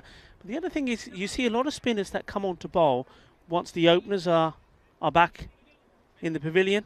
Yep. You've got the lower order batsmen in where you're just tossing up because you know they can't bat. He comes on to bowl quite often, still inside the power play. He comes on to bowl when you still got the main batsman in, and he is getting them out. So, you know, okay, it may look easy when you're watching, but he's obviously doing something that's also getting very good batsmen out. And a good example today, so I had Nazir. He's a good batsman, and he's been done by the little maestro. Yeah, excellent expert comments from Rico Full. A great observation. It's Mohammad Rizwan with the ball. And he starts with a dot. So what he's saying is exactly right. It's one thing to toss it up and expect the tail enders to go after you, but he's often coming in against the best players of the opposition, and that's certainly the case against Shahid Nazir. And I love the way he's unflappable. If he goes for a boundary or 2, he won't change his approach. He'll back his tactics, and it's worked for him very well. This one, well, another swing and a miss. This might, well, it's very close. Yeah, this one was a lot of chatter out there. And Kish Patel seen this a couple of times, and he just thought for a second he was a chance. And, well, Tanzir was awake to it, and then thought he might sneak a run anyway. But in the end, all that for no run. 2 dot balls to start the 7th. And, well, rate spiralling out of control now. Over 20 and over. This has been a good start for Mohammad Rizwan. Hasn't always had a good time with the ball. Well, this is a bouncer, and it's going to be hooked away. And it'll be a couple of bounces and away for 4 runs. So Rizwan, well, as we say, he delivered that one to the boardroom, but he got sent packing. 4 more runs to the Gladiators. Well, he's probably thinking we haven't seen Mohammed Cameron this week. Of course, he wasn't in play yesterday, so he'd give us a bouncer or 2, and he banged this one in. But you see there, unless you've really got genuine pace behind it, it's just going to sit up for the batsman to have a free swing at it. 4 runs. In comes Rizwan again. This time it's Fuller. It's much better, I think, bowling at this stage of the innings. He generally is bowling towards the end of the innings. I suppose we're still in the middle overs, technically, but you've seen him bowl overs 8 and 10 before. Mohammad Rizwan bowling the 7th on this occasion. And I think full and straight is a good tactic. Gladiators, they need boundaries from somewhere. Again, full, Yorker.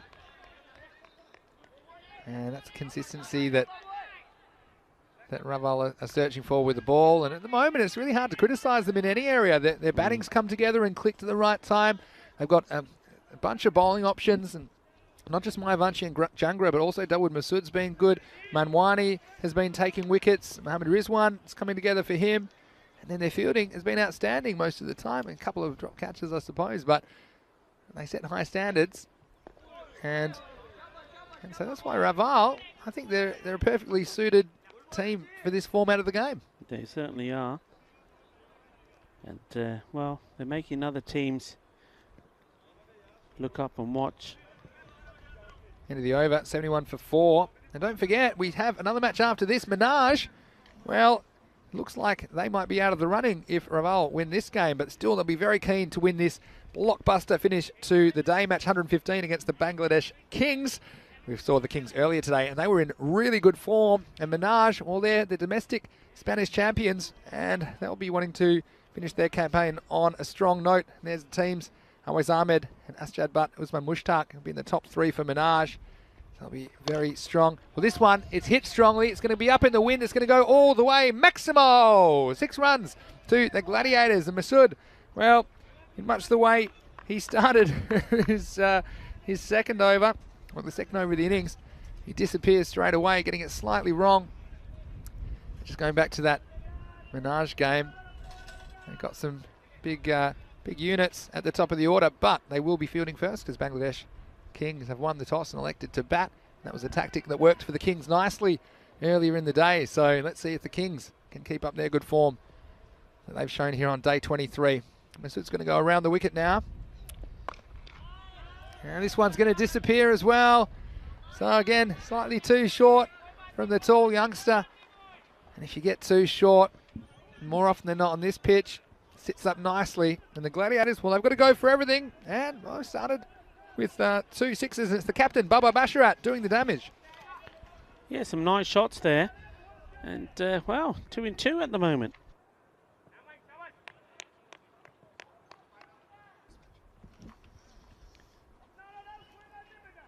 So, what's he got? He's going to go back the other side now. He's run out of sides to try it, so he's going to go back over the wicket. He's going to go again. I think he's going to get the same result all the way. Maximo! 666, the Devils' number. And having a devilish time is Baba Basharat, who's taken 18 off the first half of this over. Well, how about that? I mean, they've struggled to score runs, haven't they? Well, he needs a new bat now. That one's done its bit. Why would you change it? I mean, unless it's broken in half, I'd be sticking with that one. Often they're the best just before they break as well, Rico. Like, they've got a bit of elasticity and bend to them, but it must be well gone if you're changing a bat after hitting 3 sixes. And so you're just seeing Raval there, just having a little bit of chat. They know it's not over until that last ball is bowled. Now, the way things stand here, if they can certainly see the back of the captain who's making the last stand, they will go on and play in the first semi-final against the Catalonia Tigers. Now, the Tigers, they'll probably be watching this as well and start to do their homework. Wow, it's 4 in 4. It's unbelievable hitting this. Wow. Can he do it? Can he do? New bat, no worries. Have 6 more. And Baba Basharat, well, could you believe it? And, well, he's batting him back into this game. You have to say, it looked beyond them. Big time. But it's 4 in 4.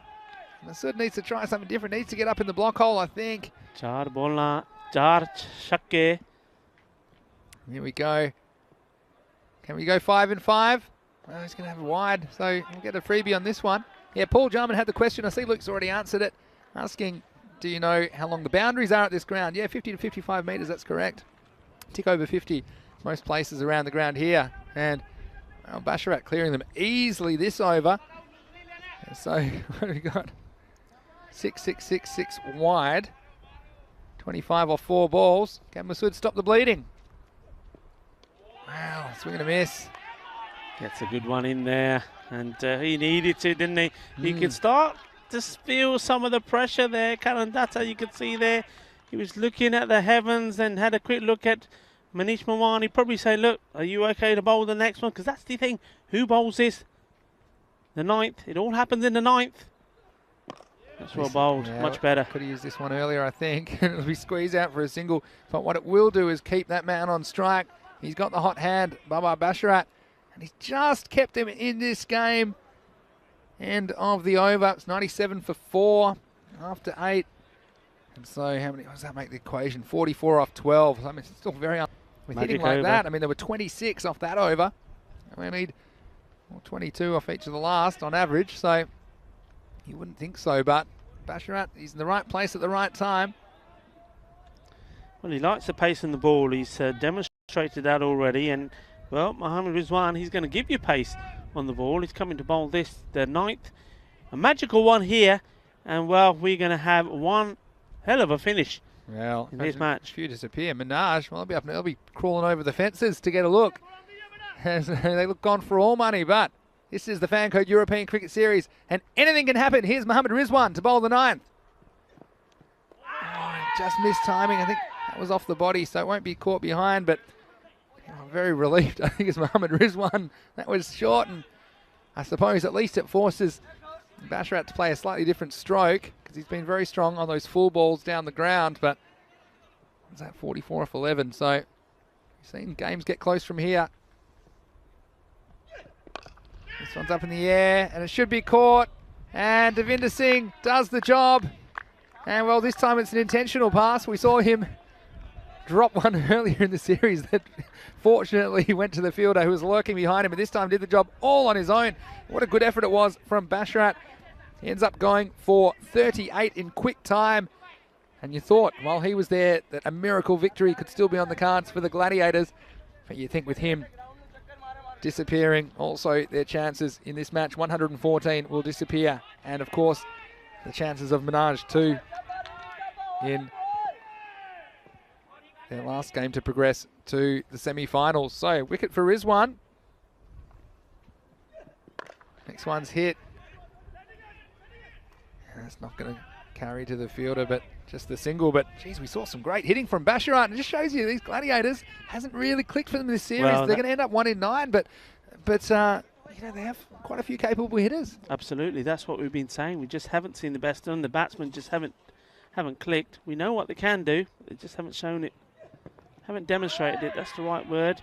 They have the potential. They have the ability. We know all about that. We know the ability of Shahid Nazir. We saw the ability of Sagar Shabazz there when he came out to open. Yeah. But it's been able to do what the likes of Kish Patel and Karan Datta have done at Raval. They've shown it at the beginning, but they've also taken it through to the end, and that has given your team the big score. Well, they've been resilient. Have Raval Sporting. And they've been put under pressure at times in this chase, and that's the kind of pressure they're going to have to take into that semi-final against the Catalonia Tigers, who do have some big hitters. But I do like the maturity and the approach of this Raval Sporting team. I like the bowling of this Mohammad Rizwan. He's bowled ever so well, bearing in mind that one of those, some of those runs have been coming from the boundary. And there you go, that's the good one. That's what he does so well, and I was just coming on to that. He bowls quick, he bowls at the stumps, knocks them over. What a spell of bowling this has been from him. He's only gone for 7 runs. Now, 7 of those was that short ball he tried, which went for 4. So it just goes to show what an amazing bit of bowling that's been. What a spell from him. Yeah. And, well, he's coming good as well. They're all coming good at the right time, aren't they, Sporting? Yeah, well, they'll be very happy with Rizwan. Took 2 for 7 off his 2 overs, and that was one of your magic overs with the ball. Yep. There were 2 wickets and only 1 run, so the score after 9 overs, 98 for 6. And again, halting the momentum and getting the important wicket of Basharat first, and then finishing by demolishing the stumps. And so Raval Sporting just wait for the reactions after this over, because they will be through to the semi-final.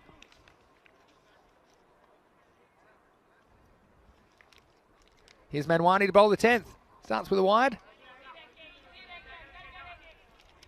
And Luke just mentioning decent effort by the Gladiators here. Thought they would never even get to 100 in this chase. Well, they're more or less going to get to 100, but not too many more. And yeah, we know the teams, as Luke mentioned, in the first semi, it'll be Group A versus Group C winners. And this is a good Yorker. And But where's the batsman going? What are they doing? Well, this is... What were they doing there? I just didn't understand that at all.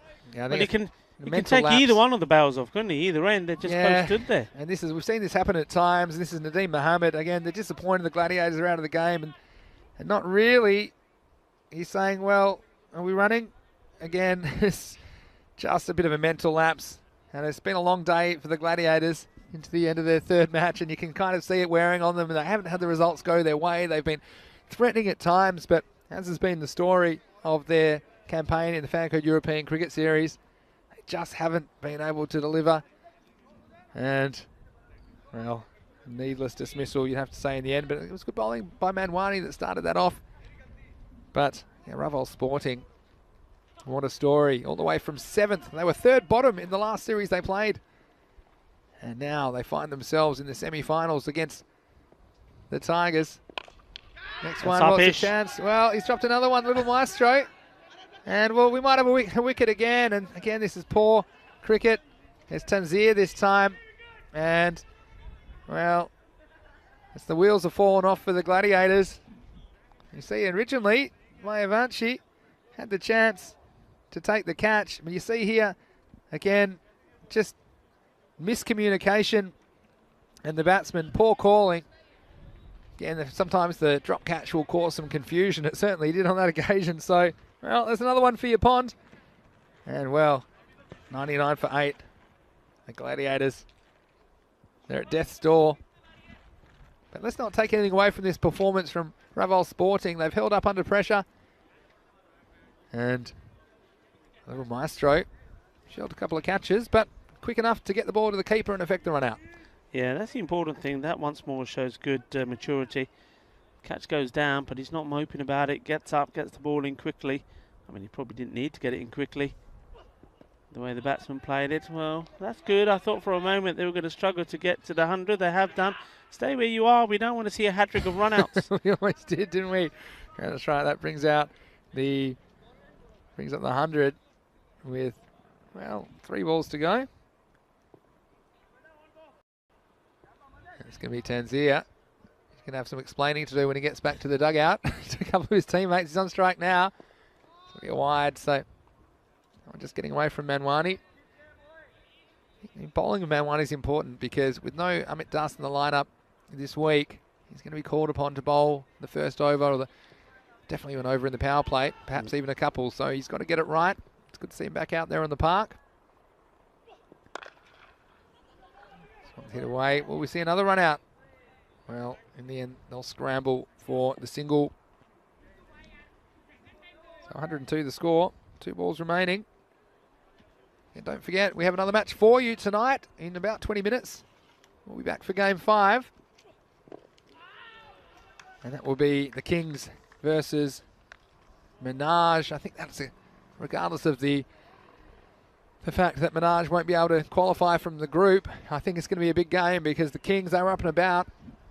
And we haven't really seen the close finish today. You wonder if perhaps that might be the blockbuster. Of course, Minaj will have Always Ahmed, Asjad Butt, Usman Mushtaq at the top of the order. And the Kings, well, we saw Moshir Rahman batting very well for them at the top of the order. In the middle order, I should say. It's wide, so it won't quite finish the game. But we'll see the score creeping up, 103 at the moment. But, yeah, don't go anywhere because stick with us. In about 20 minutes, we'll be back to bring you match 115. But here's the last match. Last ball of match 114. Swing and a miss, and that'll end it. And congratulations, Raval Sporting. You've qualified for the semi-finals of the first series of the year, the first Fan Code European Cricket Series Spain. They've won this game 140 to 103. And Rico, you can see how happy the players are. It's all business, but smiles on their faces, and they've earned it every step of the way. That's now 9 wins in a row for that team. They can be very proud of their efforts and good sportsmanship as well. Congratulating the Gladiators on a good game.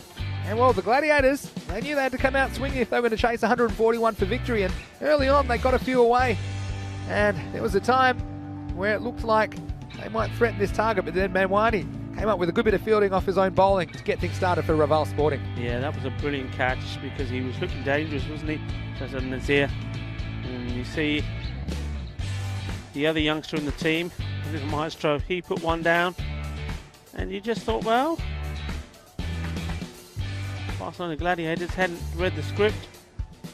And there was the other catch. That was important. And once that one went down, you thought, well, okay, it's just going to be plain sailing from here. Because we've seen the Gladiators struggle once they lose those earlier wickets. But it wasn't quite the plan that the captain had in mind. He came in and he certainly enjoyed himself, played some lovely shots. We knew that maybe the introduction of Sonu Jangra early was going to just claw back the run rate, and then it was perfectly set for this little man to come on. Gurang Mavanishi comes on and he takes wickets, doesn't he just? Look at that. Spot on. And wasn't he happy about it? Well, that eliminated. And well, we just didn't see the celebration there that he did, looking towards us. Well, there's another one. Thank you very much. Come on, do it. Give us it. Yes, okay. And yeah, a lot of respect for the young man. And he has a lot of respect for his elders as well. He really does appreciate the advice and support that people give him, as does the rest of his team. And for a team who lost their first game to Minaj, they were absolutely, well, they won't mind me saying so, they were wiped off the pitch, weren't they? I mean, Minaj scoring 130 for 2 and 56 they managed to get 2 for 7, and we thought, okay, we've seen this side of Ravel before, it's going to be more of the same. Well, no, it wasn't, because that sparked an amazing revival, and since then they've been unbeaten, and we see them go into the semi-final. And what a semi-final that's going to be against the Catalonia Giants. Catalonia Tigers will be playing Raval Sporting in that first semi-final, and it's going to be an absolute classic. Bowling of Rizwan I thought was class. I think he's going to cause a lot of trouble for a few other batsmen as well. And Mawani couldn't believe the cat's going down. And he was saying, no, you ain't dropped it, have you? You've not dropped another one. But the throw came in, the run out in the end. And what more can you say to an outfit that's very professional? We've said before, we don't just like the way that they play the cricket, we like the way they go about it. Yep. We like the respect that they also give to the opposition and everybody else around the ground. A lovely bunch of lads. Yeah, you'd have to say, I agree with everything you've said there. And they're firing at the right time, Ravel Sporting. 9 in a row. Can they make it 10 in the semi-final? But before that, we have one more match today. And Minaj, well, they won't have the carrot of qualification, but they will have the incentive to finish their campaign with a win and finish 8-2. If they don't, then they'll finish on an identical record as the Bangladesh Kings, who are 6-3. So Kings have it all to play for as well. They're playing some of their best cricket today, I'd have to say, and I think Minaj will be sternly tested, but you can see the top 3 for Minaj all have performed with the bat during this series. Ashad Bhatt, 725 points. That's a lot of Dream 11 points. I'm sure a lot of people have him in their Dream 11 team. The Kings, well, I think the bargain buy for me is Moshir Rahman, 361 points. He looks in great form with the bat. I wonder if he'll bat a little bit higher today with the kind of form he was in. Mohammed Masood as well, and Safiqul Islam have performed with the bat. Shakil Mia, well, we still haven't really seen him adapt to the T10 format, but he's likely to open the batting, and it was pretty good long off in the field for the Kings in their earlier match. So that is going to be coming your way, and of course Minaj will be fielding first because the Kings have won the toss and elected to bat. So please join us in about 15 minutes for that game. Just quickly, let's go over the scorecard of the second half in match 114, chasing 141 for victory. It's always going to be tough work, and although they threatened at times, and Nazir at the top, 20 off 11 balls. Shabazz, well, he looks very good, hit a 6 and a 4, but then got out that excellent catch off his own bowling from Manish Manwani. Apart from that, Tanzir stuck around for a little bit. He was 14 not out, but the star towards the end of the innings was Baba Bashra, the captain, with 5 big maximos, including 4 in a row. Just thought while he was there they had a chance, but in the end there were plenty of ducks around him, and when he fell, so did the chances of the Gladiators. In the end, 103 for 8 with the bowling. Well, you can see there, same old customers. Mayavachi 2 for 14, got hit for a 6 first ball. But Mohammed Rizwan, he was the story for me, 2 for 7, and singles for Manwani. Masood was pretty expensive and got some treatment later in the innings. Jungra wicketless, but again, he was pretty reliable, and I think it's a formidable bowling lineup going into their semi-final against the Tigers. That'll be match 121, the first match of day 25 finals Friday. So, have a quick break. We're back in about 15 minutes to take you into match 115 of this Vancouver European Cricket Series, Spain. So don't go anywhere, make yourself a little bit of a drink, perhaps stretch your legs, but then be right back in front of your TV or your device to catch the final match of the day here from Barcelona. It's Vinny Sandhu here, Mr. Maximo, along with Rico Full, and we hope you're enjoying your time watching us today on the European Cricket Network. This is the Fancode European Cricket Series Spain. See you shortly.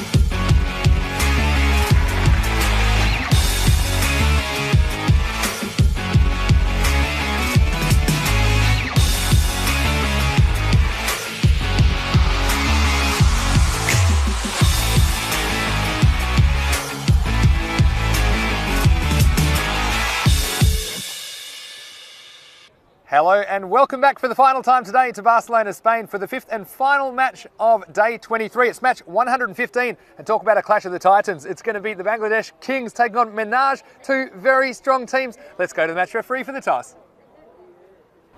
Heads in the cone. And tail is there. So Bangladesh Kings won the toss. Yeah, we want to bet first. Bat first. Yeah. Bangladesh Kings have won the toss and they're going to bat first. Well, the Kings winning the toss and electing to bat. I'm sure that's what Minaj would have liked to have done, but the Kings, they were very impressive batting first. They just were hitting their straps, you'd have to say, earlier in the day. Well, Minaj, they are a champion team. They're not the domestic champions of Spain without any reason, and so I'm sure they would like to finish their campaign with a win. Can they do it here? They're 7-2 Minaj, and they would love to make it 8 wins out of 10. So, Rico, both these teams will be very keen to finish the day with a win. So over to you in the commentary box. Thank you very much, Vinny. Yes, of course they will. Bangladesh Kings, no surprise there, wanting to bat first. Well, they batted very well in the game that they had earlier against Barcelona Gladiators, scoring 138. And a great knock from their captain, Monsieur Rahman. He certainly enjoyed himself out there playing some big shots.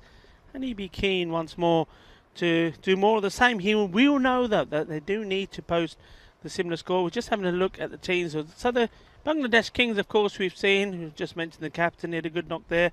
Sufiq al-Islam, Shakil Mia, they are big guns for them and they can score good runs.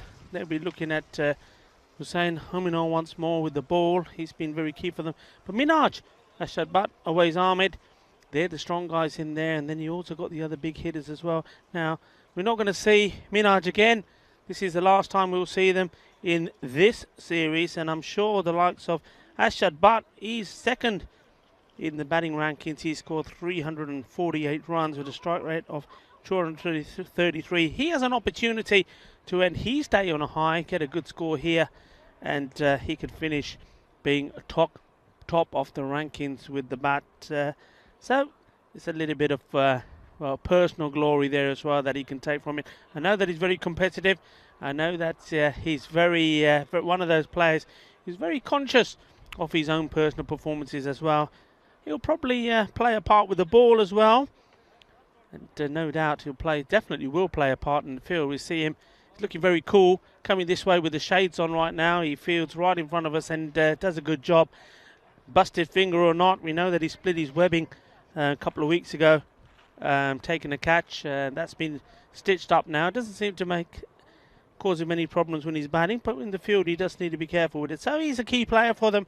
He normally is, as I said, taking a few catches in the field, does have the odd bowl, but the main thing that he'll be wanting to do is when he gets his opportunities, go out there and score runs and leave his imprint on this fan-code European Cricket Series for the last time we see Minaj. Well, Bangladesh Kings, they've already impressed us the first time we played. They play very well as a unit, and they'll want to be doing exactly the same thing again here. And opening batsman is going to be Sufiq Islam, and the non-striker, well, a slight change. Shakil Mia is going to be down the order slightly, so Islam will be on strike, and Masood will be the non-striker. And joined as ever, we go for by my partner in crime, Mr. Maximo. Maxi, going to be a good in this. Yeah, I'm looking forward to this one. Clash of the Titans for me. And although qualification no longer possible, but I'm sure Minaj will be very keen to go out with a win. And we will see them again in the European Cricket League, of course, beginning on May 31st. And they qualify as the domestic champions. And after winning the playoff against La Manga Torrevieja a couple of weeks ago now. And all ready to start this one. Amar Shahzad with the ball for Minaj. That's been thumped and thumped hard. It's a race on, and there he is. Ashad Butt patrolling the boundary. Slight bit of hesitation. And, well... Great bit of fielding. I mean, yeah. this took a difficult bounce for Ashad Butt. And he was over there in a flash, and you see just knocking it down. An expert piece of work. And then realising probably the keeper's end was going to be easier end for a run out. Next one, playing a miss and good wicket keeping. Awais Ahmed liked his work since he's come up to the stumps. We saw him a little bit, I don't know, off the pace when he was back earlier in the series. It's about a month ago now, but he certainly found his feet and his hands behind the stumps. This one's up in the air, and look, it should be taken. The sun's an issue. And, well, down goes the catch. And it's Yasin Javed who spills that one. And have a look at this one. He was never comfortable under it. It was high in the sky, and he knew it was his. I don't think anyone knew where it was. The cameraman eventually found it. Unfortunately, Yasin Javed doesn't, and an early life for the Kings. Yeah, big time. We went a long way up, but he just never looked comfortable, never picked it straight away. And down goes the chance. And, well, they will know, having watched the Kings once already, that give them a chance, they can make you pay. It's very wide outside the off-stump. Good take from Awais Ahmed, the wicketkeeper. All right, I've got a Mr. Maximo's big call for you. Haven't seen one of these yet. We haven't today. I haven't told you what it is yet. Are you ready? Okay. Mr. Maximo's big call? Yeah. Leg side stumping this innings. Leg Awais side Ahmed. stumping, Yep. okay. He looks up and about. It's Shazad.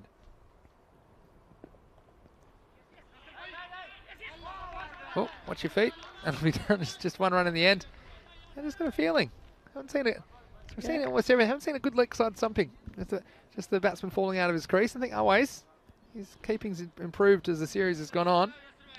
Oh, we've got a bat gone down already. That's even more impressive because he wasn't even facing and he's somehow broken his bat. So how's that?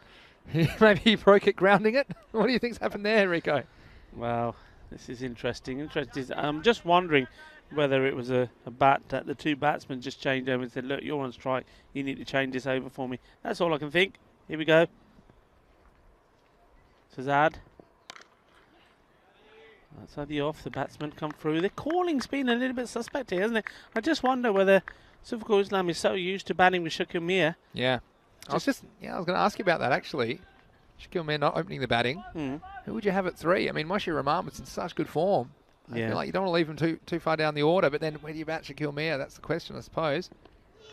Yeah, I mean, I do, and I think you know this already from sat next to me for this coming up to 5 weeks complete. I always like the combination higher up the order when you got left and right. Yeah. So I'd have the left-hander, I'll have the captain come in.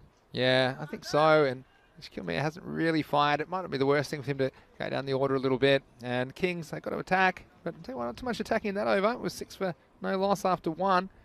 It was interesting actually because Moshir Rahman, he scored 70 runs for the series and 60 of them came in that last innings. So he had 10 runs in the first 7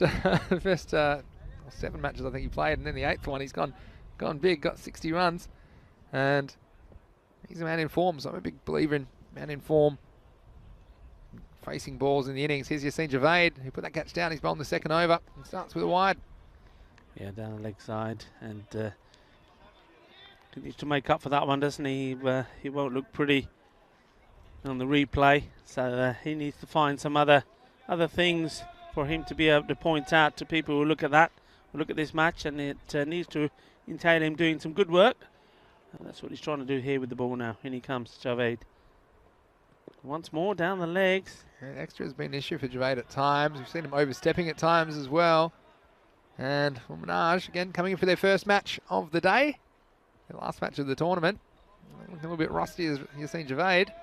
Don't know if he just got out of bed, but I can tell you it's 4:30 in the afternoon here in Barcelona. So wakey, he's dropped a catch and starting with a couple of wides, but we know he's good enough to come back.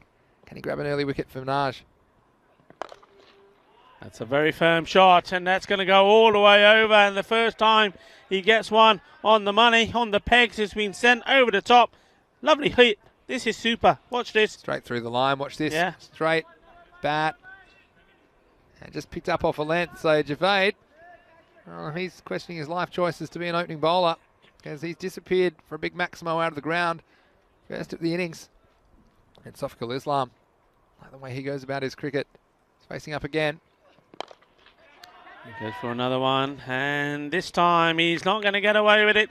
It's a straightforward catch taken by the captain, and he goes, and he's done what he's done many times before, 6 and out. Yeah, well, your luck can change in an instant, and Yasin Javed, well, he's out of bed and ready to party because the second one after the 6 is Amir Shazad, the captain, doing the work himself in that cover position, just taking a few steps back, getting in good position and safe hands. So an early wicket goes down, so we will see who will join him at the crease. Mohamed Masood. They did cross while that ball was in the air. And while Sofkul was looking dangerous, so he'll be disappointed to get out so early.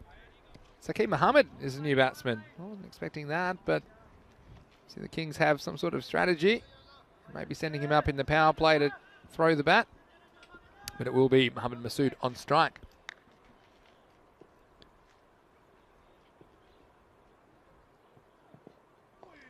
Back down the leg side, Javid. So it's the third wide in the over.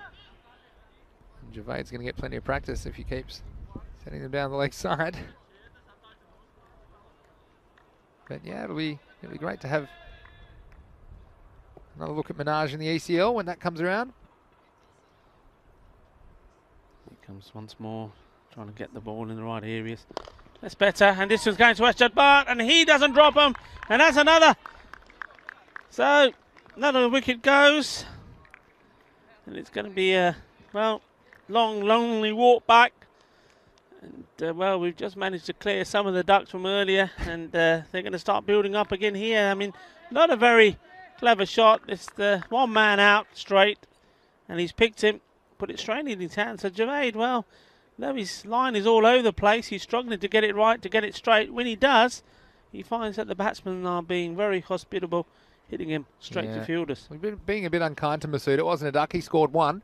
Did he score one? So he only has. He doesn't get to go in the pond, but he did get one. But it was well struck, and it wasn't an easy catch. I'm telling you, at this stage, and we know that Asjad Bhatt had the issue with the webbing in his fingers, but he took that one without too much of a fuss, and he's still in that key position. So obviously he fancies his chances with the hands. But Shakil Mia's going to come out number 4, and we wondered about where he would bat. And these Kings, they're an exciting unit when they're going, and we still haven't seen Moshir Rahman, which again surprises me. I think he will come in number 5 surely if they were to lose another wicket. But Javeid.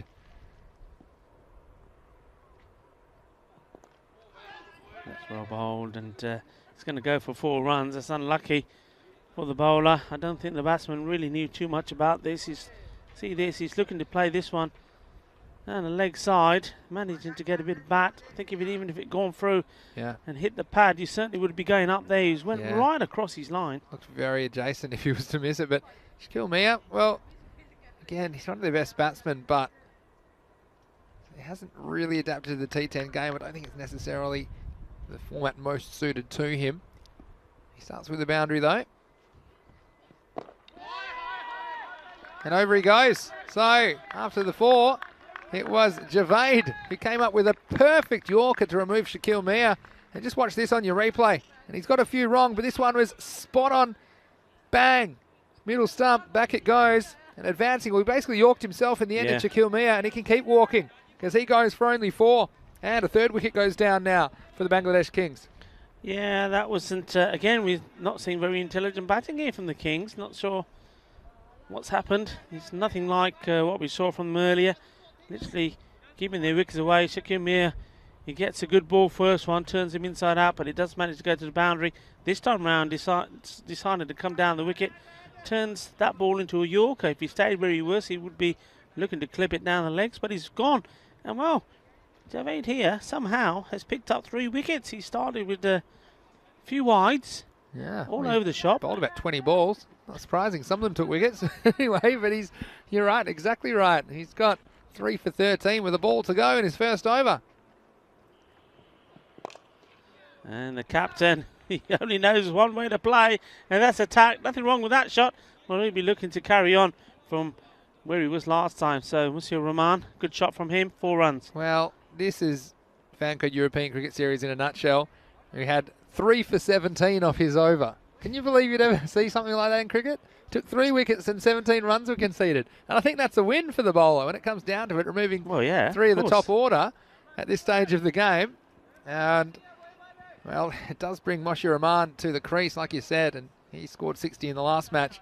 And I think he's the key to the Bangladesh innings. As long as he's here, then the run rate will stay up. And if you get back through the 10 overs, they could put that competitive total on the board.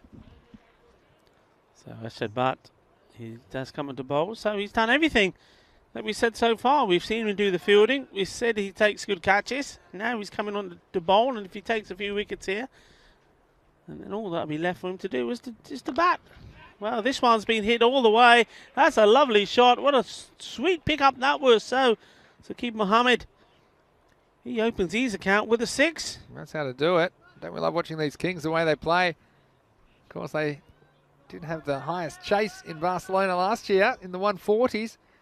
So they can go. Good start for Saqib Mohammed off Asjad Bhatt. It's very good fielding there. The fielder was a fair way back, but the way he attacked it, running in hard, Usman Mushtaq, he just basically, his fielder saw him running in and thought, no, we're not going to take this one. Very good work. Now, Nate in Tennessee is back with us, and he's got a very good question. I'm going to explain it in a second, but first here's Asjad Bhatt. This one's picked up beautifully. That's beauty. What a lovely shot. Vinny, yeah, it is. Just the way he just leans into this, doesn't he? Leans in, hits it big, all the way over the top, 6 runs. I'm liking that. He's timing the ball really well, and I was a bit surprised to see him walk out when he did, Saqib Mohammed. But he's hit that one very nicely, and Asjad Bhatt getting a bit of his own medicine, isn't he, with the ball at the moment. He's gone for 2 Maximos in the over. And that's clubbed hard. 1 bounce over the boundary. So, well, just showing that he's able to play shots all around the ground. This was beautiful as well. Just let this too wide. Smashes it away. And this is good. Good counter-attack here from Mohammed. And, well, he will be hoping that he and the captain, Musil Rahman, now can lead the fight back. It's still very early on. We're still in the 3rd over. It's hard to believe. Scores are good, but there's 3 wickets down. All action. Asjad Bhatt this time. And the question was from Nate was, what is Yorker? It's a very good question. It's a term we use for a ball, and it describes the length of a ball and basically where it bounces, Nate. So I'll give you my full explanation after this, but this will end the 3rd over. Last ball, the power play. Worked away, straight to the fielder, so no run on that occasion. End of the over.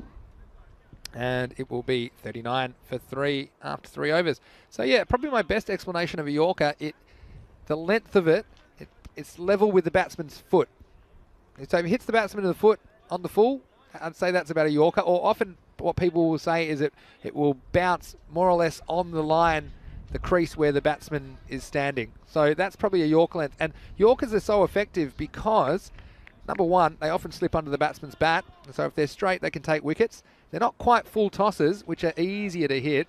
And so Yorkers are an effective method of bowling, especially at the end of an innings, because it doesn't really give the batsman any length to work with. And often, if they do get bat, it's just the bottom of the bat they get on it. So, yeah, Yorker is a full delivery, but not quite full enough to be a full toss. It's one which bounces very close to the batsman, or like I say, maybe hits the batsman with the foot.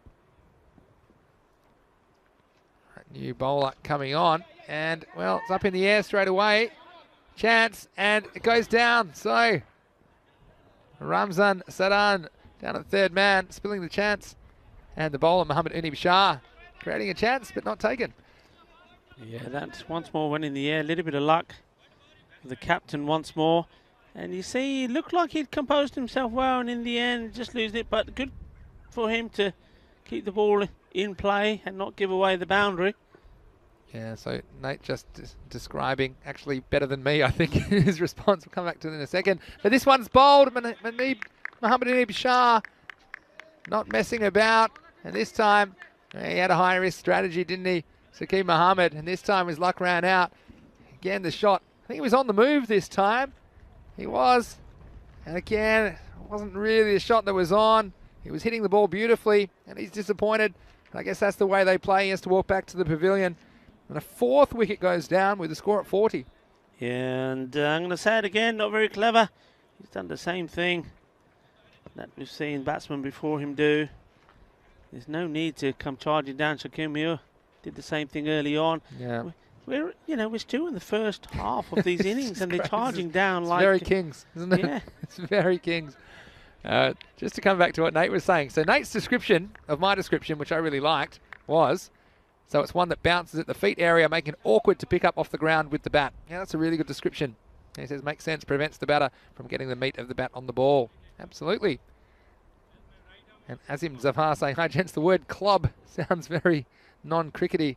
Well, I guess, this is a non-crickety type of cricket. It's a different type of cricket. We certainly love to bring you something different on the European Cricket Network, and it's great that we've got viewers from all around the world, and some are very new to the game, but so many have told us, and it's great to always have that feedback. Our viewers saying that we've introduced the game to them in a way that's easy to understand, in a format which they find entertaining, makes them want to know more about the game. So we certainly appreciate all of our viewers, whether you're new to the game or whether you're an experienced cricket watcher. Swing and a miss. Good take there from keeper, Wais Ahmed. And Mohammad Saeed Usman is the man who has joined his captain. He's at the non-striker's end at the moment. Again, he can hit it. Moshir Rahman, he's the key for me. He can have the kind of innings that he did in the last match. He's going to raise him to a competitive total. Wow, this one has been absolutely clobbered. That's going many a mile. The captain, Moshir Rahman, what a big hit. Ginna chacha dekho. Power, sorry power. And that's gone big. That's going down the hill all the way down to the harbour. The snake's not even getting a chance to get to that one. The Snakes will watch that one go over their head, I think. And this is a no-doubter, Nate, if you're watching from the US. No-doubter, meaning there was no doubt that this one was going all the way off the bat of Moshir Rahman. And Anib Shah wants the risk coming around the wicket as he is now. This one's cracked through the offside. He's showing all the range of motion. This one, Rigo, what a shot this was. A back foot drive all the way through the covers, and 4 more for the Bangladesh Kings. Billy shot sigi complete power shakka. A shot, positioning dekho, ball the upper, positioning, timing, perfection. Chokka ho gaya, 4 runs. 51 for 4, so the 50 coming off of last ball of the 4th over. And speaking of Minaj, of course, we will see them in ECL 21 because they're the Spanish domestic champions and they won the right to represent their nation as the champion club of Spain at that tournament, which will feature the champion clubs from 15 different European nations, as well as the returning champions VOC Rotterdam from the Netherlands. And you can catch that right here on ECN from May 31. It's a 4-week tournament, and it's only the second time we've been able to hold it. Of course, last year it was unfortunately cancelled due to the pandemic, so it'd be great to have the ECL on your screens again. It's the Champions League of European Cricket. Here's Amir Hamza to bowl some left-arm spin. And clever batting from Mohammad Saeed Usman. Just taking the single, and I think, well, he's a pretty good bowler, Amir Hamza, but the left-hander to left-hander is going to pose some problems because he'll be spinning the ball into Moshir Rahman. And I think if he gets too straight to him, I think the Snakes are going to have some more cricket balls coming over the fence. Well, yeah, I think that's a sure prediction there. Anything short, it's going to go. Well, just backing away, which surprises me that time. And we've talked about the Snakes a lot. We haven't really talked about the tortoise on the field today, have we? We haven't seen a tortoise bounce like we did yesterday. If you missed it, it was an outrageous bounce. It went in the mid-off region to the left-hander. Here's Hamza. He could be in trouble, and well, good awareness, I think, from the batsman, the captain. He committed, but knew he had to get his foot back, and in the end, I think he didn't drag himself too far back. Here we go. And yeah, it's good reactions because he knew when he missed it, he better get that foot back. And I think I wouldn't be going at Hamza. I'd be standing still and just trying to use any length that you're given to lift it over the leg side boundary. I mean, there are 3 men back on the leg side. But I think you just have to play the ball as it's bowled to you. You don't have to get too funky at this stage. Yeah, this is a wicket that Minaj desperately want. Hit it hard, fielder gives chase and not going to stop it. Bouncing awkwardly, still needed to use his hands for me, the fielder. Didn't fancy it, Jafar Iqbal. Yeah, Jafar Iqbal, that's a triple F, foot fielding fail. And Moshir Rahman just keeps on keeping on. And he... Well, they lost some wickets, so maybe the blessing in disguise, losing those wickets, and Moshir Rahman coming out number 5, striking the ball very nicely.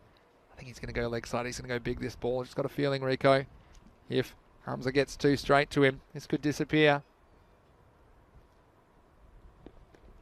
Oh, it was there, the shot was there, wasn't it? I'm inside his head. And hello to Michael McCann, nice for you to join us in the chat. He's explaining cricket, one side bats for 45 minutes, a short break, then the other team bats for 45 minutes or so. A format that sounds familiar for Europeans. Yeah, it sounds very much like another sport in their 45-minute halves. And Hamza again. And this one, he does get hold of it. His fielder is there, does the work. Would have been an E-cap from Minaj Shah that stopped that in the end, but it was effective. End of the over. And at the end of 5 overs, the score is 57 for 4. And yeah, Michael, it's great to see you in the chat. He's enjoying the coverage from rainy London. Well, Michael, we hope to have you back in the commentary box very soon. I know, of course, that UK, not the best place to be if you want to get out at the moment, but certainly it's great that you're watching, Michael, and we look forward to your company in Spain in May 31 at least for the European Cricket League. Hopefully sooner as well. We'll get you on the network. And Michael's been busy putting together some spots about some of the countries that are competing in the European Cricket Championship, and we'll bring those to you very shortly. Of course, we'll have the European Cricket Championship draw this Friday in the break between games in the middle of the day.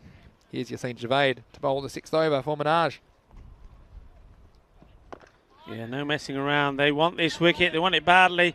And that's not gone where they wanted it to go. Certainly not where Rahman was looking for it to go. But it's going to be 4 runs. And you can see they've put the big man on straight away. They're wanting to get wickets. He's got 3 already in that eventful and very long first over. When that you're one for 4 runs. When you're hot, you're hot. And Bashir Rahman, everything he's touching. And this one was off the bottom of the bat. I think just squeezed out on the offside. So Yassine Javed can't take a trick. He does have 3 wickets to his name, though. And he comes again. This one's gone all the way through. Yes, hello, Michael. How are you? Miguel, ¿cómo estás? We're missing your company here in Barcelona this time round. Myself and Vinny, of course. Those of you who remember, Michael McCann worked alongside me in Barcelona last year in November. And because of all the travel restrictions, of course, unable to move around. But we will be back together soon, no doubt. So we're going to miss. Yeah, strike 2. Bashir Rahman, he's the key for me. Where are we at? It's going to be a very interesting 6-over check-in because despite those wickets, as long as the captain's there, they've got the opportunity to put a decent score on the board. I think Minaj will fancy themselves no matter how many the Kings make because of their batting, but look, we've seen these big names go, can expose the middle order. And shouts of catch it. It went to him pretty quick. I think it was one of those ones which we talked about Yorkers to the batsman. That was certainly a Yorker for the fielder. I tell you what, I don't know if he's a Michael Jackson fan, but he's moonwalked out of the situation, didn't he? The fielder is short third man. And I think that's Ramzan Saran down there. And this one, he didn't want to know anything about it. I think it was probably 2 steps forward to catch it. He'd taken about 3 or 4 back. Again, it's just a single. So, Javed, can he pick up a 4th wicket? Good batting, sensible. It's nice to see here because Mohammad Said Usman, he knows that he doesn't need to do anything silly. Too many batsmen have already done that before him. He just needs to keep one end occupied, take the single like he's done there, and for the time being, try and give as much strike as he can to his captain, who's having a bit of fun. He's playing the ball well, and he's had a slice of luck or 2 as well, so he's got to make it count for his team, and so far, he's doing a good job. Last ball of the over. That one didn't really know where that went. It should have been going down the leg side and misfield, but I don't think Rahman is going to take that on. That's what I was saying that time, but it'll just be the single in the end. And retaining the strike will be Bashir Rahman. End of the over, 64 for 4. And look, it's an interesting 6-over check-in on this occasion because Bashir Rahman, I think he's the man that's got to do the lifting. I think while he's there, they might fancy, I'm going to say maybe 11 and overs possible. 44, probably takes them 108. So as long as he's there, I can see them getting 110 plus. If he goes, I'd be a bit more worried, maybe more like 7 and over. So that could be a big difference, be more like 90, 92 or something like that. So again, I think 100 plus. It still needs to be chased by Minaj. It's going to be Amir Hamza to bowl the 7th over. Swing and a miss. And Nate saying, we are certainly watching from Tennessee, USA. We are no doubt of viewers. Now, you said we. Nate, is that because your son's with you today? I know that you mentioned that he was spending a bit of time with you there. And I know he went fishing the other day. So let us know who you're watching with, Nate. It's nice that you've got some company. Oh, that's hit very well. That's going all the way over. Balle, liking that. Oh, well. This is good. This is just power, sheer power. He knows what he's doing. He knows that there's men out there waiting, but he still crushes that over the boundary. 6 more, 6 of the best. This was sweet, wasn't it, from Moshi Rahman? He might have missed out the first ball in the over. He wasn't going to miss out again. And showing the full range of strokes all around the ground. Again, Hamza, that'll probably force him to come straighter, but if he gets too straight, I think he'll be feeding the snakes. Here we go, next one. Oi, kinna sona, kinna badda, chak de patte. Say smash, he is loving his time out here at the moment. Look at this. Bang! And away it goes. Oh, this one's downtown. I lost sight of this one. It was still going. It was travelling. Moshi Rahman, what a day he's having with the bat. It takes him to 38. So he's scored 98 for the day. Might score 100 across 2 matches. He could do it this ball from Hamza. Big swing and a miss, but it goes through everybody. And the fielder giving it chase. They'll have to turn and come back, will they? And, well, from the reactor, the fielder probably gone, has it? Well, we'll have to wait in the reaction. I thought he stopped it originally. Well, if he hasn't, the batsman better get in. No, I think it's gonna be called 4 now. And that might have been buys. Yeah, 4 buys. So I don't know about my leg side stumping prediction. It's not looking good at this moment, is it? But, well, always, again, bit of ball watching. And it's a common error. It's Moshi Rahman hitting 4s even when he's not hitting them. So, here's Hamza. Does he have the answer? And he's hit this hard as well. Fielder gets down. No mistake from that man. Usman was stuck. Yeah, so you mentioned that the left arm spinner to the left hander could pose some problems, and so it's proved so far. Here's 1 ball left in the over. I think that's what they're going to discuss over the walkie-talkies. There will be 1 to go in the end, and it'll be the silent partner of this partnership, Mohammad Saeed Usman, to take strike. Again, last ball the over. I think he probably got the excuse to go for a big swing here. Still wickets in hand.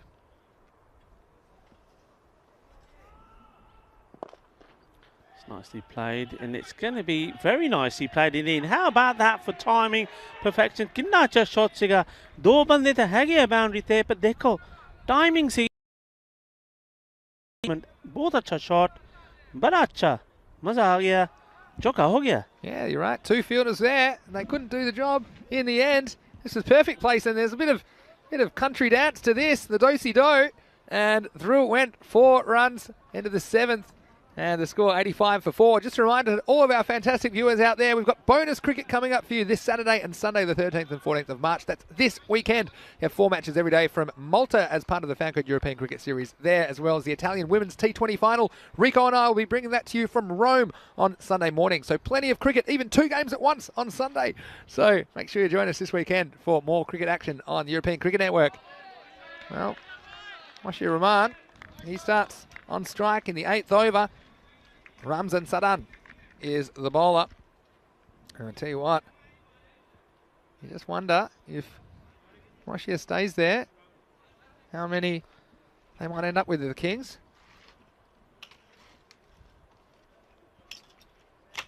And we haven't seen too much of Sadan in this tournament. Nate with a great comment I'll say after this one, but for now here's Sadan. This is short, it's going to go the journey. It was too short. That one's going to hit the top of the fence, and thankfully we won't lose that wall. It's bounced back, but still there's going to be 6 runs, half a dozen to the Kings skipper, and he's raced to 45. He's looking at back-to-back half centuries. And what an innings this has been. Nate saying a couple of things. Fielder played Dance Dance Revolution trying to stop that one. We saw the 2 fielders trying to stop that one, the ball before. V. Ravi saying he should be playing La Liga. And Nate also saying, yes, little Nader Charles is here too. It's a family affair. Loving the senior Rico calls. You know, it's great that you're getting your son involved in the game, and I know you were trying to explain the game to him in American, which isn't that easy. Anyway, next ball. Well, this one, you can forget about it. It's gone. And it might have bounced back the first time. Well, this one might have bounced back off one of the skyscrapers downtown. And that is another half century for Moshi Rahman. Back-to-back matches. This one coming off 23 balls. And the King skipper, well, he's been leading from the front all day, and he does it again, Rico. Fabulous. Absolutely amazing stuff this is. Really is. And you know what? There's some batsmen when they bat, you could close your eyes and listen to the innings because the sound the ball makes when it hits the middle of his bat. I mean, this one is in the middle, but it's still racing away. Watch the bounce. There it goes. It's 4 more, and he goes down. Oh dear. On the deck there. But hey, there's no time to have a rest. Get up. You're not doing any of the work. Well, it's been his day. We mentioned he only had 10 runs. Can you believe he only had 10 runs in the first 4 weeks of the tournament up to today? And look at him. He's dealing in boundaries. And then, well, there's a bit of an accidental collision between the two. And nothing intended there, of course. Another 4 runs goes down, and he was lying down there like you wanted someone to feed him some grapes, but he's got up. well, he's ready to go again. And I tell you what, it's just anywhere, any part of that bat, it's disappearing. he deserves 100 up now for the Kings. Oh, he thumped this one too. Fielder comes across. That's good work. Very good work, because there was a little bit of the tortuga involved there, but that's the way to do it. You get your body behind it. I think that came up, hit him side of his face. How But did this taste? Usman Mushtaq. That one's taken. Might have hit the tortoise. That's tortoise territory over there. That one did take a bit of a bounce. Yeah, just adjusting his face, making sure it's still facing the right way. But wow, what an innings this has been from Moshe Rahman. Over the 100 mark, still in excess of 2 overs to go. This is the last ball of the over. Can Usman do it again? This one's a bit uppish, and well, you saw Asjad Butt there diving forward. Always difficult. And looking for 2 was Moshe Rahman. You can see why, because he wanted to strike. In the end, no use throwing away a wicket at this stage. I don't think it was quite there. So it'll be a single to finish the over. And it's 103 for 4. Very good over. 18 off it for the Kings. Yeah, excellent batting. Leading by example, the captain. We said at the beginning of this day, the teams that didn't have the chance to get into the finals, well, it was a day for them to demonstrate and show us what they could do. Show you at home, our global cricket family, what they could do and entertain us. Haven't they just? And well, this man, he certainly entertained us in both these games. Hasn't been able to buy a run up until the 2 games he's played here today, and now he's hitting the ball at will all over the ground. Take a bow, that man. I'm absolutely loving his performance, love his attitude, love the way he leads his team, and you can see how much respect and love he has from those guys, because they are absolutely applauding every shot that he plays. Well, here's Mohammad Unib Shah to bowl the 9th. And this will be handy. It's just a little bit of pat on that, but it'll get them 1 run, and that means Moshe Rahman will come back on strike. Omar Ali from Bengali in the chat saying back-to-back 50 for you, captain. So respect from Omar Ali, who batted very well himself on Monday. And it's great to have some of the players involved in the chat sometimes. And well, it's going to be an interesting little chase for me. Looks like it'll be 120 plus at the moment. And that'll take some fetching from Minaj. They've got the firepower in their top 3, but let's see if they fire. Hit hard, and nobody's going to get that. That's 4 runs once more. Motoring away, too wide, too short. And, well, for a man who's seen the ball so well, he's not going to miss out on this. Well, this shot takes him to 60, which is what he scored in the previous match. It looks like he's going to get even more this game. And this is what I love about a batsman that's in, and he's seeing it like a football at the moment. And don't you love this timing? You see the benefit, Rico, of a batsman that's been there a while. And that ball, whacking it away on the offside. That's where it was bowled. That's where it was sent. So, some thinking to do for Mohammad Unib Shah. Oh, down the ground. And the fielder, well, this time he's done most things well. But Usman Mushtaq going with his foot here and not his hands. And all he's able to do is deflect it over the rope. 4 more runs. Well, I've heard of foot and mouth. This is mouth to foot this time. He went with the mouth last time. This time it's an own goal.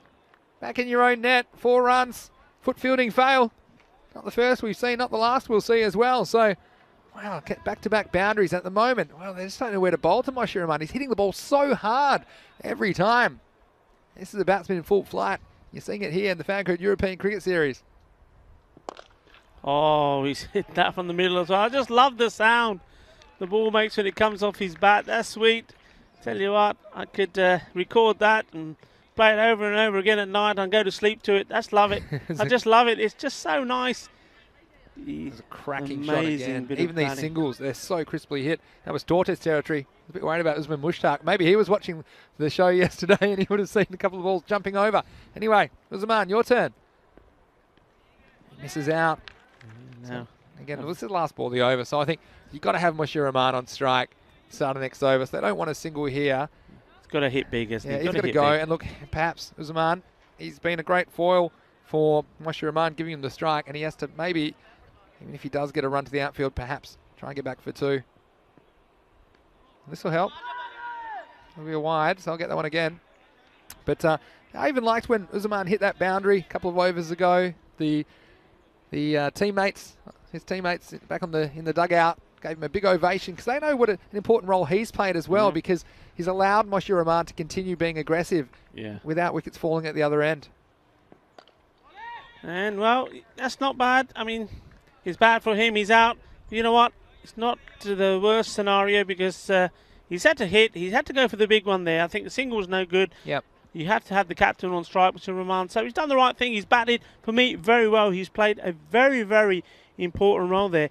Very good knock. And we'll find out that partnership, because I'm telling you something. He played a massive part in that. I know it was the captain doing all the hitting, but him staying there, batted sensibly, and then right at the end there thought, okay, 1 ball to go, no point. I don't need a single, don't want a dot ball. I've got to go for the big shot, and in the end, getting out. Yeah, partnership was 74 between those two, and it's a game of partnerships. It's a team game. Again, assessing the situation, he knew that was the ball. He could just go for it. If he got out, it didn't really matter because the captain is on strike. So, yeah, 74 in 34 deliveries. A very good partnership and playing his role, even though it was only 8 runs to his name, but valuable for the Kings as he provided a stable partner for Moshir Rahman, who's on strike now. Last over. It's in the air. Fielders have to try and stop it. And to do, he wants to try and come back. Oh, I think he didn't run straight away, Moshir Rahman. And maybe he thought, well, I'm not going to take the run, but there was always 2 there.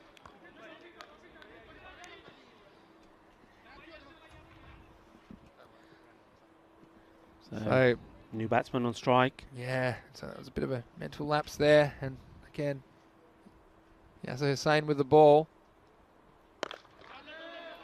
Moshir Rahman, yeah, it's very quick to go, and this time it'll only be the single. But well, it's going to be an interesting chase. If it's somewhere around the 120 marks, it seems like it will be. It could be a few more if Moshir Rahman can get going. Up in the 60s, the swinging 60s, he will be swinging.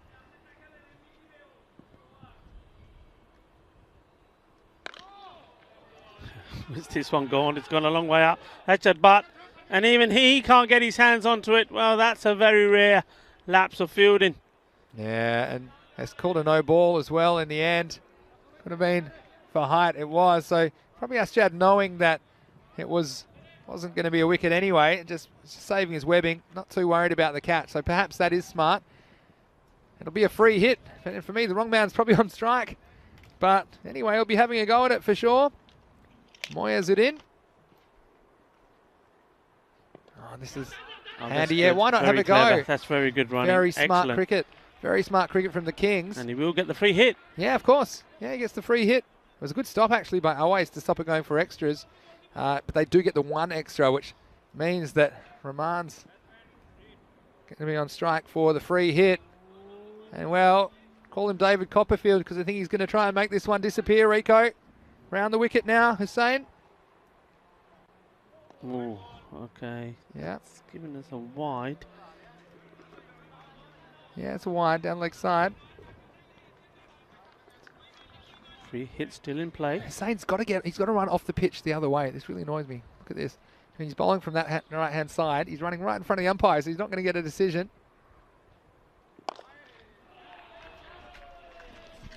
Well, that's almost taken us out, and that's 6 of the best. Maximo, 6 runs, and, well, the captain, he's not just scaring the fielding side. This one, I thought this might have been the end of the broadcast, Rico.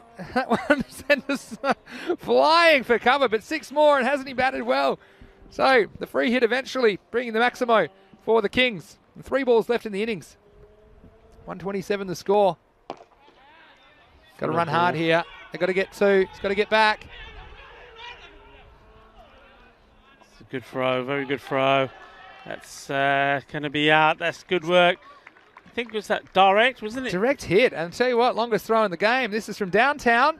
Steph Curry, eat your heart out. Watch this. And again, and I think even here, he hesitated just to make sure his partner was coming, but he didn't need to hesitate because, yeah, you see that there. Because I just would have been running, and then he spent a bit too long watching the ball. And in the end, a great piece of fielding. And the direct hit doing the job. So end of a very, very good innings.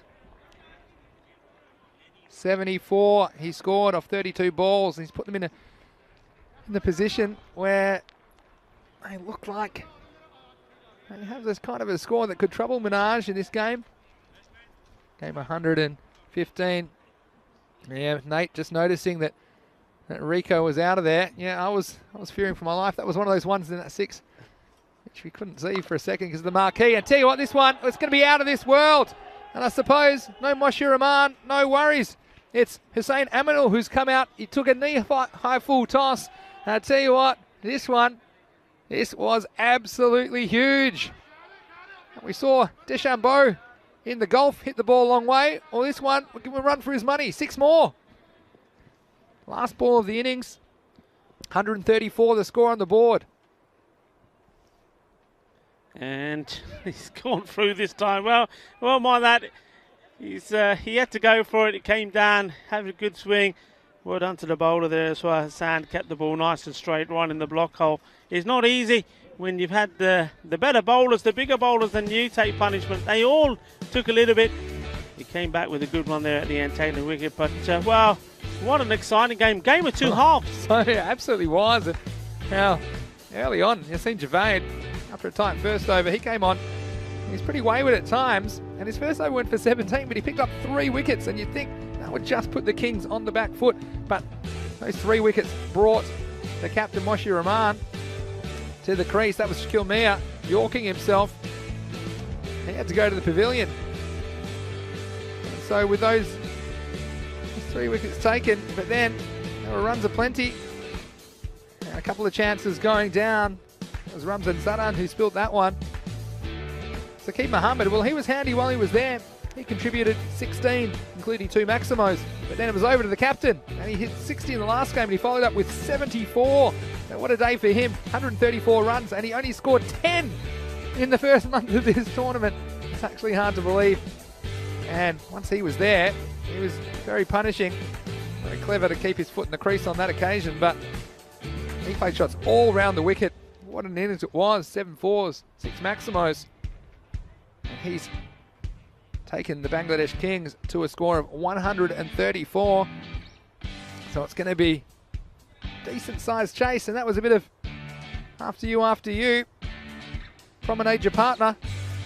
And these were like these shots through the offside as well, and the sound off the bat. This was a bit of social distancing gone wrong. Both of them watching the ball, and over went Moshir Rahman. Maybe he's playing for the yellow card. He didn't need it because he wasn't finished yet. Every time, even the shots he was hitting to the fielders, they were hit very hard. And this is the one that almost took us out of the game.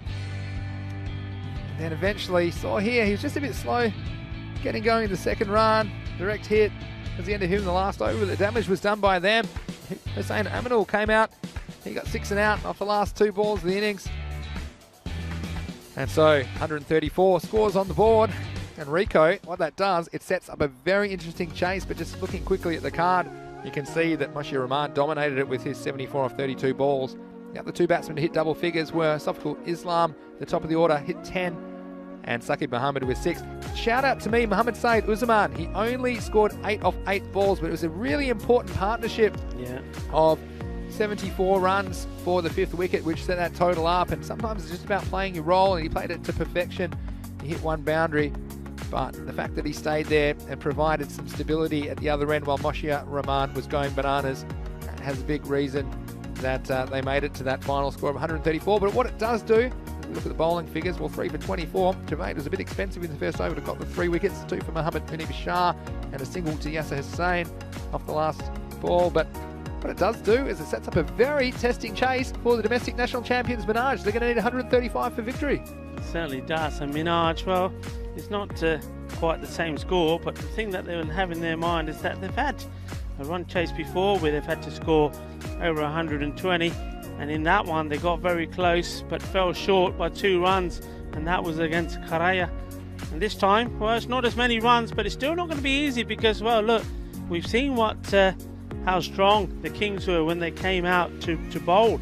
against the Gladiators after posting 138. They didn't give Gladiators anything. The first 4 or 5 overs, the line and length was absolutely spot on. It's going to be the same here. Monsieur Rahman will probably lead from the front once more, and it's going to be very difficult for Minaj to negotiate big shots from this type of bowling. Yeah, well, we're going to take just a few minutes off, Rico, and maybe in the chat, Luke Belgium maybe can organise a poll. What do you think at the moment? Who's going to vote for Minaj to chase down the runs? Who's going to vote for the Kings to defend 134? Some great comments in here as well, talking about great innings, poor running from Joseph Foster. Talking about Rahman, yeah, he didn't really go for the 2 quick enough, did he? You think he might have made it otherwise, but Nate saying absolute cannon. Hello, Facebook highlights. Speaking about the direct hit from the boundary from Usman Mushtaq. And Golden Paradise wondering if Minaj is playing their best players. But yeah, the best players from this series, they're all there. You'll see them in the top 3, I'm sure, in the second innings. And Jamie Bundy, I'll leave you with this. He has a little tingle. He said this could be golden ball territory. Well, I guess you have to stick around and find out in just a few minutes. It won't be a very long break at all in the last match of the day, so please join us again. It will be Minaj chasing 135 for victory in match 115 of this series. It's Vinny Sandu here, Mr. Maximo, along with Rico Full for the European Cricket Network, and you're watching the Fan Code European Cricket Series. See you shortly.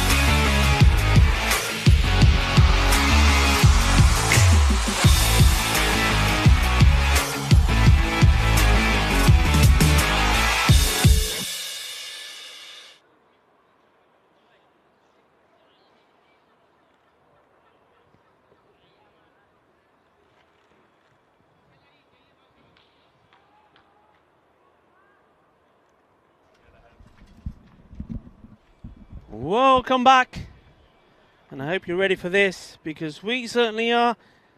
It's going to be Minaj.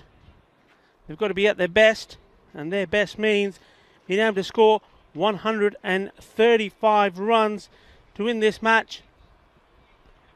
This is more about, well, maybe a little bit more about pride than anything else. We've been talking about Minaj being the national champions.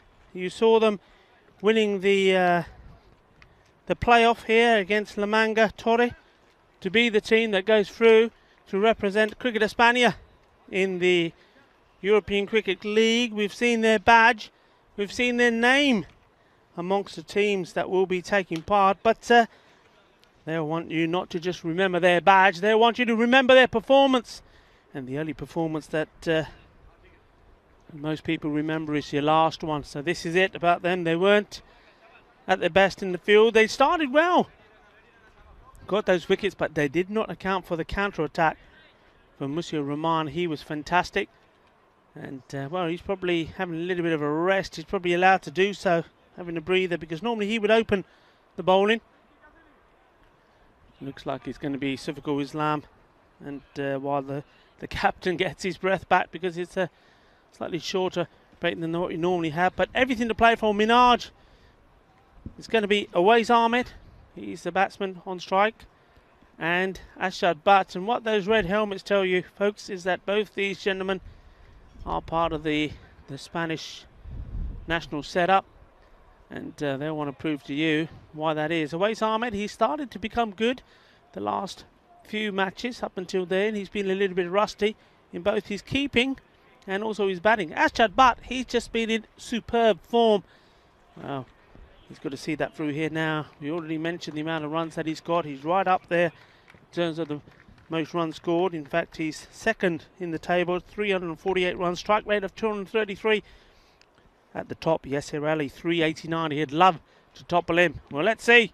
We're off, and we're off with a bang. We're off with 6 carreras. Vamos, vamos. Aquí tienes un partido.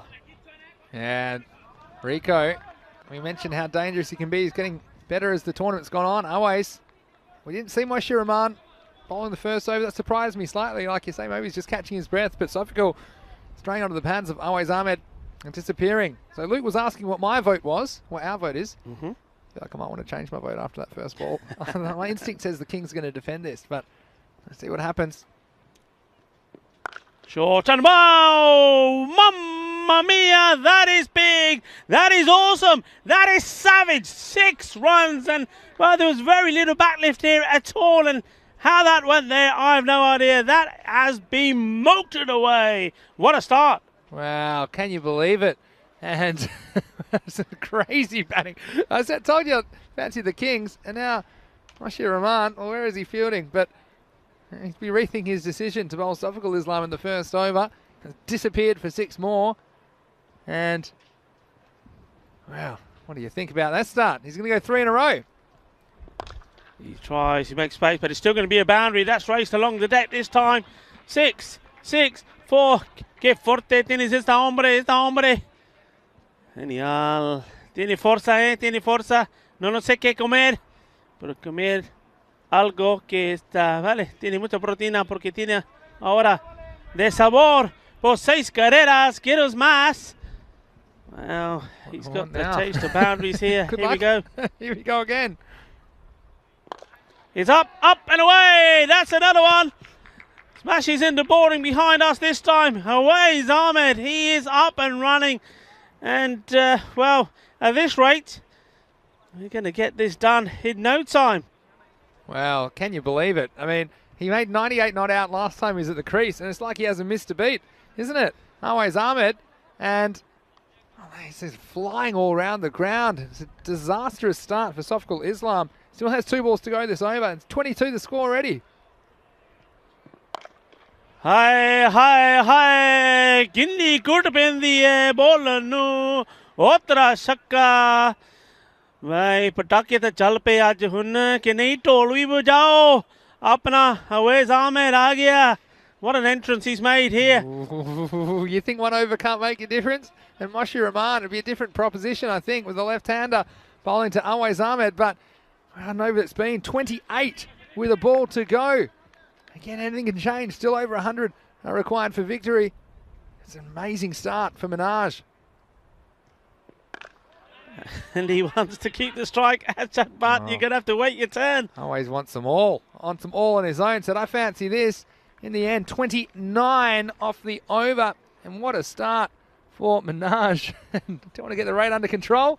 That's how to do it. But again, anything can happen. but that man's got the hot hand, and I'm sure we'll see Moshe Rahman bowling the second over. Sophical, he has to go back in the field and think about life after getting annihilated by Always Ahmed in that over. But Asjad Butt, he mentioned he's yet to face the ball, but he needs 39 to overtake the leading run scorer at the moment, Yasser Ali. He'll be leading run scorer in the group stages. Captain Rahman in to Ahmed. Ahmed hits that beautifully. That is a super shot. I tell you what, there wasn't too much wrong with this delivery. Just watch this. This is just pure timing. Look, it's swinging into him as well. Just watches it onto the bat, puts it away. If anything, you could say it was a little bit on the leg, but what a shot. What a shot. I mean, it wasn't a bad ball, really. It is a classic on drive, one of the hard ground. Here's Moshe Rahman. This time goes the other side, and Asjad Butt will get to face.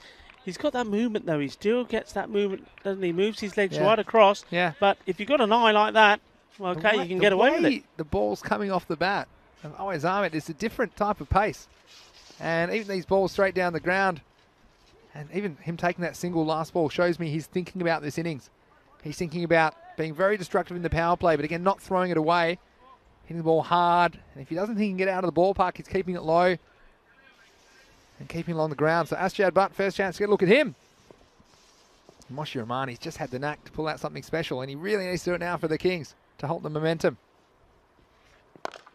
Wow, he just takes off from where the other one left off. This is why these two openers are so destructive. What a lovely shot this was. He just absolutely hammered it from the middle. I like the stance. I like the way he guarded it to exactly where we wanted it to go. This is super hitting.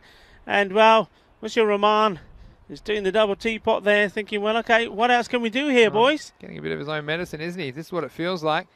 Moshe Rahman needs to come up with a wicket from somewhere. That's hit hard. Right back at him. I don't think he knew too much about it. I mean, that's technically a chance, I think. This is hit back so hard, though. And both these two, it's next level stuff. The way the ball comes off the bat. This is driven hard and straight down the ground. And see this on the replay. Again, in the end, he had some thoughts about going with the foot, but I don't think he knew what he was doing about it. Moshe Rahman, in the end. Could have been kneecapped, couldn't he? Could have been worse. I mean, I don't know if he's got any children, but he might have had to get him out the way, because that one was heading somewhere where it doesn't tickle. But what a start this is. Minaj just showing everyone what they're all about. That's why the domestic champions of Spain. Nicely played. It would be a single. But what I would say, the Bangladesh Kings, they just need to settle, and there's still plenty of runs on the board. Yeah. But you just need something to go your way at this stage. And again, these batsmen, they will give you a chance. At the moment, they haven't given one, but it's important when that chance comes, they hold on, and they could find themselves back in the box seat very quickly. I'm going to ask you a question. What was that record in the power play? Oh, 74. That was, I don't know. Well, I think it's 51 or 52 after 2 overs is the record. Not quite make that this time. Oh, that's motored away. That's 4 runs. What a lovely shot that is. Top shot. That's the thing with both of these batsmen. They do have all the shots to Asjad, but he's very strong on the offside. And we all know about Always Ahmed, where his strength is anything middle of the leg, puts it away. The end of the over, and the score has raced on to 46 off 2. Yeah, 3 over power play, record 74. That was against the Kings. That was Badlana Shaheen. But in that game, amazingly, the Kings won it. They ended up holding him to 143 and chasing it down in one of the most memorable matches of 2020. That was back on the 22nd of October 2020. And I won't forget that game for a long time. A lot of people fell in love with the Kings that day. They're going to need something from somewhere, aren't they? Are they going to turn to spin? Yeah, I think so. That's smart. Yeah, I agree. Got to do something. And Hussein Aminul is going to bowl the 3rd over, last one of the power play. And Minaj has been very destructive indeed. The equation already down. What are we at now? 89 in 48, so it's come down to just over 11 and over. Well, you can see the bowler is holding his head, and he's thinking that if there was no bat on this, that Always Ahmed would have probably be walking back. Well, we probably will see it again. Yeah, well, that's the 50 up already and only 13 balls, Rico. Can you believe it? Only 13 balls in the innings and already 50 for no loss. And again, giving him a bit of a chance, but getting some wood on it and racing away to the boundary for 4. Aminul, he's quite predictable. That's the thing. Doesn't toss too many up. This one almost taking out Asjad, but luckily he evades it. And just the single. Yeah, I think turning to spin was the only option for the Kings, wasn't it? Because both these two looking very comfortable against the pace bowlers. And again, when it comes down to it, there's very likely a chance is going to go up, and it's important the Kings hold on if and when it comes. There's still a lot of runs on the board. But what can Hussain Aminul do about it? Staying the leg side. Yeah, you see already just changing things and making a bit of a difference. But I think I won't say speechless, but about as close as I get, Rico, watching this assault from Minaj in the power play.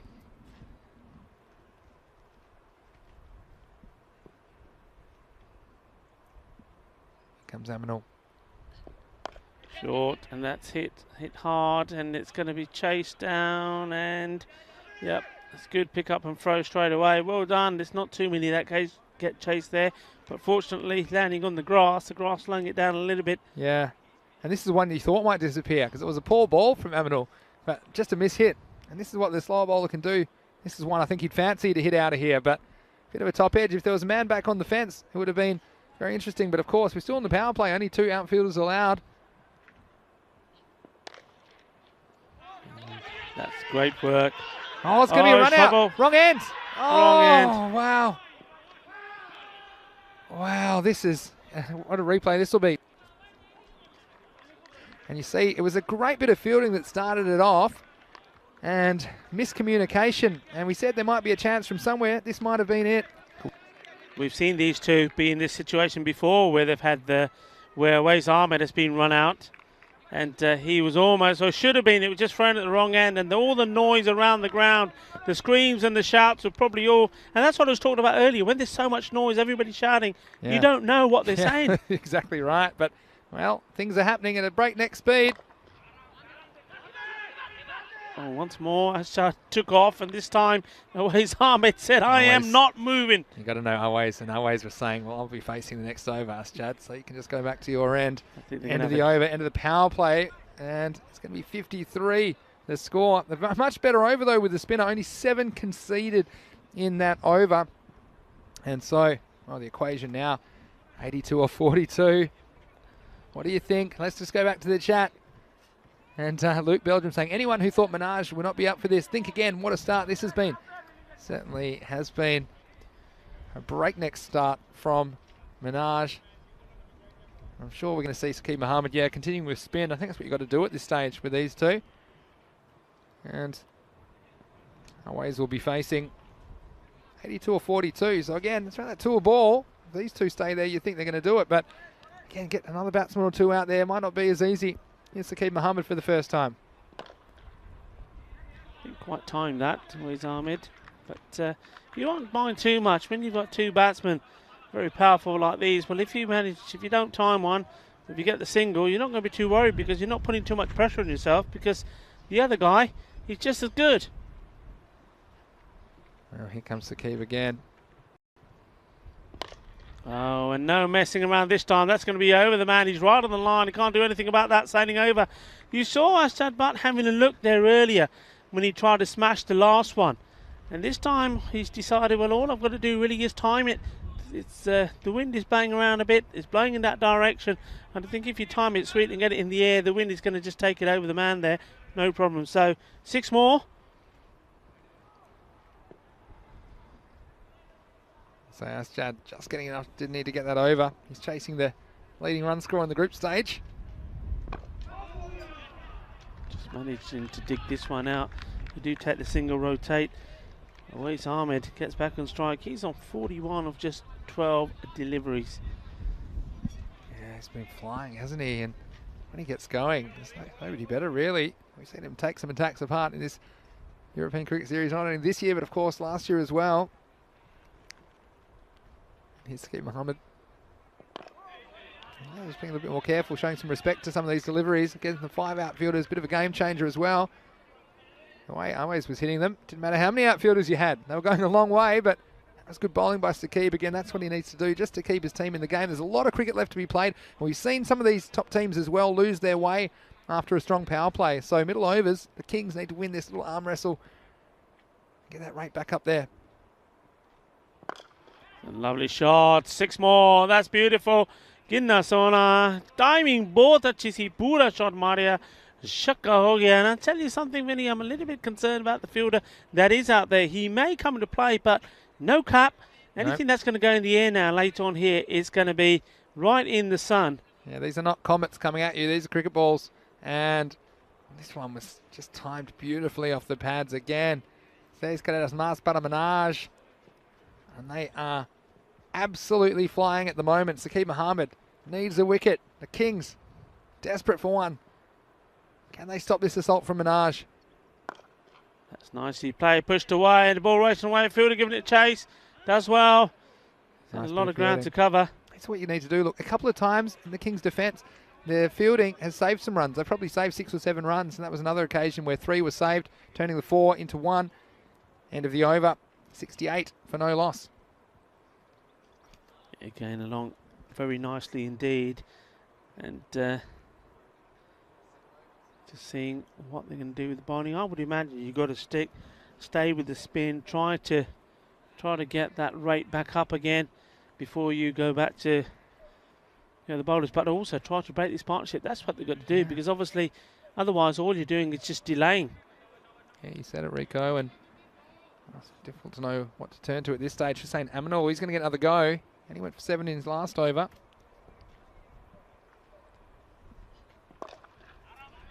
Did that well. That's tortoise territory. Look at Moinall, he was all over that, getting down and covering the bounce. But, well, what do you think about this, viewers? You're seeing some top-class hitting from 2 very, very accomplished batsmen. Of course, unfortunately, we won't see these 2 in the ECL because they've just moved clubs recently. Of course, the ECL rewards the domestic champions and have to use the players which got you that title in the beginning. Hard over the top, and did just that slow down? Yeah, look at this. Good And work, this is poor brilliant. running from Always, because they should have had 2 there. And sure, he'll say, well, I'll stay down the striker's end, but there's a lot of cricket to go, and if they lose by a couple of runs, you can't blame a guy too much who's flying. He's on 49 currently, but just jogging that one where there was clearly 2 there. But anyway, needs to run for his half century. And he just pushes this over the boundary, and that's what it looked like, a push. Sweet hit. Well done. Shaba to Awais Ahmed. That 6 takes him on to 55. Well batted. Well, that's the half century for him. But of course, you can see from his reaction to that, that's not what he's thinking about. He's thinking about victory. That's what he wants more than anything else. He says, don't worry, Vinny, about 1. I'll give you 6. Here he is again. And he's going to get another one. That's a lovely shot. Just lifts that back foot as he plays it. That's just power. Ginna Sona says Gladiators Mas. Bahut badhiya. Well, another little shuffle towards off stump and 6 more. Well, that's why he's not running the 2s. So what do I know? Get him down there. He's hitting absolutely everything at the moment. He's racing to, well, depending on how Asjad Butt goes at the other end. Could be racing to a century. And there's another balle. Shaka, having some fun, hitting 6s for fun. Awais Ahmed. Well, the highest score he's got was that 98, not out, and able to get his 100. That's when he was dropped on 0. Yeah. By the Adil Shazad, still having nightmares about that. Yep. Yeah, Kings Bowl's going to have some nightmares tonight. And, well, he knows when it's the last ball of the over as well. Tell you what, he might be an accountant, because he's no mistaking his ability to count to 6 in the over. And he is going to retain the strike. And 89, the score, 21 off that one. And what about this from Minaj?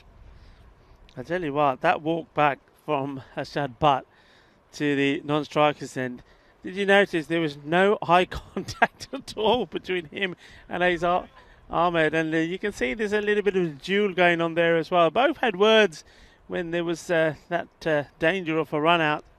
And since then, I think Awais Ahmed is saying, well, okay, you want to play like that?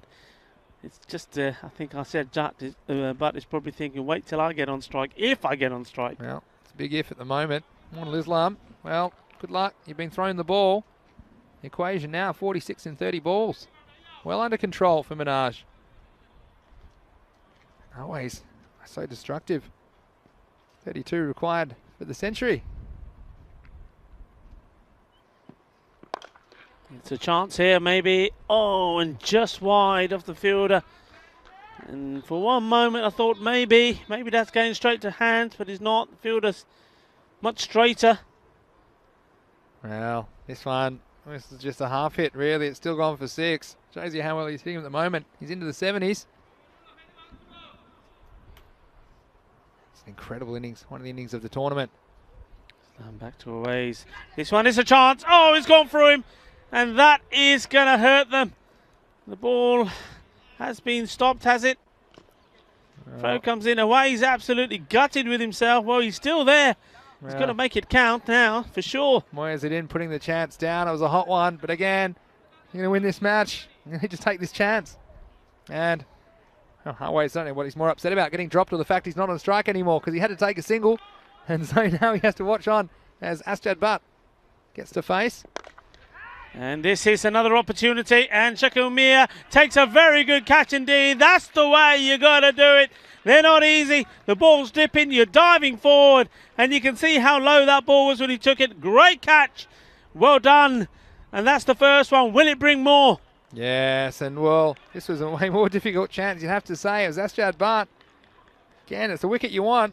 And Shaquille Mir, he never looked that comfortable in it. Again, the sun's a little bit of an issue for everyone straight down the ground. And I thought he might have messed it up because he seemed to misjudge it slightly and be late to move, but he took it well, low to the ground and absorbing the impact. But, well, it's a wicket at least. And, well, these runs still need to be hit by Minaj. Under 40 now, though, and Always Ahmed on strike. And Asjad Butt probably can't believe his luck. He's seen Always Ahmed seems to have the knack of hitting easy catches and getting dropped. But Moinul Islam, the successful bowler, he has to bowl to Always. Oh, that's gone big. That's hammered away. 6 more. He's just going to do this in 6s. Well, he's given a chance. He's been put down, and I can't see anything going wrong now here. Just hitting the ball so sweet. That magical number is definitely on. Well, that's 100 up for the team. And, well, he's raced to 81. 2 balls left in the over. I'm going to call it now, 6 and 1. As he knows how many balls are left. Or maybe not. He's going to take the one early, and he's going to make the new batsman, Jafar Iqbal, probably promise not to score. He needs a breather. He's on for 100. He's on for 100 here. And breathtaking innings we've seen. How's Moyes feeling right now? Shelling that chance at short third man. The only real false stroke he's played. Jafar Iqbal gets to face his first ball. And you'll get another, that's wide. You see the bowler just trying to give it a little bit extra to the new batsman. The way that Always hit the ball today, it's just been next level. Even the shots he's hit along the ground. And again, you see it here on the European Cricket Network. And this is up in the air. Shaquille Mir is doing the chase. Oh, and is the ball going to stop? No. Well, that would have been the most remarkable of stops. Diving to his left. First of all, he's trying for the catch. And when he couldn't get to the catch, he's trying to smother the ball. And look, that was absolutely brilliant effort. And look, it just trickled along and just kissed the rope there. Ball goes for 4. Would have finished the over. 108. For 1. It was a successful over, but it still went for 19. So how many required now? 27 off 24 balls. What a conclusion to this group. We said that it needed something special. We said even though there's not top spot to play for, that we were going to be entertained. We wanted to be entertained. We wanted to see the action. We wanted to see the fun. We wanted to see the fireworks. We definitely have. And this man on strike, Aways Ahmed, has been provided them. What's he got? Has he got what it takes to score the 18 to bring up his 100? Well, you have to be dead to not be entertained by this. He's on 82. And that's going to be 6 of them. And he just plays that shot so well. He seems to know all the time where the fielders are. When they're wide, he hits them dead straight like that. When they're straight, he just rolls the wrist a little bit, opens up the blade, hits him wider. He's on his way. Where's Ahmed? He's already scoring. Saw him score 98. Not out, too short. He's going all the way here. He's on 88 now. Oh, and again, a rare false stroke. I remember actually against Skyways, he didn't spend too long in the 90s. I guess he ended up on 98, but he was dealing in sixes at this stage of the innings. And this innings, well, he needs 2 big hits to get him to 100. Who'd bet against it at the moment? Saqib Mohammed, man with the ball in hand. It's hit hard. Going towards Shakil Mir. Does well. Certainly been in the action. Gets a throw in quickly as well. Making away Ahmed. Hurry. Yeah. And, wow, got a feel for the Kings because they threw everything at Minaj. They end up getting more than a competitive score on the board, 134. Well played, and they'll take the single. Yeah, and again, that just shows you how an authoritative start can take the wind out of the sails of the fielding team. And they're normally up and about in the field regardless of the game situation, but it's deathly quiet at the moment for the Kings. Of course, both these teams, their last appearance at this year's Banco European Cricket Series. It's been a memorable match, 115. It's well bowled. It's good delivery, full. And well, if you're wondering where you bowl to him, that is exactly where you bowl to him. Yeah. You know what his strength is. He's going to do that little shuffle across, comes right across, wants to play the ball on the leg side. You bowl a good full pitch ball on the off stump, like a Yorker length delivery. He's going to struggle with that one. Well, here's the last ball of this over. Iqbal will be facing up for Minaj. Hits it hard, and it's got the legs. Yes, it has. It goes over. There was shots to catch it. Nobody's catching it. It wasn't hit from the middle. Has to be said. Didn't sound great, but it's gone all the way over. 6 runs. That is the end of the over. Yeah, it's only 12 required. End of the over, 123 for 1. Just a reminder for all of our fantastic viewers, of course, we'll be back for Thursday and Friday here in Spain. But then we have weekend bonus time. Fancode ECS Malta coming to you 4 matches every day on Saturday and Sunday, beginning at the regular time, 7:30 a.m. GMT, which is 8:30 in Central Europe. It's 1 p.m. in India. And also, Rico and I will be bringing you the Italian Women's T20 final on Sunday morning from Rome, Italy. That's 11:30 European time, 4 p.m. Indian. So please join us. And then, of course, we'll have 5 weeks in Italy, Monday to Saturday. That will be over the next 5 weeks. So plenty more cricket. Again, we plan to bring you over 1,000 matches of T10 cricket this year on the European Cricket Network. Interesting situation here, Rico. He needs 10 for 100, and they need 12 to win. And he can solve this problem himself. That's going to be 6 of them all the way over. So, well, is it going to take the next ball to do it? They probably will. Away's Ahmed, 96. Is he going to be the 7th man to enter the Hall of Fame here with the fan code European Cricket Series? Is he going to get the ton? Well, Moyes Adin, who dropped him, they've said, well, you have a go, Moyes. And, well, 4 for the 100. And that's racing along field, has to get down, and he's managed somehow to stop it, has he? Yeah, and they haven't run. That's smart. Maybe if you know the score, you got this many balls in hand, I suppose. And Jafar Iqbal, that was very unselfish of him. He said, I had my moment, I've hit a couple out of here, but yeah, 4 to win. Not 4 to win, I should say. It'll be 6 to win, but 4 for the century. It's hit hard, it's racing away, and he's got it. Well batted indeed. Take a bow, that man. Shaba, Shaba, Bolo. 100 Benali away. Ahmed. Well, when you needed something special, you wanted to see something special in this last game. We wanted to see something special the end of Group C, and we have. Awais Ahmed scores 100, and he's still going strong. Congratulations to him. Shaba, Shaba, Awais Ahmed. Well, you can see why he is the national team opening batsman and wicketkeeper. He has a T20 international century to his name. And I'm very excited. We might not see him at ECL, of course, because he wasn't playing for Minaj when they qualified, but I'm sure we have a good chance to see him at the European Cricket Championship later this year with the Spanish national team. So scores are tied. Well, that's very close. That could be out. So Jafar Iqbal, well, someone else will get the honour of hitting the winning run, I think. And it just gives us time to pause and reflect on this innings. And what an explosive 100 it's been. And everyone in the chat acknowledging it as well. And Nate saying, well, he was the only one to vote for the Kings. And so he said, I suppose his piece is secured. No one will ask him who he thinks will win in the future. And Max has come back into the chat and saying Luke was spot on with his prediction of a Minaj win. And Peter's there as well. Nice to see you. Andy saying great stuff always. Andy House, one of our team at ECN. It's great to have you in the chat, of course. John Smith saying well batted. And Jamie Bundy as well batted away. So what 100 it's been. He scored 98 not out in his last innings. He's 101, so that's 199 runs without being dismissed. It's good going. Adil Shazad, he might owe him a dinner or two from Skyways, who dropped him on a duck in the last game. So who's going to come out? It's going to be Usman Mushtaq. Yeah, he's going to come out, and we've seen him opening the batting before for Minaj. The scores are tied. Last ball of the over. Let's see if he tries to take the winning runs himself or leave the glory for Always. And in the end, it's going to flick off the pad. And so, well, he scored probably the end of the over. So scores tied 134 with 2 overs to go. And I suppose that gives a chance for Always to get his 200 when you consider he got 98 not out in his last match. He's 101 not out at the moment. And scores are tied, 134 apiece.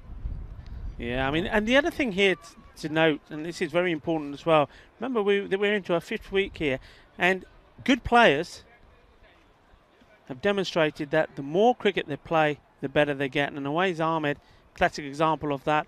That's Judd Butt. We've seen that as well. Start the car. Here we go. And that's the way he was going to finish it. There was no doubt about that. Says Gladiators, as I say, good players get better and better. Well, Awais Ahmed, how about that? That was just absolutely awesome. What a super knot from him. And, well, that was his 13th six. And he also hit 4 fours as well. That's amazing stuff. Well, he does get the 200 off 2 matches in the end, unbeaten. What an innings. In fact, you'd have to say, it's right up there with Govinda Bajwa and his 156 that he scored. An amazing piece of hitting with 135 required for victory. You thought Minaj had to make a fast start. Well, it wasn't just fast. It was supersonic speed of light stuff as they raced to 46 after only 2 overs. Asjad Butt playing second fiddle in the end. End up with 21 runs. But it was that man, Awais Ahmed. It was a one-man show. And Moshi Rahman, he's had a great day, but it all turned for the worse very quickly. They brought spin on. And this one slightly missed time by Asjad Butt. And the Kings thought, the Kings did what they normally do. They gave 100% in the field, but there wasn't much they could do. Yeah, it was just wonderful stuff. Just wonderful exhibition of batting, wasn't it?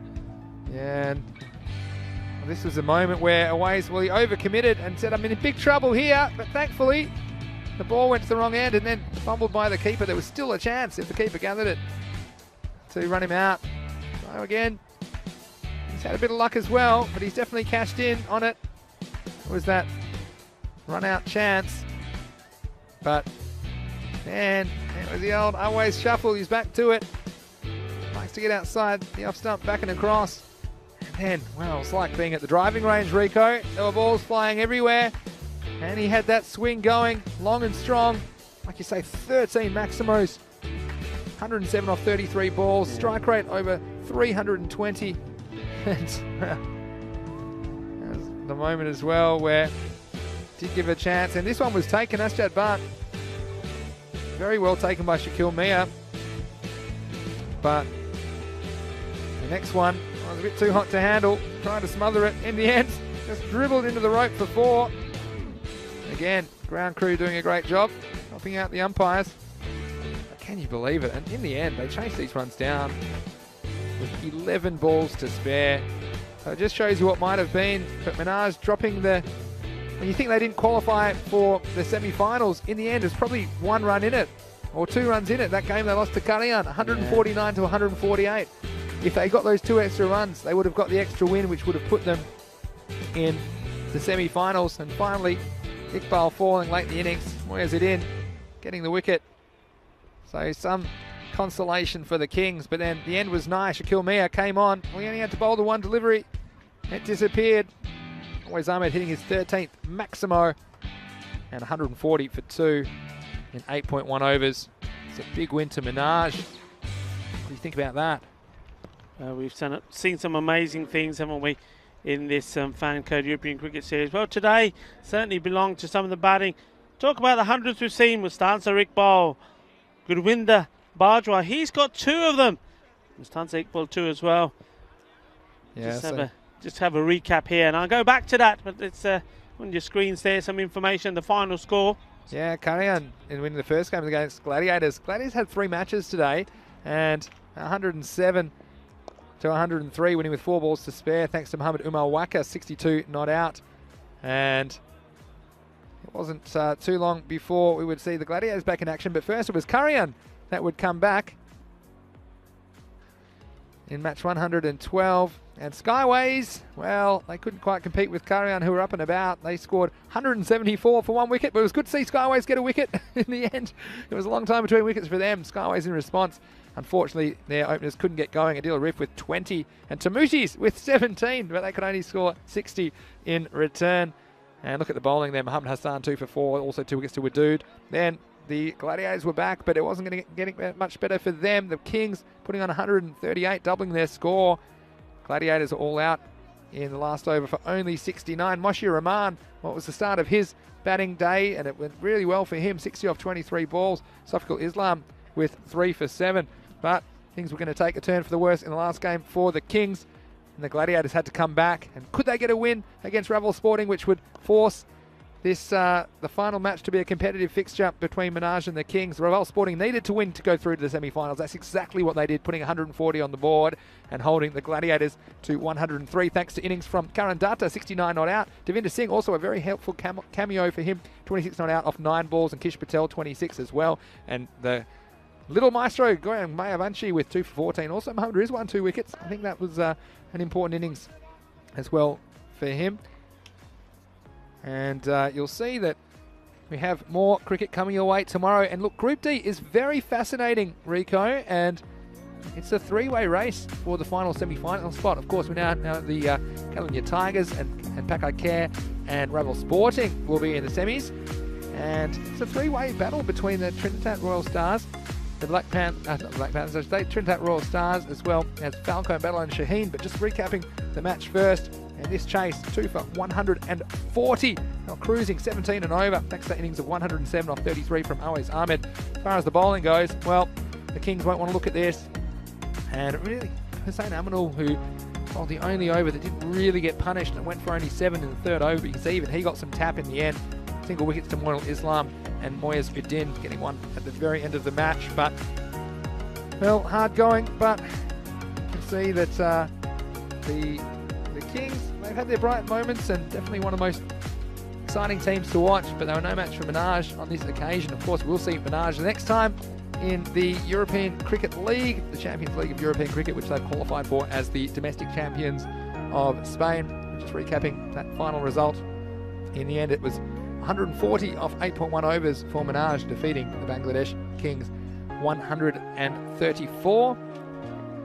What do you think about tomorrow? I'm already thinking about tomorrow and the 3-way battle in Group D. It's going to be a very competitive match, and see the confirmation there that Minaj, you can see they had a superior net run rate to Ravel Sporting, but they were 1 win short. And I do go back to that game where Kharian were able to knock them off 149 to 148. And that essentially ended up costing Minaj a place in the semi-finals. Of course, they split their games with Ravel Sporting 1 apiece. Looking tomorrow, let's have a look at what we've got coming up. Trinidad Royal Stars, Black Panthers, and then Hawks Black Panthers. So we get to see Black Panthers for the final time. Bangalore Shaheen versus Trinidad Royal Stars. That's a huge game, match 3. And that could have a big bearing on the final result.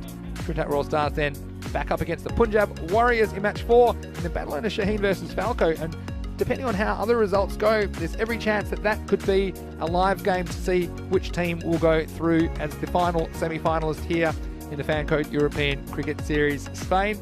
Well, Rico, again, we're out of breath. We're almost out of words. It's been a long day, but very entertaining day with some big hitting. And the stories of the day, I suppose, the Ravel Sporting are the qualifiers from this group, Group C. But the way that Minaj finished showed that they're a force to be reckoned with in the domestic game, and they really went to town on the Kings in match 115. Didn't they just? And we always say it's a frenzy of explosive and action-packed entertainment, and it's taking the world by storm. It certainly is, and I know that wherever you are, you'll remember this day. I know Awais Ahmed will because he's 107 of 33 balls in that chase. That chase, they're doing it in just 8.1. Well, that's right up there against the other Centurions in this Fancode European Cricket Series. Mustansa Iqbal, he scored 2 centuries. Gurwinder Bajwa also 2. We've not had that before, have we? 2 centuries being scored in the European Cricket Series by one batsman. We've had that twice. Yasir Ali also scoring a century. And, well, we can't forget Karan Datta. He scored an amazing one as well. And now to add to that, Awais Ahmed. These are all people that enter the Fancode European Cricket Hall of Fame. And what a day for them. A day they'll remember for the rest of their lives. The day that we will remember. And you saw it here in Barcelona in this Campo Olimpico in Montjuic. Well, that's why it probably is the Olympic ground we play on, because you see Olympic things like that happen. That's wonderful. And, well, what a memory there is. Fancode European Cricket Series making players' dreams come true. Well, certainly one that we won't forget. Like you said, Rico, all those highlights and more. And there's plenty of cricket around the corner. Of course, we'll be back for that Group D action starting tomorrow morning, 7:30 a.m. 8, which is GMT, 8:30 a.m. in Central Europe, 1 p.m. in India. I just wanted to go final thank you to all of our YouTube subscribers. Thank you so much. And if you do enjoy this video, please leave a like. And of course, everyone that's subscribed to our channel, there's over 160,000 of you. Thank you so much. We do appreciate you being part of the European Cricket family. And just a reminder to go to europeancricket.com. I'm sure that the daily preview for Day 24 may be out already. If it's not, it won't be far away. So go to that website, europeancricket.com, for all the latest. Also, our social media at European Cricket's a great place to go if you are playing fantasy cricket or just following the games, because all the highlights are there as well. And if you cruise through our YouTube channel, you'll find a lot of highlights videos and man of the match videos as well. No doubt about the man of the match in match 115. It's always Ahmed with his 107 on out of 33 balls. So thanks everyone, and we'll see you tomorrow. Thanks to everyone in the chat as well. But for now, we're going to leave you and we're going to walk back down the hill to our hotel and reflect on the day that's been. It was a very entertaining day 23. We'll be back in the morning. But for now, it's Vinny Sandhu here, Mr. Maximo, along with Rico Fool. Thank you. Enjoy the rest of your evening. We'll see you tomorrow on the European Cricket Network for more Fancode European Cricket Series.